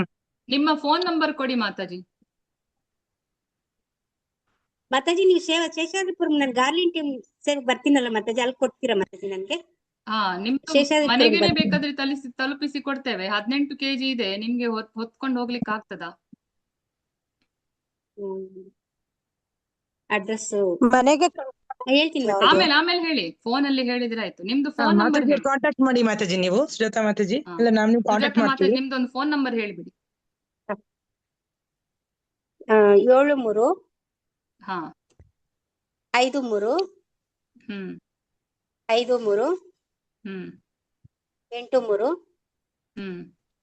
36. ಓಕೆ ಮಾತಾಜಿ, ನಾನು ಆಮೇಲೆ ಕಾಲ್ ಮಾಡ್ತೇನೆ. ನಿಮ್ದು ಅಡ್ರೆಸ್ ಹೇಳಿ ಆಯ್ತಾ? ನಾಳೆ ಅಥವಾ ಇವತ್ತೇ ಕಳಿಸ್ಕೊಡಿ. ಹರಿ ಬೋಲ್. ಮತ್ತೆ ಡಿವೋಟೀಸ್ ಮತ್ತೆ ಹರಿ ಬೋಲ್. ಮತ್ತೆ ಯಾರು ಬುಕ್ ಮಾಡ್ತೀರಾ? ಮತ್ತೆ ನೆಕ್ಸ್ಟ್ ಯಾರು ಲಕ್ಕಿ ಭಾಗ್ಯ? ಇವತ್ ಬುಕ್ ಮಾಡಿದ್ರೆ ವೈಕುಂಠ ಏಕಾದಶಿ ದಿವಸ ಒಳಗಡೆ ನಿಮ್ ಮನೆಗ್ ಬಂದಿರತ್ತೆ, ಹೌದಾ? ಅವತ್ತಿನ ದಿವಸ ನೀವು ಭಗವಂತನ ಸ್ವಾಗತ ಮಾಡಬಹುದು. ಸೊ ಹಣದ ಬಗ್ಗೆ ಯೋಚನೆ ಮಾಡಿ, ಸಿಗುವಂತ ವ್ಯಾಲ್ಯೂ ಬಗ್ಗೆ ಯೋಚನೆ ಮಾಡಿ. ಇದರಿಂದ ನಿಮಗೆ ಸಿಗುವಂತ ಗತಿ ಏನು? ಭಗವದ್ ಧಾಮ, ಭಗವಂತನ ಭಕ್ತಿ, ಭಗವಂತನ ನಿರಂತರ ಸೇವೆ, ಭಗವಂತನ ಭಕ್ತರ ಸಾಂಗತ್ಯ. ಇದೆಲ್ಲ ನಾವ್ ಎಷ್ಟು ಕೋಟಿ ಕೊಟ್ರು ಸಿಗೋದಿಲ್ಲ ಇದು, ಅಲ್ವಾ? ಸೊ ಇದ್ರ ವ್ಯಾಲ್ಯೂ ಕಟ್ಟಕ್ಕೆ ಆಗಲ್ಲ ನಾವು. ಸೊ ಹಾಗಾಗಿ ಎಲ್ಲರೂ ಮುಂದೆ ಬನ್ನಿ. ಕವಿತಾ ಅವರಿಗೆ ಬೇಕಾ? ಕವಿತಾ ಮೀನ್ ಹರೇ ಕೃಷ್ಣ ಮಾತಾಜಿ, ನನ್ಗೊಂದ್ ಸೆಟ್ ಇರ್ಲಿ ಮಾತಾಜಿ, ಅರುಣಾಮಲ್ಯ ಅಂತ. ಅರುಣಾಮಲ್ಯ ಮಾತಾಜಿ, ಎಸ್ ಅರುಣಾಮಲ್ಯ ಮಾತಾಜಿ. ಅರುಣಾಮಲ್ಯ ಹಾ, ಇವರೆಲ್ಲ ನಮ್ ಗ್ರೂಪ್ ಅರುಣಾಮಲ್ಯ ಮೆಂಬರ್ಸ್. ನಿಮ್ಗೆ ಅರುಣಾಮಲ್ಯ ಫೋನ್ ಮಾತಾಜಿ. ನಂಬರ್ ಸಂಗಚ್ ಮಾತಾಜಿ. 9481 9481 93 93 9690. 9690 ಹಾ, 9481 93 9690. ಖಂಡಿತ ಮಾತಾಜಿ ಕಳಿಸಿಕೊಡ್ತೇನೆ. ಆಮೇಲೆ ಹರಿಬೋಲ್ ಅರುಣಾ ಮಾತಾಜಿ ಅವ್ರಿಗೆ ಹರಿಬೋಲ್. ಹರಿಬೋಲ್ ಸೂಪರ್ ಮಾತಾಜಿ. ತುಂಬಾ ಒಳ್ಳೆ ವಿಚಾರ ಇದು, ತುಂಬಾ ಆಸ್ಪೀಷಿಯಸ್. ಮಾತಾಜಿ ಹೇಳಿದ್ಲ, ಶುಭ ಇದು. ಭಾಗವತನ ಕರ್ಸ್ಕೊಂಡ್ರೆ ಶುಭ ಬಿಟ್ರೆ ಇನ್ನೇನು ಇಲ್ಲ. ಎಲ್ಲ ದೋಷಗಳನ್ನ ನಿವಾರಣೆ ಮಾಡುವಂತ ಗ್ರಂಥ. ಇದ್ರ ಬಗ್ಗೆ ಸೆಕೆಂಡ್ ಥಾಟ್ ಇಟ್ಕೊಳಕ್ ಹೋಗ್ಬೇಡಿ, ಡಿಲೇ ಮಾಡ್ಬೇಡಿ. ಮಾತಾಜಿಯವ್ರು ಮತ್ತೆ ಮತ್ತೆ ಬರೋದಿಲ್ಲ, ಬರ್ತಾರೆ ಮಾತಾಜಿಯವರು ನಮ್ಮ ಪ್ರೋಗ್ರಾಮ್ಗೆ. ಆದ್ರೂ ಭಾಗವತ ನಾವು ಒಂದು ಸರಿ ಅನ್ಕೊಂಡಿದ ತಕ್ಷಣ, ಕಿವಿ ಮೇಲೆ ಬಿದ್ದಿದ ತಕ್ಷಣ ತಗೊಂಡ್ಬಿಡ್ಬೇಕು ಅದನ್ನ ಅಲ್ವಾ. ಇಷ್ಟು ಬೆಲೆ, ಇಷ್ಟು ವ್ಯಾಲ್ಯೂ ಇರೋಂತ ಗ್ರಂಥನ ನಾವು ಬಿಟ್ಕೊಂಡ್ರೆ ನಮ್ಮಷ್ಟು ಮೋಸ ಹೋಗ್ತೀವಿ. ಮುಂದೆ ಬನ್ನಿ ಡಿವೋಟೀಸ್, ಯಾರ್ಯಾರ ಹತ್ರ ಇಲ್ಲ ದಯವಿಟ್ಟು ತಗೊಳ್ಳೋದಕ್ಕೆ ಪ್ರಯತ್ನ ಮಾಡಿ. ಬೇಕು ನಮಗೆ ಭಾಗವತ ಬೇಕು, ಕೃಷ್ಣ ಬೇಕು, ಅದು ಇರ್ಬೇಕು ನಮ್ಮೆಲ್ಲರೂ ಉಚ್ಚಾರಣೆ. ಭಾಗವತ ಬೇಕು, ಕೃಷ್ಣ ಬೇಕು. ಎಲ್ಲರೂ ಹೇಳಿ, ಭಾಗವತ ಬೇಕು, ಕೃಷ್ಣ ಬೇಕು. ಮಾತಾಜಿ ನನ್ಗೊಂದ್ ಇರ್ಲಿ ಮಾತಾಜಿ. ನಿಮ್ಮ ಫೋನ್ ನಂಬರ್ ಹೇಳಿ ಮಾತಾಜಿ. 6363 6363 77 77 3209. 3209 6363 77 3209. ಹಾ ಮಾತಾಜಿ, ಅದೇ ದಿವ್ಯಾ ಮಾತಾಜಿ. ಹರಿಬೋಲ್ ದಿವ್ಯಾ ಮಾತಾಜಿಗೆ ಹರಿಬೋಲ್, ಹರಿಬೋಲ್, ಹರಿಬೋಲ್ ಮಾತಾಜಿ. ಹರೇ ಕೃಷ್ಣ ಮಾತಾಜಿ. ಹರೇ ಕೃಷ್ಣ. ಮತ್ತೆ ಡಿವೋಟೀಸ್ ಯಾರ ಹತ್ರ ಇಲ್ಲ, ಇನ್ಯಾರ ಹತ್ರ ಇಲ್ಲ, ಇನ್ಯಾರ ಹತ್ರ ಇಲ್ಲ ಮಾತಾಜಿ. ನಾನಿರೋದು ಎಲ್ಲಿ? ಮಂಡ್ಯ ಮೈಸೂರ್ ಹತ್ರ, ಮಂಡ್ಯ ಹತ್ರ ಇರೋದು. ಕಳಿಸಿಕೊಡ್ತೇವೆ. ನಿಮ್ಗೆ ವೈಕುಂಠ ಮೋಕ್ಷದ ಏಕಾದಶಿ ಅಷ್ಟರಲ್ಲಿ ತಲುಪಿಬಿಡ. ಫೋನ್ ಪೇ ಮಾಡ್ತೀನಿ ಮಾತಾಜಿ. ಸರಿ ಸರಿ. ಅವ್ರಿಗೂ ಕನ್ನಡನೇ ಬೇಕು ಮಾತಾಜಿ, ಅವ್ರಿಗೂ ಕನ್ನಡ ಕಾಲ ಇಂಗ್ಲಿಷ್ ಕಾಲ ಕನ್ನಡನೇ ಮಾತಾಜಿ, ಕನ್ನಡ ಅಲ್ಲ. ಅದೇ ನಾನು ಫೋನ್ ಮಾಡಿ ಕನ್ಫರ್ಮ್ ಮಾಡ್ಕೊಳ್ತೇನೆ ಫಸ್ಟಿಗೆ, ಅಡ್ರೆಸ್ ಕೇಳುವಾಗ ಕನ್ನಡನೇ. ಸರಿ. ಗಾಯತ್ರಿ ಶಣೈ ನಿಮ್ಗೆ ಬೇಕಾ? ಗಾಯತ್ರಿ ಶಣೈ ಮತ್ತೆ ಕವಿತಾ ಅಮೀನ್ ನನ್ನ ಹತ್ರ ಇದೆ ಮಾತಾಜಿ. ಚೈತನ್ಯ ಚರಿತಾಮೃತ ಇದೆಯಾ? ಇಲ್ಲ. ಪ್ರಭುಪಾದ್ರು ಹೇಳ್ತಾರೆ, ಎಲ್ಲಾ ಗೌರವಾನ್ವಿತರ ಮನೆಯಲ್ಲಿ ಚೈತನ್ಯ ಚರಿತಾಮೃತ ಮತ್ತೆ ಭಾಗವತ ಇರ್ಬೇಕಂತೆ. ಅದು ಇನ್ ಜನರಲ್ ಗೌರವಾನ್ವಿತರಿಗೆ ಹೇಳುದು. ಭಕ್ತರಿಗೆ ಆದ್ರೆ ಎಸ್ಪೆಷಲಿ ಎರಡೂ ಇರ್ಬೇಕು. ಚೈತನ್ಯ ಚರಿತಾಮೃತ ಓದದಿದ್ರು ಪರವಾಗಿಲ್ಲ, ನಾನು ತಂದಿಟ್ಟು ಎಷ್ಟೋ ವರ್ಷ ಓದ್ಲೇ ಇಲ್ಲ. ದಿವ್ಯಾ ಮಾತಾಜಿಗೆ ಅದು ಕಳಿಸಿ ಕೊಡ್ತೇನೆ, ಎರಡು ಆರಾಮದಲ್ಲಿ ಇನ್ಸ್ಟಾಲ್ಮೆಂಟ್ ಅಲ್ಲಿ ಕಟ್ತಾ ಹೋಗಿ. ಸರಿ ಮಾತಾಜಿ, ಆಯ್ತು. ಓಕೆ. ಮತ್ತೆ ಯಾರಿಗೆ ಚೈತನ್ಯ ಚರಿತಾಮೃತ ಸಹ ಬೇಕು ನೋಡಿ, ಹೊಸ ಹೊಸ ಪ್ರಭುಪಾದರು messenger of the supreme lord, ಇದೊಂದು ಕನ್ನಡದಲ್ಲಿ ಸಿಗ್ಬೋದಾ? ಇಂಗ್ಲಿಷ್ ಬುಕ್ ಇದೆ, ಕನ್ನಡದಲ್ಲಿ ಬೇಕಿತ್ತು, ಬಟ್ ಆಗ ಟೆಂಪಲ್ ಅಲ್ಲಿ ಸಿಕ್ಕಿರ್ಲಿಲ್ಲ ಶೇಷಾದ್ರಿಪುರಂ. ಈಗ ಹೊಸ ಸ್ಟಾಕ್ ಬಂದಿದೆ. Prabhupad messenger of lord. Messenger of supreme lord, but English ನಲ್ಲಿ ಇದೆ, ಕನ್ನಡದ ಬೇಕಿತ್ತು. ಅದು ಮೋಸ್ಟ್ಲಿ ಕನ್ನಡಕ್ಕೆ ಟ್ರಾನ್ಸ್ಲೇಟ್ ಆಗಿರೋ ಡೌಟ್. ಓಕೆ, ನಾನು ಚೆಕ್ ಮಾಡ್ತೇನೆ. ಅವರು ಬರೆದ ಪುಸ್ತಕ ಎಲ್ಲ ಇದೆ ಕನ್ನಡಕ್ಕೆ ಟ್ರಾನ್ಸ್ಲೇಟ್ ಆಗಿ ಬಂದಿದ್ದು. ಇದು ಯಾರೋ ಭಕ್ತರು ಬರೆದಿದ್ದು. ಹೌದು, ಸತ್ಸ್ವರೂಪ ದಾಸಿ ಗೋಸ್ವಾಮಿ. ನಿಮ್ಮ ಹೆಸರು? ನಾಗವೇಣಿ ಶ್ಯಾಮ್ ಸುಂದರ್. ಫೋನ್ ನಂಬರ್ ಕೊಟ್ಟಿರಿ, ಇದ್ರೆ ನಿಮ್ಗೆ ಕಾಂಟ್ಯಾಕ್ಟ್ ಮಾಡ್ತೇನೆ. ನಾನು ನಿಮ್ಗೆ ಮೆಸೇಜ್ ಹಾಕಿದ್ದೀನಿ. ಚೈತನ್ಯ ಚರಿತಾಮೃತ ಇದೆಯಾ? ಇದೆ, ಚೈತನ್ಯ ಚರಿತಾಮೃತ ಫುಲ್ ಸೆಟ್ ಇದೆ. ಭಾಗವತಂ ಇಂಗ್ಲಿಷ್ ಕನ್ನಡ ಎರಡೂ ಇದೆ, ಎರಡು ಸೆಟ್. ಗ್ರೇಟ್. ಹಾಗಾದ್ರೆ ಎಲ್ಲರಿಗೆ ಹೇಳಲಿಕ್ಕೆ ಸ್ಟಾರ್ಟ್ ಮಾಡಿ ಈ ಗ್ರಂಥಗಳ ಬಗ್ಗೆ. ನಿಮ್ದು ಫೋನ್ ನಂಬರ್ ಹೇಳಿ, ಒಂದ್ ವೇಳೆ ಇದ್ರೆ. ನಾನು ಮೆಸೇಜ್ ಹಾಕಿದ್ದೀನಿ ನಿಮ್ಗೆ. ಮೆಸೇಜ್ ಹಾಕಿ. ಸರಿ, ಹಾಕಿದ್ದೀನಿ ಫುಲ್ ಡೀಟೇಲ್ಸ್. ಸರಿ. ಹರೇ ಕೃಷ್ಣ. ಹರೇ ಕೃಷ್ಣ. ಮತ್ತೆ ಬೇರೆ ಯಾರಿಗೂ ಚೈತನ್ಯ ಚರಿತಾಮೃತ ಭಾಗವತ ಬೇಕಾದ್ರೆ ಬೇಗ ಬೇಗ ಹೇಳಿ, ಸಮಯ ಹೋಗ್ತಾ ಇದೆ. ಇನ್ನೂ ನಿಮ್ಗೆ ಹೇಳಲಿಕ್ಕೆ ಈಗ ಮುಜುಗರ ಅಂತಾದ್ರೆ ಆಮೇಲೆ ನೀವು ನನ್ಗ ಅಥವಾ ಪ್ರೇಮಮಯಿ ಪೂಜಾ ಮಾತಾಜಿಗ ಹೇಳ್ಬೋದು. ಯಾವಾಗ್ಲೂ ನಿಮ್ಗೆ ಅಂತಲ್ಲ, ನಿಮ್ಮ ಅಕ್ಕಪಕ್ಕದ ಮನೆಯವರಿಗೆ ಸಹ ಇವತ್ತೇ ಡಂಗುರ ಸಾರಿಸಿ ಹೇಳಿ, ನಾಳೆ ಹೇಳಿ, ಸ್ಟೇಟಸ್ ಅಲ್ಲೆಲ್ಲ ಹಾಕಿ. ನಾನು ಮಾತಾಜಿಗೆ ಆವಾಗ ಎರಡು ಫೋಟೋ ಕಳಿಸ್ತೇನೆ, ಫಾರ್ವರ್ಡ್ ಮಾಡಿ ಮಾತಾಜಿ ಗ್ರೂಪಿಗೆ ಅಂತ. ಅವರು ಹಾಕ್ಬೋದು. ಅದನ್ನೇ ನೀವು ನಿಮ್ಮ ಗ್ರೂಪ್ಗೆ ವಾಟ್ಸ್ಆಪ್ಗೆ ಎಲ್ಲ ಫಾರ್ವರ್ಡ್ ಮಾಡಿ. ಗ್ರೂಪ್ಸ್ಗಳಲ್ಲೆಲ್ಲ ಪೋಲ್ ಮಾಡಿ ಕೇಳಿ, ಭಾಗವತ ಇದೆ ಬೇಕಾ, ಹೀಗಂತ ಒಂದಿದೆ, ನಿಮ್ಮ ಹತ್ರ ಇದೆಯಾ ಇಲ್ಲ ಅಂತ. ತುಂಬಾ ಹೇಗಾದ್ರೂ ಮಾಡಿ ಎಲ್ಲರನ್ನು ತಲುಪಿಸುವಂತೆ ಮಾಡಿ. ಹರೇ ಕೃಷ್ಣ. ಹರಿ ಬೋಲ್, ಹರೇ ಕೃಷ್ಣ. ಮತ್ತಿನ್ಯಾರ ಹತ್ರದ್ದು ಇಲ್ಲ, ಕೃಷ್ಣ ಇಲ್ಲ ನಿಮ್ಮ ಹತ್ರ, ಶ್ರೀಮದ್ ಭಾಗವತಂ ಇಲ್ಲ ಅಂದ್ರೆ ನಿಮ್ ಹೆಸರು ಕೊಡಿ, ಭಗವಂತನ ಬರಂಗೆ ಮಾಡ್ತೀವಿ ಮನೆಗೆ. ಗ್ರಂಥ ರೂಪದಲ್ಲಿರಂತ ಶ್ರೀಮದ್ ಭಾಗವತಂನ ನಿಮ್ ಮನೆಗೆ ತಲುಪಂಗ್ ಮಾಡ್ತೀವಿ. ಸೊ ನಿಮಗೆ ಬೇಕು ಅನ್ನೋದಿದ್ರೆ ಕೃಷ್ಣ ಬಂದೇ ಬರ್ತಾನೆ ಅಲ್ವಾ. ನಿಮ್ ಮನ್ಸಿಗೆ ಬೇಕು ಅನ್ನೋದು ಬಂದ್ರೆ ಬಾಕಿ ಎಲ್ಲ ಅರೇಂಜ್ ಆಗತ್ತೆ. ಅದು ದೊಡ್ಡ ವಿಷಯ ಅಲ್ಲ. ನಮಗೆ ಇಂಟ್ರೆಸ್ಟ್ ಬೇಕು ಅಷ್ಟೇ. ಅದು ಓದೋದು ಒಂದ್ಸರಿ ಕೃಷ್ಣ ಬಂದ್ಮೇಲೆ ನಾವು ಓದ್ಲಿಕ್ಕೆ ನಿಧಾನಕ್ಕೆ ಶುರು ಮಾಡ್ತೀವಿ. ನಾವು ಇನ್ಸ್ಟಾಲೇಷನ್ ಮಾಡಿಸ್ತೀವಿ, ಮಾತಾಜಿ ಅವ್ರು ಬಂದ್ಬಿಟ್ಟು ಸೆಟಪ್ ಮಾಡ್ತಾರೆ, ಅವ್ರ ನಮ್ ಟೀಮ್ ಅವ್ರು ಬಂದ್ಬಿಟ್ಟು ಸೆಟಪ್ ಮಾಡ್ತಾರೆ. ಸೊ ತುಂಬಾ ಒಳ್ಳೆ ಶುಭ ಸಮಯ ಇದು, ಶ್ರೀಮದ್ ಭಾಗವತಂನ ಮನೆ ಕರ್ಸ್ಕೊಳೋದು. ಯಾವ್ದಾರು ಏನಾರು ಪರ್ಸನಲ್ ಇಶ್ಯೂಸ್ ಏನಾರು ಇದ್ರೆ ಕಾಂಟ್ಯಾಕ್ಟ್ ಮಾಡಿ ನನ್ಗೆ ಡೈರೆಕ್ಟ್ ಆಗಿ, ಅವ್ರ ಮಾತಾಜಿಗೆ. ಹರೇ ಕೃಷ್ಣ. ನಿಶಾಂತ್ ಮಾತಾಜಿ. ಹರೇ ಕೃಷ್ಣ ನಿಶಾಂತ ಮಾತಾಜಿ. ನನ್ನ ಹತ್ರ ಇದೆ, ಆದ್ರೆ ಒಂದ್ ಡೌಟ್ ಇತ್ತು. ಇವಾಗ ಭಾಗವತಂ ನಾವು ಸ್ಟಾರ್ಟ್ ಮಾಡ್ತಿವಲ್ಲ, ಅದ್ ಬುಕ್ ನಾವ್ ಎಲ್ಲಾದ್ರೂ ಹೋಗ್ಬೇಕಾದ್ರೆ ಕ್ಯಾರಿ ಮಾಡ್ಕೊಂಡು ಬಸ್ ಅಲ್ಲಿ ಟ್ರೈನ್ ಅಲ್ಲಿ ಓದ್ಬೋದಾ ಮಾತಾಜಿ? ಹೌದಪ್ಪ, ಖಂಡಿತ. ಆ ಬುಕ್ಕಿಗೆ ಕೊಡುವ ನಿಜವಾದ ರೆಸ್ಪೆಕ್ಟೇ ಓದೋದು. ಅದನ್ನ ನೀವು ಎಷ್ಟು ಪೂಜಾ ರೂಮ್ ಅಲ್ಲಿ ಇಟ್ಟು ಪೂಜೆ ಮಾಡಿದ್ರು ಜಾಸ್ತಿ ಪವರ್ ಸಿಗೋದೇ ಓದಿದಾಗಲ್ಲ. ಎಲ್ಲೂ ಇಟ್ಕೊಂಡು ಹೋಗ್ಬೋದು. ಅವನ್ ಸಾಕ್ಷಾತ್ ಕೃಷ್ಣ ಆದ್ರೂ ಅದ್ರಲ್ಲಿದ್ದ ಶ್ಲೋಕಗಳು ಕೃಷ್ಣ. ಆದ್ರೆ ಪುಸ್ತಕವನ್ನು ನೀವು ಇಟ್ಕೊಂಡು ಎಲ್ಲೂ ಹೋಗ್ಬೋದು. ಅದು ನೀವು ಹೊರಗಡೆ ಇಟ್ಕೊಂಡು ಓದಿದ್ರಂತೂ ಅದರ ಪ್ರಚಾರ ಹೇಗಾಗತ್ತಂದ್ರೆ ಢಾಮ್ ಡೂಮ್ ಅಂತ ಡಂಗುರ ಸಾರಿಸಿದಾಗೆ. ನಾನು ಇದನ್ನ ಇಟ್ಕೊಂಡು ಮೆಟ್ರೋದಲ್ಲೆಲ್ಲ ಹೋಗುವಾಗ ಓದೋದು. ಹತ್ತಿರ ಕುತ್ಕೊಂಡವ್ರು ಆ ಕಡೆ ಈ ಕಡೆ ಅವರೆಲ್ಲ ಕೇಳೋದು, ನೀನು ಏನು ಓದ್ತಿದ್ಯಾ, ಭಗವದ್ಗೀತೆಯಾ? ಅಲ್ಲೇ ನಂದು ಕ್ಲಾಸು. ಭಾಗವತದ ಮಹಿಮೆ ಹೇಳೋದು, ಅವ್ರು ಇಳಿಯೋ ತನಕ ಭಾಗವತದ ಹೇಳ್ತಾ ಇರೋದು. ಹಾಗೆ ಒಂದು ಅಪರ್ಚುನಿಟಿ ಸಿಗುತ್ತೆ ಇದ್ರ ಬಗ್ಗೆ ಮಾತಾಡೋದು. ಹಾಗೆ ಎಲ್ರು ಇದನ್ನು ಹೊರಗಡೆ ತಗೊಂಡೋಗ್ಲೇಬೇಕು. ಭಗವದ್ಗೀತೆನೂ ಇಟ್ಕೊಂಡು ಹೋಗ್ಬೋದಾ ಮಾತಾಜಿ? ಆರಾಮದಲ್ಲಿ ಹೋಗ್ಬೋದು.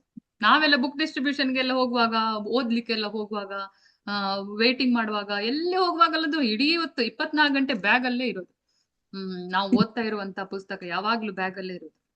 ಹಾಗೆ ತಗೊಂಡು ಹೋಗ್ಲೇಬೇಕು. ಅದು ನಿಜವಾದ ಒಂದು ಭಕ್ತನ ಲಕ್ಷಣ. ಯಾಕಂದ್ರೆ ಆವಾಗ್ಲೇ ನಾವು ಬೇರೆಯವ್ರಿಗೆ ತೋರಿಸಿ ಹೇಳ್ಬೋದಲ್ಲ. ತೋರಿಸಿಲ್ಲ ಅಂದ್ರು, ಒಂದ್ ವೇಳೆ ಇಲ್ಲ ಅಂದ್ರು ನಿರಾಶರಾಗ್ಬೇಡಿ. ನಮ್ಮ ಹತ್ರ ಈ ತರ ಪ್ಯಾಂಪ್ಲೆಟ್ ಇದೆ, ನಿಜವಾಗಿ ಬುಕ್ ಡಿಸ್ಟ್ರಿಬ್ಯೂಷನ್ ಮಾಡ್ಲಿಕ್ಕೆ ಇಷ್ಟ ಇರುವವರಿಗೆ ಫ್ರೀ ಆಗಿ ಕೊಡ್ತೇವೆ. ಹಿಂದಿಗಡೆ ಒಂದು ಕ್ಯಾಲೆಂಡರ್ ಇದೆ ಅಲ್ಲ, ಅದು ಫ್ರೀ ಆಗಿ ಕೊಡ್ತೇವೆ. ಇದು ಕನ್ನಡ, ಹಿಂದಿ, ಇಂಗ್ಲಿಷ್, ತೆಲುಗು, ತಮಿಳು ಅಲ್ಲೆಲ್ಲ ಇದೆ. ಭಾಗವತದ 10 ಟಾಪಿಕ್ ಅಂತ ಹೇಳಿದೆಲ್ಲ, ಅದ್ರ ಬಗ್ಗೆ ಒಂದೊಂದು ಸ್ಕಂದದಲ್ಲಿ ಏನಿದೆ, ಒಂದ್ ಸಣ್ಣ ಸಣ್ಣ ಚಿತ್ರಗಳು, ಇನ್ ಜನರಲ್ ಶಾರ್ಟ್ ಆಗಿ. ಭಾಗವತ ಪುಸ್ತಕ ಇಲ್ಲ ಅಂತಾದ್ರೆ ಇದನ್ನ ಇಟ್ಕೊಂಡು ಅವರಿಗೆ ಎಕ್ಸ್ಪ್ಲೇನ್ ಮಾಡಿಸ್ಬೋದು. ಅವರಿಗೆ ಫ್ರೀ ಆಗಿ ಇದನ್ನು, ಈ ಪ್ಯಾಂಪ್ಲೆಟ್ ಅನ್ನು ಕೊಟ್ಬಿಡ್ಬೋದು. ಶಶಿಕಲಾ ಅವರೇ ಹೇಳಿ ಮಾತಾಜಿ. ಏನು ಇಲ್ಲ ಮಾತಾಜಿ, ಅದು ಇವಾಗ ಪಾಂಪ್ಲೆಟ್ ತೋರಿಸಿದ್ರಲ್ಲ, ಅದು ಬೇಕಾಗಿತ್ತಲ್ಲ, ಅದು ಹೆಂಗೆ ತಗೊಳ್ಳೋದು? ನನ್ನ ಹತ್ರ ಭಾಗವತಂ ಎಲ್ಲ ಇದೆ, ನಾನು ಬೇರೆಯವ್ರಿಗೂ ಕೊಡ್ಸಿದ್ದೆ. ಸೊ ನಾನು ಇನ್ನು ಕೆಲವ್ರಿಗೆ ಕೇಳೋದಿದೆ, ಕೇಳ್ಬಿಟ್ಟು ನಾನು ನಿಮ್ಗೆ ತಿಳಿಸ್ತೀನಿ. ಇವಾಗ ನಿಮ್ ಪಾಂಪ್ಲೆಟ್ ತೋರಿಸಿದ್ರಲ್ಲ ಮಾತಾಜಿ, ಅದು ನನ್ಗೆ ಸಿಗ್ಬೇಕಾಗಿತ್ತಲ್ಲ, ಅದು ಹೇಗೆ ಅಂತ. ಹೌದು, ನಂದು ಫೋನ್ ನಂಬರ್ ಇದೆ ಅಲ್ಲ, ಅದಕ್ಕೆ ಕಾಂಟ್ಯಾಕ್ಟ್ ಮಾಡಿ. ಇಲ್ಲ ನಿಮ್ ನಂಬರ್ ಕೊಡಿ. ಇದೆ, ನಾನು ಇದು ನಿಮ್ದು ಸ್ಕ್ರೀನ್ ಶಾಟ್ ತಗೊಂಡಿದ್ದೀನಿ ನಾನು. ಆಮೇಲೆ ಕಾಂಟ್ಯಾಕ್ಟ್ ಮಾಡಿ. ಇದು ವೈಕುಂಠವಾಣಿ ಕಳಿಸುವಾಗ ಅದ್ರ ಜೊತೆ ಕಳಿಸುದು ಯೂಶುವಲಿ ಎಲ್ಲರಿಗೆ. ಅದು ಇದೆ ಮಾತಾಜಿ, ನನ್ನ ಹತ್ರ ವೈಕುಂಠವಾಣಿ ಇದೆ. ವೈಕುಂಠವಾಣಿನೂ ಇದೆ. ಎಲ್ಲಿ ಕನೆಕ್ಟ್, ಎಲ್ಲಿ ಯಾವ ಟೆಂಪಲ್ಗೆ ಹೋಗ್ತೀರಾ? ಶೇಷಾದ್ರಿಪುರ. ನಾನೇ ಕೊಡ್ತೇನೆ ಡೈರೆಕ್ಟ್ ಆಗಿ. ಈ ಸಂಡೇ ಬರ್ತಾ ಇದ್ದೇನೆ. ನಾನ್ ತಗೊಂಡಿದ್ದೀನಿ ಮತ್ತೆ, ನನ್ನ ಹತ್ರ ಇದೆ ಅದು. ಅಲ್ಲ, ಇದು ಪೋಸ್ಟರ್ಸ್ ನಾನೇ ಕೊಡ್ತೇನೆ. ಹೌದಾ? ಪೋಸ್ಟರ್ ಅಲ್ಲಿ ಸಂಡೇ ಸಾಮಾನ್ಯವಾಗಿ ಬರಕ್ಕಾಗಲ್ಲ, ನಾನು ಇರೋದು ಹೊಳಿಮಾವ್ ಹತ್ರ. ಸೊ ಹೊಳಿಮಾವ್ ಟೆಂಪಲ್ ಅಲ್ಲಿ ಸಿಗ್ಬಹುದು, ಸಿಗುತ್ತಾ ಅಲ್ಲಿ? ಅಲ್ಲಿಗೆ ಕಳಿಸ್ಕೊಡ್ಬೇಕು. ಸಂಡೇ ಎಷ್ಟು ಗಂಟೆಗೆ ಬರ್ತಿದ್ದೀರಾ ಮಾತಾಜಿ? ನಾನಾ 12ರ ಮೇಲೆ ನಮ್ಗೆ ಅಂಗಡಿ ಇದೆ. ಅದಕ್ಕೆ ರಜೆ ಇಲ್ಲ. ಅಂಗಡಿ ಎಲ್ಲ ಮುಗಿಸಿ ಬರುವಾಗ 12:30 ಆಗ್ಬೋದು. ನೀವು ಫೋನ್ ಮಾಡಿ, ನಾನ್ ಸಿಗ್ತೇನೆ. ಯಾರಿಗೆಲ್ಲ ಏನೆಲ್ಲ ಬೇಕು ಫಸ್ಟಿಗೆ ಹೇಳಿ, ಎಲ್ಲ ತಂದಿಟ್ಟಿರ್ತೇನೆ. ಪೋಸ್ಟ್ ಅಲ್ಲಿ ಕಳಿಸಬಹುದಲ್ಲ ಮಾತಾಜಿ? ಹೌದೌದು, ಕಳಿಸ್ತೇನೆ. ಸರಿ, ಓಕೆ. ಮತ್ತೆ ನಾನು ಆಮೇಲೆ ಕಾಂಟ್ಯಾಕ್ಟ್ ಮಾಡ್ತೀನಿ ನಾನು ತಮಗೆ. ಹಾ, ಸರಿ ಸರಿ. ಹರೇ ಕೃಷ್ಣ. ಹರೇ ಕೃಷ್ಣ.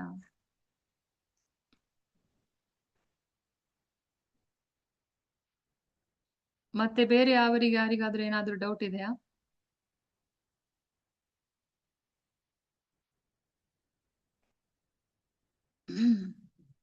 ಸರಿ, ಇಲ್ಲಾಂದ್ರೆ ಒಂದೇ ಒಂದು ಕಾಮನ್ ಡೌಟ್ ಬರುತ್ತೆ. ಈ ಲ್ಯಾಂಗ್ವೇಜಸ್ ನಲ್ಲಿ ಡಿಫ್ರೆಂಟ್ ಲ್ಯಾಂಗ್ವೇಜಸ್ಗೆ ಡಿಫ್ರೆಂಟ್ ಪ್ರೈಸಸ್ ಯಾಕೆ ಇರುತ್ತೆ ಗುರುಜಿ? ಮತ್ತೆ ಎಲ್ಲದಕ್ಕೂ ಒಂದೇ ಎಫರ್ಟ್ ಅಲ್ವಾ?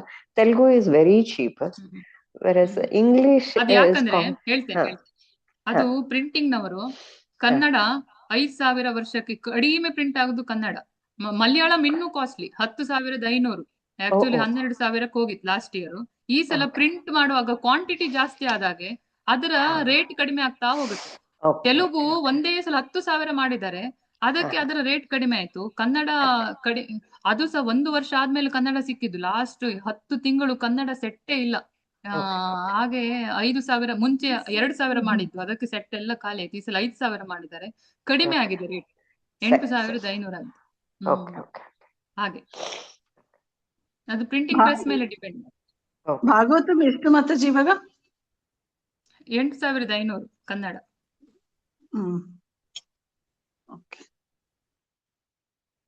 ಬೇರೆಯವರಿಗೆ ಏನಾದ್ರೂ ಪ್ರಶ್ನೆ ಇದೆ ಅಂತ ಈಗ ಕೇಳಲಿಕ್ಕೆ ಆಗುದಿಲ್ಲ, ಮುಜುಗರ ಆದ್ರೆ ಫೋನ್ ಅಲ್ಲಿ ಕೇಳ್ಬೋದು, ಅಥವಾ ಪ್ರೇಮಮಯಿ ಮಾತಾಜಿಯನ್ನು ಕಾಂಟ್ಯಾಕ್ಟ್ ಮಾಡ್ಬೋದು. ಎಲ್ಲರ ಕರ್ತವ್ಯವಾದಂತಹ ಈ ಪುಸ್ತಕದ ಬಗ್ಗೆ ಹೇಳೋದು, ವಿತರಣೆ ಮಾಡೋದು ಆದ್ಯ ಕರ್ತವ್ಯ. ಅದನ್ನು ಎಲ್ಲರೂ ಶಿರಸಾವಹಿಸಿ ಪಾಲಿಸಿ ಗುರು ಪರಂಪರೆಯ ಕೃಪೆಗೆ ಪಾತ್ರರಾಗಿ ಅಂತ ಕೇಳ್ಕೊಳ್ತಾ ಇವತ್ತಿನ ಒಂದು ಸೆಷನ್ ಅನ್ನು ಮುಗಿಸೋಣ. ಹರೇ ಕೃಷ್ಣ. ಹರೇ ಕೃಷ್ಣ. ಹರೇ ಕೃಷ್ಣ. ಪ್ರಭುಪಾದ್ ಕಿ ಜೈ. ಹರೇ ಕೃಷ್ಣ ಮಾತಾಜಿ, ಧನ್ಯವಾದ ಪ್ರಣಾಮ್. ಹರೇ ಕೃಷ್ಣ. ಹರೇ ಕೃಷ್ಣ ಮಾತಾಜಿ, ಧನ್ಯವಾದ ಪ್ರಣಾಮ್ ಮಾತಾಜಿ. ಹರೇ ಕೃಷ್ಣ ಮಾತಾಜಿ, ದಂಡ ಪ್ರಣಾಮ್. ಹರೇ ಕೃಷ್ಣ ಮಾತಾಜಿ, ದಂಡೋತ್ ಪ್ರಣಾಮ್ ಮಾತಾಜಿ. ಹರೇ ಕೃಷ್ಣ ಮಾತಾಜಿ, ಧನ್ಯವಾದ. ಹರೇ ಕೃಷ್ಣ ಮಾತಾಜಿ, ದಂಡೋತ್ ಪ್ರಣಾಮ್ ಮಾತಾಜಿ. ಹರೇ ಕೃಷ್ಣ ಮಾತಾಜಿ, ದಂಡವತ್ ಪ್ರಣಾಮ್ ಮಾತಾಜಿ.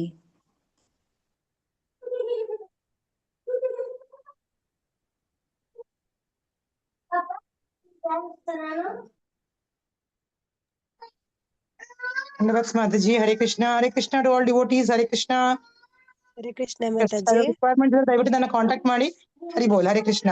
ಪಂಚಕಲ್ಪತರುಶ್ಚ ಕೃಪಾ ಸಿಂಧುಭ್ಯೋ ಚ ಪತಿತಾನಾಂ ಪಾವನೇಭ್ಯೋ ವೈಷ್ಣವೇಭ್ಯೋ ನಮೋ ನಮಃ. ಅನಂತ ವೈಷ್ಣವ ವೃಂದ ಕಿ ಜೈ. ಗ್ರಂಥ ಶ್ರೀಮದ್ ಭಾಗವತಂ ಕಿ. ಎಲ್ಲರೂ ಜೈ ಅನ್ಬೇಕು. ಜೈ ಮಾತಾಜಿ.